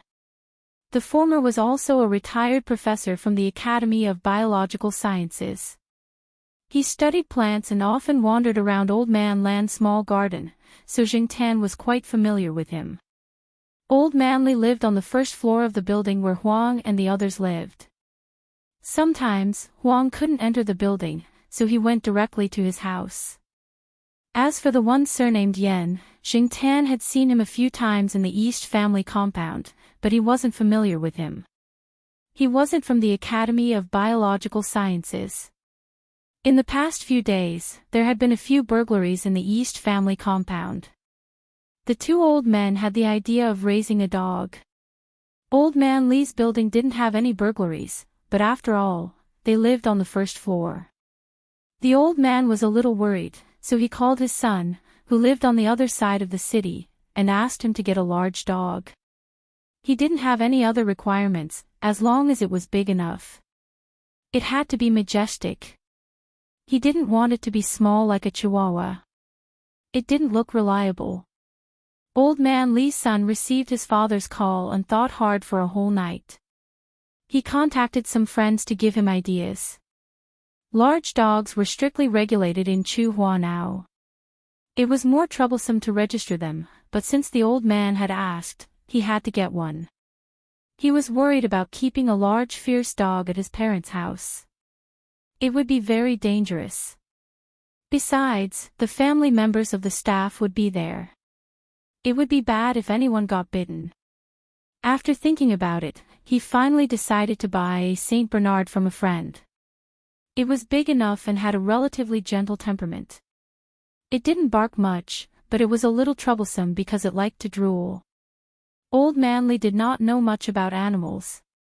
Anyway, it was fine as long as he was sure that it was a big dog. After seeing it, he decided on the spot. This dog is not bad. Let's call it Xiaohua.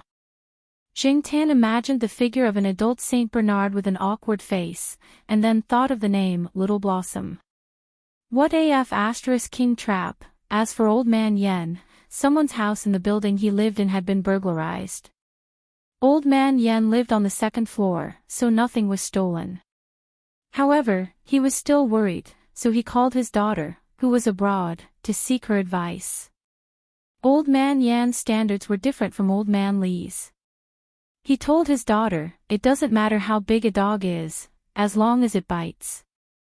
Of course, this bites did not mean that it would bite the people in the courtyard. Instead, it meant that if there was a burglar in the house or some dangerous people on the road, it would have the ability to protect its owner from theft. It was not like some dogs that looked majestic, but did not even bark when a burglar entered the house. In the end, Old Man Yan's daughter asked her friend to get her a bulldog, which was the one that Xingtian saw. It was a little deformed. Its fur was white except for a black circle around one eye, as if it had been punched.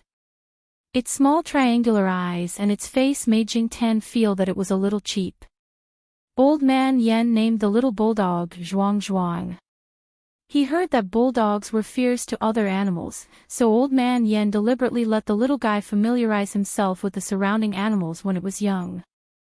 Even if it became fierce in the future, it would not be fierce to the internal members of the courtyard. Xingtian looked at the bulldog. It seemed to like biting cat ears like the noisy parrot, and it was a little too active. It kept tossing and turning. Xingtian guessed that it would not be a well-behaved animal in the future. In contrast, although it was still a puppy, it was much bigger than Huang and Zhuang Zhuang. It was much quieter. After a few whimpers, it fell asleep while being licked by dumbass Huang. The three of them were getting along well now, but he did not know how the two puppies would be when they grew up. In any case, Jingtan felt that the peace of the East family courtyard was going to be gone forever.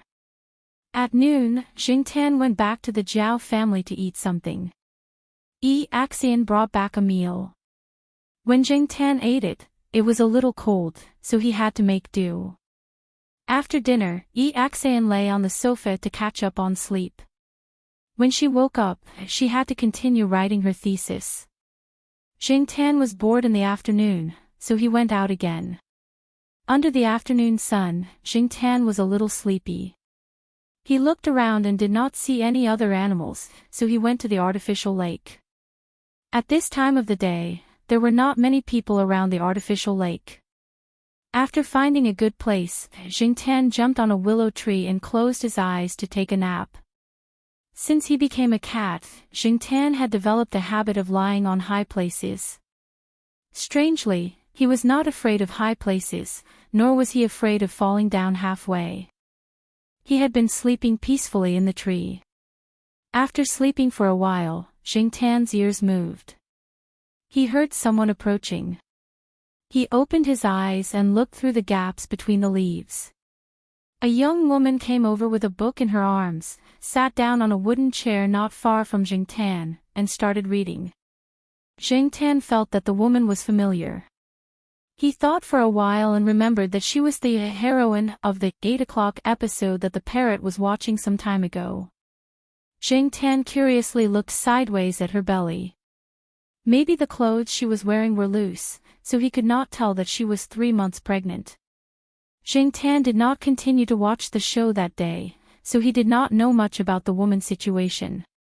But looking at the situation now, was she going to give birth? Jingtan pulled his ears and did not think much about it. Anyway, it had nothing to do with him. That kind of 8 o'clock episode happened in China every day, and Jingtan had seen a lot of it. He turned over and was ready to go back to sleep. Unexpectedly, not long after, Jingtan heard someone approaching again. Judging from the footsteps, it did not seem to be a man. Opening her eyes slightly, Jingtan saw an old woman in her 50s. She had a serious expression on her face and was comparable to Old Man Lon. However, this old woman had a hint of fierceness to her.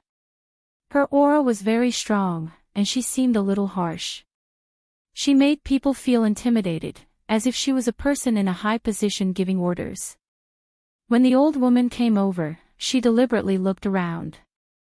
After making sure that there was no one else, she went straight to the person sitting on the bench. Little Joie. The old woman's face became a lot kinder, and her voice was also very soft. Jingtan felt that she probably did not want others to hear their conversation. Could it be that there was something shameful? Jingtan perked up his ears. Teacher Yi. It's okay. Sit down, don't get up. The old woman also sat on the wooden bench, but the two of them did not talk much. Inexplicably, Jingtan felt that the atmosphere was a little heavy. After waiting for 2 minutes, the old woman sighed and said, "You've really decided?" "Yes, I've decided. That's Project A." When the old woman said the 3 words, Project A, her voice was very low. Jingtan could barely hear it because of his good hearing. If it were anyone else, they would not be able to hear their conversation. Teacher Yi, I've really decided. The two of them chatted for a while. Jingtan originally wanted to find out what this so-called Project A was, but the two of them did not mention this word at all. The things they talked about were too specialized, and Jingtan did not understand them. It was all about physics, and it made him dizzy. The hanging willow branches just happened to block Jingtan's view. The old woman probably only paid attention to whether there were people around, and did not pay attention to whether there were other animals around. That was why she did not notice Jingtan until she left. When the last class in the teaching area was over, the person called Little Joie on the wooden bench got up and left. Looking at the sky, Xingtian also returned to the family area. For the whole night, he thought about this so-called project. He felt that it was very mysterious. The next day, Xingtian followed Celestine for a run, walked around, and went home to eat. Xingtian wandered to the artificial lake again. Sure enough, he saw the person called Little Joie sitting at the same place as yesterday. He was reading a book with a pen in his hand, writing something in a book. Xingtian thought for a moment, then walked over and jumped onto the wooden bench. Little Joie sensed movement and turned his head to see a black cat staring at him with round eyes. He smiled and continued what he was doing. Seeing that she did not stop him, Xingtian leaned forward to take a closer look at what was written in the book in her hand. It was a very profound formula, and there were many symbols that Xingtian had never seen before. In short, Xingtian did not understand it all. As for the book under the book, it was all in English. There were a lot of professional words and phrases. Xingtian thought that he could speak a little English, but he was completely at a loss when faced with this. How frustrating! Xingtian could not understand it, but he did not leave immediately. He was really curious about this so-called project. He thought that he should have a chance to understand it while he waited here, right? Therefore, Xingtian lay on the wooden bench for the whole afternoon. The old woman came by halfway. When she saw Xingtian, she flipped through the pet tag hanging on Xingtian's neck and did not say anything else. For the next few days, Xingtian ran in the morning and slept on the bench by the artificial lake in the afternoon. The old woman came by every day to check on him. She only stayed for a few minutes and left after saying a few words. Sometimes, she would not disturb Little Joie when he was calculating. She would just stand there for a while before leaving. This day, early in the morning, Xingtian did not walk outside after finishing his run. He went straight back to the Zhao family. He did not do anything for the rest of the day. He just squatted on the sofa and waited. Because today was Wednesday, a week had passed. The Zhao family came back today. Xian had an experiment in the hospital today, so she would not be back at noon. Xingtian ate snacks to solve his lunch. Looking at the clock on the wall, Xingtian felt that time was passing so slowly. It was not until 3 p.m. that Xingtian heard the Zhao Yuan downstairs. He rushed down from the sofa and ran to the balcony to look downstairs. The Zhao Ma, Gu Yuzi, and the Zhao Yuan were each holding a bag. When they saw Xingtian peeking out from the balcony railing, the three of them laughed. After they entered the building, Xingtian opened the door and waited for them. The three of them looked a little tired and sad when they got home. However, the two children still looked relaxed when they got home. After taking a shower, the Zhao Yuan and Gu Yuzi went back to their rooms to catch up on sleep. Children got tired easily. They did not sleep well at home for the past few days. They were not used to being outside. The Zhao Ma was rolling the dumpling wrappers. She would wake the two children up after dinner. Xingtian was lying on the sofa and watching TV. He was in a good mood. Project A, Wuxia, and Niu Zhuangzhuang were all temporarily forgotten. The Zhao family was back, which meant that he did not have to eat half-cold cafeteria food or eat tiresome snacks for lunch and dinner. Everything was good again. The Zhao Pa came back around 5 p.m. After he got back to school, he went to the hospital to do something. Xian needed the equipment from the Physics Institute for her experiment. As a supervisor, he had to show up to borrow the expensive equipment. Therefore, he went to the Physics Institute. The Zhao Pa came back with a puzzled look on his face. When he saw Xingtian on the sofa, he asked, "Black charcoal, did you do something again?" The Zhao Ma, who was tasting the soup with a spoon, was unhappy when she heard this. Black charcoal is so obedient and sensible. What could he have done to make you like this? Scientific researchers should speak with facts. Don't be so suspicious. I just went to the Physics Institute to borrow the equipment and bumped into Lord Singh again. Lord Singh actually smiled at me. The Jiao Pa said with a puzzled look. Sneer. The Jiao Ma asked. She could not be blamed for thinking this way. Every time the Jiao Pa went to the Physics Institute to borrow the equipment and bumped into Lord Singh would frown at him as if he owed him 1,000,000 yuan. No, it was a normal smile. A normal smile on Lord Zhang's face was very abnormal. The Jiao Ma's heart skipped a beat. She walked out of the kitchen with a spoon and looked at Jing Tan, who was lying on the sofa innocently. Black charcoal, what did you do again? Chapter 21. Jing Tan was puzzled. He didn't even know who Lord Singh was. He thought that the Jiao Pa would talk about his leaving home, but now he didn't mention leaving home. Instead, he said, Lord Zhang. What's going on? Well, forget it. It doesn't look like it knows. The Jiao Ma returned to the kitchen to continue cooking dinner. She didn't think that a cat could change the attitude of the famous Lord Zhang in Chuhua. The Jiao Pa sat down on the sofa and described the general situation of Lord Zhang to Jing Tan. As soon as the Jiao Pa said that the woman in her 50s had a serious face, Jing Tan thought of the old woman who went to the artificial lake. It should be that woman. The original name of Lord Zhang was Yi He, the dean of the School of Physics, which overlapped with the name of the Empress Dowager Yehenra of the Qing dynasty. In addition, she was more serious and had a strong aura. Everyone in the School of Physics was in awe of her. Moreover, Dean Ye's husband was now the president of Chuhua University. Jing Tan thought about Dean Ye's appearance and style of doing things, and it was really quite vivid. The Jiao Pa didn't ask about Jing Tan's leaving home, and he didn't ask further about Lord Zhang. Anyway, Lord Zhang didn't seem to be a bad thing. At dinner time, the two children woke up and were in a better mood. The first thing the Jiao Yuan did when he woke up was to check the baby in the refrigerator. Oh, sh*t. The Jiao Yuan's cry was heard by the Jiao Ma, who came out with a plate of food. After putting down the food, she twisted the Jiao Yuan's ear. Swear again. I'll deduct 1 yuan from your pocket money. Hey, don't. I can't help it. It's pardonable.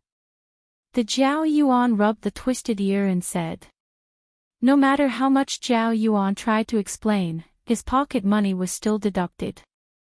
Jing Tan saw Jiao Yuan gnashing his teeth as he ate. He guessed that Jiao Yuan would settle the score with the three of them at school tomorrow.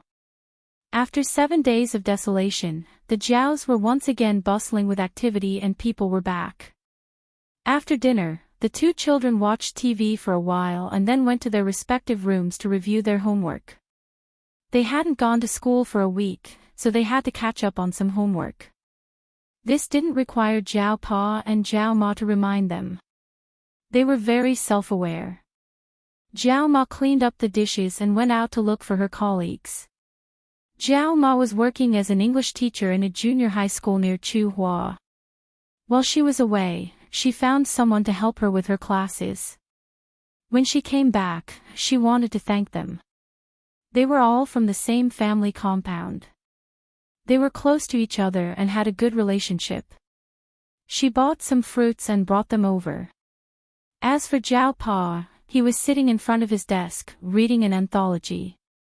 Jing Tan walked over and looked at the cover of the book. It was Mr. Zhou's anthology. This meant that Jiao Pa was not in a good mood. People always felt dissatisfaction, depression, and other negative emotions. However, there were different ways to vent them. Some people liked to swear, some liked to drink, and some liked to fight or do some strenuous exercise. However, Jing Tan had never heard of Jiao Pa swearing or doing strenuous exercise to vent. Because he had children at home, he rarely smoked or drank. He only drank when some of his close friends came over. Unlike other people, Jiao Pa would read Mr. Zhou's anthology whenever he was in a bad mood and couldn't find a solution. Zheng Tan remembered that the most recent time, which was in August, was when Jiao Pa was waiting for the National Natural Science Foundation to release the results. At that time, Zheng Tan had seen Jiao Pa holding Mr. Zhou's anthology and reading The True Story of Ah Q. Fortunately, when the National Natural Science Foundation released the results a few days later, Jiao Pa's name was on the list. As for today, Zheng Tan jumped on his desk and took a look. Jiao Pa was reading Mother ** Curse today. After all, times were moving forward, and they couldn't go back to the Mother ** Curse era. After much consideration, coupled with the deep cultural heritage and long history, they finally found a word that was more elegant than f***ck, more civilized than f***ck, and more enjoyable than f***ck, f***ck. Mother ** Curse was said out loud. Reading this paragraph, Zheng Tan glanced at Father Zhao, who was reading a book seriously, and tugged at his ear. Okay, everyone had different ways of venting their frustrations. Lu Zhou didn't understand Jiao Pa's way of thinking. Zheng Tan jumped off his desk and went to the balcony to get some fresh air. The night air was cool and there was a faint floral scent. Before Zheng Tan could take a deep breath, he heard a unique singing voice coming from the 4th floor. I planted a melon under the wall, I water it every day it sprouted, it bloomed, a big watermelon, I can't hold it, Zheng Tan. Hold your grandma's paw. The parrot was watering the melon with a small watering can in its mouth. When it was eating watermelon in the summer, it spat out some watermelon seeds in the flower pot on the balcony. It accidentally found a melon sprout, and it was so happy that it sang, "Plant a melon," every time it watered the melon. Strangely, the melon sprout survived. Sometimes, the parrot and its owner would go on business trips for a few weeks. No one watered the melon, and it was completely up to fate. If it rained, the melon sprout would not be watered. As for fertilizing, there was a lot of bird droppings, so there was no need to worry. Zheng Tan looked over there. The melon sprout had grown a lot, but he did not know how long the poor melon sprout would last. Before the parrot noticed him, Zheng Tan slipped back to the living room, rolled on the sofa, and closed his eyes to sleep. Tomorrow, he still had to get up early to run. Recently, he was not as tired as before after running around the school. According to Celestine, he had to increase the intensity of his training in a few days, and he also had to train to climb trees. There was still a long way to go, a good night's sleep. The next day, Zheng Tan looked at the bowl of San Xian noodles in front of him and wanted to cry. Sure enough, it was good to have someone at home. He did not need to eat in the cafeteria.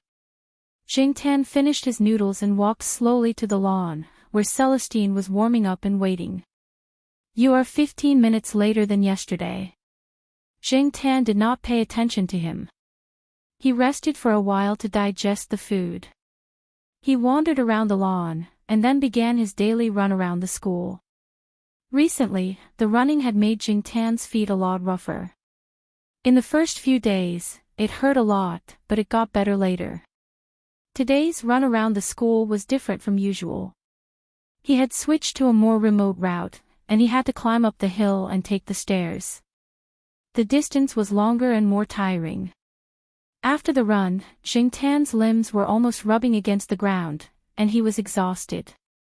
He walked slowly to the East Family District. Celestine followed beside him. At this time, if there was no one guarding him, a small chihuahua could kill Zheng Tan. When he was about to reach the East Family District, Zheng Tan looked at the small forest. Huang was rolling in the grass, and the sheriff was staring at the turtle dove on the branch. As for Depang, Zheng Tan looked around. The guy was still sleeping by the pile of rocks. If you didn't look carefully, you wouldn't be able to tell that there was a cat squatting there. It was curled up like a peanut and sleeping in the grass. Zheng Tan was about to walk over when Depang's ears, which were pressed down because of its sleeping posture, suddenly stood up. Its eyelids were no longer drooping, and it looked in the direction of the road. It did not look like it had just woken up. Ever since Depang had become more horizontal, its face had become chubbier, and its head looked bigger. When its fur was fluffy, it looked smaller. However, this guy's hearing was still very good. Just as Xingtan was puzzled, Depang ran over. At the same time, a familiar car with a military license plate slowly drove to the side of the road and stopped next to Xingtan. The closed car window was slowly lowered. Before the glass window was lowered halfway, Depang, who was running over, jumped into the car through the small gap in the window. If he did not see it with his own eyes, Xingtan would not have thought that this fat guy could jump so lightly. It was also calculated so accurately that it could jump in through the small gap in the window. But, Depang, can't you wait for the window to be completely lowered before jumping? It's very dangerous. This guy is a masochist, eager to be abused. When I go back later, I will probably see it squatting on instant noodles again. Xingtan was imagining Depang squatting pitifully on instant noodles when Celestine, who was next to him, gave a standard military salute until the car drove away. Xingtan looked at Celestine in confusion, and then looked at the car that was driving away. He did not understand. He used to be an old leader. He was later promoted and is now a big shot. Sensing Xingtan's confusion, Celestine said. No wonder when he saw the fat cat for the first time, he thought it was weird. He did not expect it to be taught by this person. The cat's behavior was understandable. It seemed that the fat cat was very well hidden. Xingtan was still in shock. He did not expect Depang's relative to be a big shot. Celestine threw the mineral water bottle in his hand into the trash can. Although he had retired from the military, his salute was completely reflexive. Can you jump that accurately? Celestine asked. Xingtan knew that he was asking about Depang's accurate jump. He pulled his ear. It seemed that if he jumped by himself, the probability was not high. If the car window was completely open, he would definitely be able to jump in easily. But according to the width of the window, it would be difficult. He might hit his head, or his hands and feet might get stuck. Logically speaking, Xingtan was not as fat as Depang, so it should be easier. But Xingtan was not confident at all. So, you are still far from being as good as that fat guy, Celestine concluded. What he saw just now was only the tip of the iceberg. He believed that the fat cat's ability was definitely stronger. Although he had not seen it move much after coming to Tsinghua University, its keen perception, vigilance, and calculation ability, plus its jumping ability that was not inferior to other cats, all showed that this cat was different. The revolution has not succeeded yet. Comrade, you still need to work hard. After saying that, Celestine ran away. He did not continue to run around the school like he did a few days ago. Instead, he ran out of the school. He wanted to find a friend to catch up with and tell him about what he saw today. Xingtan now felt better. He climbed a tree in the grass and waited for noon to go home for lunch. At the same time, the Jiao Pa went home to copy a document. He happened to see the scene where Celestine saluted to the car just now. He heard from Xian that his cat followed a person to exercise in the morning. Grandma Zhai also told him about it. He was thinking about how to investigate Celestine. He did not expect to see this scene. It was good that they knew each other. After going home to copy the document, the Jiao Pa went to Depang's house on the first floor and came out 10 minutes later. Chapter 22. When he did the same thing every day, he felt like time flew by. Xingtan ran every morning, climbed stairs, climbed trees, and practiced jumping. The calendar on the Jiao family wall was flipped to November. When Xingtan saw the calendar on the wall, he realized that it had been a long time. It had been 5 months since he came here. Xingtan bent his palms, and sharp claws appeared between his fingers.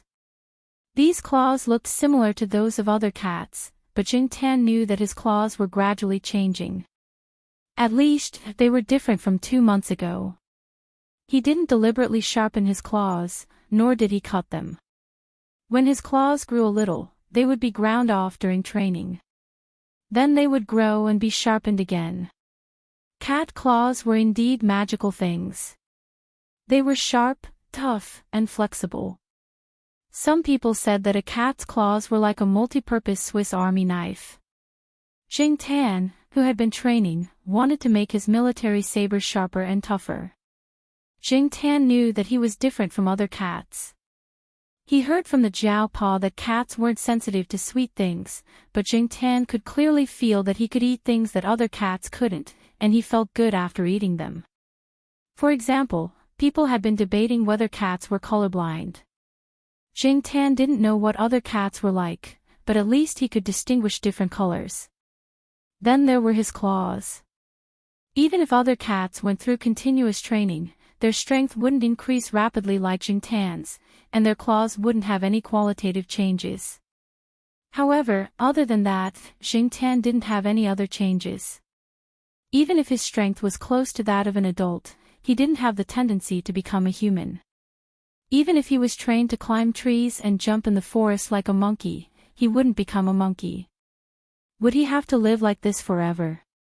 As Jing Tan ran, he pondered over his little schemes. Now that his running speed had increased, he could think while running, and he didn't feel tired or out of breath. At most, he would feel a little tired, and he would be fine after a short rest. After running 2 laps, they came to a forest on the edge of the school. The area of the forest here was larger than that of the East family compound. Because it was a little farther from the teaching area, there were fewer people. Not far from the woods, the school demolished a red-bricked building that had a long history and was preparing to build a new dormitory area. With the expansion policy, there were more and more students, and the existing dormitory building was no longer enough. Therefore, in this area, other than some construction workers and construction vehicles, no one else would pass through the side school gate. The road was full of dust, stones, and soil. Students and staff who lived outside the school and drove private cars would not be willing to pass through here. Therefore, Jing Tan would come here to practice climbing after he finished his run. The forest was quiet, and even if he did something strange, he wouldn't be discovered. Celestine had been helping his senior recently. That case was still ongoing, so Jing Tan spent most of his time running and climbing trees by himself. As for the cats in the main courtyard, after the first day, Jing Tan gave up the idea of asking them to train together. After resting for a while after running, Jing Tan began his daily tree climbing training. Another advantage of training here was that the trees in this forest were generally thicker, which was good for climbing. Jing Tan nimbly jumped onto a big locust tree, scratched the trunk, and moved his claws. Then, he chose a thick branch that could bear his weight. His body tilted, and he slid from the branch to the back. His front and back paws clung to the trunk so that he wouldn't fall. Taking a deep breath, he loosened his hind legs and used his front paws to hold the trunk. His claws were firmly nailed to the trunk, and then he moved little by little to the top of the tree. When he was about to reach the top, he swung his body and flipped back to the front of the branch. Looking around, Jing Tan chose a branch that was at an acceptable distance and thickness. He prepared to jumped onto the branch, and then began to repeat. When he first heard Celestine talk about this training method, Jing Tan was confused. He was now a cat, not a monkey. Why did he have to train like this? Celestine saw the confusion in Jing Tan's eyes at that time, but he didn't explain directly. Instead, he asked, "Do you think you can't do it? Or do you think no cat can do it? I can tell you for sure that I've seen a cat. When it ran in the forest, it could be more agile than a monkey. It ran in the trees, from branch to branch, from tree to tree. Ever since it learned how to climb trees, it spent most of its time in the trees. Sometimes, a tree is a life-saving straw for a cat. Just like that, Jingtian began his tree climbing training like a monkey. Maybe when the time came, he would be able to grab a branch with one paw and shuttle through the forest like a monkey. After climbing 5 branches in a row, Jingtian jumped onto an old goosefoot tree. The reason why he had noticed this tree was mainly because its leaves were a little special. At that time, when Jingtian was resting on the branch, a leaf fell in front of him. It looked like a mandarin jacket. Celestine said that this tree was called goosefoot, also known as mandarin jacket wood. It was a national second-class rare and endangered species. In the big cities, except for botanical gardens, it was rare to see such a big goosefoot. It seemed that Tsinghua University had a long history.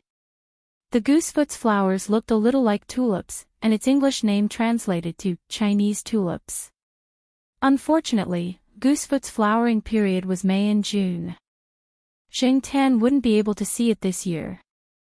Next year, he would ask his Zhao family to come and see it together. Jingtian felt the wind, listened to the rustling sound of leaves falling around him, and looked around. Now, the leaves of many trees had turned yellow. If the temperature dropped, it would rain, or if there was a strong wind, the fallen leaves and trees in the school would start to become bald faster. Winter was coming in Tsinghua City. After climbing the tree, Jingtian saw that it was still early. The 3rd period of the school had just ended. After the 4th period, Jingtian went back to the Zhao family for lunch. He didn't want to go back early and wait for lunch. As usual, if he had extra time after training, he would go to the artificial lake for a walk. Animals that looked docile and obedient could easily make people let down their guard. That was why many domesticated animals became people's confidants. Sometimes, Xiaozhua would talk to Jingtian, but she didn't mention projecta at all. She would only talk about things that didn't have much meaning, such as, "You're here again today," "Are you hungry," etc.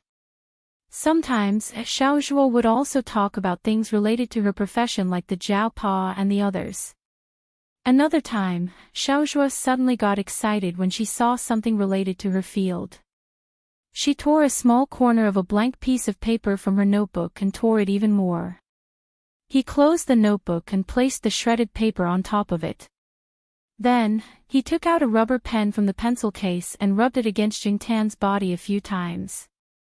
Then, he approached the shredded paper and sucked it up. Xiaozhua smiled at Jingtian while holding the pen that had absorbed the scraps of paper.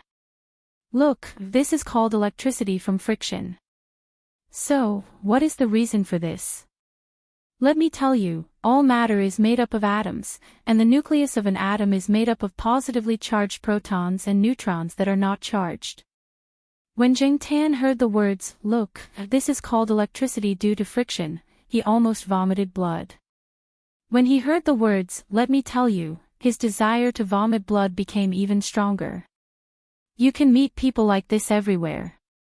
After lying on the bench by the artificial lake until the end of the 4th period, Jingtian went to the affiliated primary school to pick up the Jiao Yuan and Gu Yuzi. However, after class, Jingtian did not see the 2 little figures. When Lan Tianzhu and the others came out, they saw the black cat squatting on the wall. She said, "Black charcoal, Jiao Yuan has already left. He was picked up by Auntie Ling after the 1st period." The Auntie Ling that Lan Tianzhu mentioned was Huang's owner. She was also a teacher in the same junior high school as the Jiao Ma. Not long after Lan Tianzhu said that, another little girl in the same class as Gu Yuzi said the same thing. After the 1st period, Auntie Ling picked up Gu Yuzi. Jingtian felt that something was wrong, very wrong. Something must have happened. Otherwise, the 2 children would not have been picked up before school ended. Jingtian ran back to the main house uneasily. After swiping the access card, he rushed up to the 5th floor. He shouted at the door for a long time, but no one answered. Then, he ran out of the building and took the key from the tree where he hid the key to open the door. The house was very quiet. It was almost the same as when Jingtian went out in the morning. Usually, the smell of food would have wafted up at this time, but today, there was no smell at all. Jing Tan walked around the room one by one. He did not even find the two children's school bags. This meant that Zhao Yuan and Gu Yuzi did not come back after they were picked up. There was no open book on the desk. There were no small notes in the corridor. There were also no reminders or memos in the house. For a moment, Jing Tan was at a loss. He walked in circles in annoyance.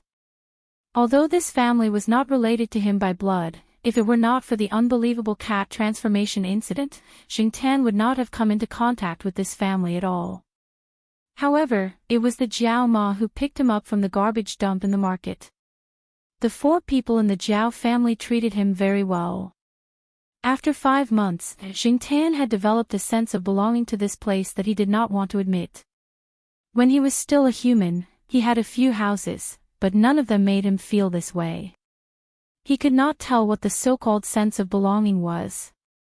It was as if his hair was standing on end outside, but as soon as he stepped through the door, it was suddenly soothed. When he was walking in circles and feeling a little dizzy, Jing Tan suddenly thought of something. He ran back to the bedroom, jumped on the table where the phone was placed, pressed the hands-free button, and called the Jiao Pa's cell phone. It rang a few times before it was picked up. Hello. The Jiao Pa's voice was a little hoarse. Jing Tan could feel that he was suppressing his emotions. This made Jing Tan even more upset, so he roared at the top of his lungs. Awoo! The Jiao Pa on the other end of the phone was speechless. Only his cat would roar like that. However, he did not expect to receive a call from home at this time. When he saw the caller ID, he did not expect that the caller would be his cat. He knew that his cat was different from other cats, but he did not expect to receive a call from his cat at this time. Seeing that there was no response from the other side, Jing Tan yelled again. This time, the Jiao Pa spoke. I am at the hospital. I have brought the Zhao Yuan and the others here. Something happened to Ronghan. You stay at home. There are snacks in the fridge. Awoo. Awoo. Jing Tan continued to roar at the top of his lungs. Ronghan was Jiao Ma's name. Jiao Ma's name was Gu Ronghan. When he heard that something happened to the Jiao Ma, Jing Tan could not calm down. He wanted to ask where the hospital was, but he could not speak. All he could do was roar. Because he was too upset, he saw a pile of books next to him. He raised his paw and flipped them over. Hearing the sound of books falling from the phone, the Jiao Pa was silent for a while. Then I will ask Yi Xian to bring you food later. Awoo! Jing Tan looked at the table. There was a glass cup next to the keyboard. It was a gift from the supplier when he ordered milk for the Zhao Yuan and the others. He swung his tail and smashed it. The Jiao Pa listened to the sound of the glass cup falling to the ground. This time, he was silent for a long time. Then he said, I will ask Yi Xian to bring you here later. Wait at home. Don't break it again.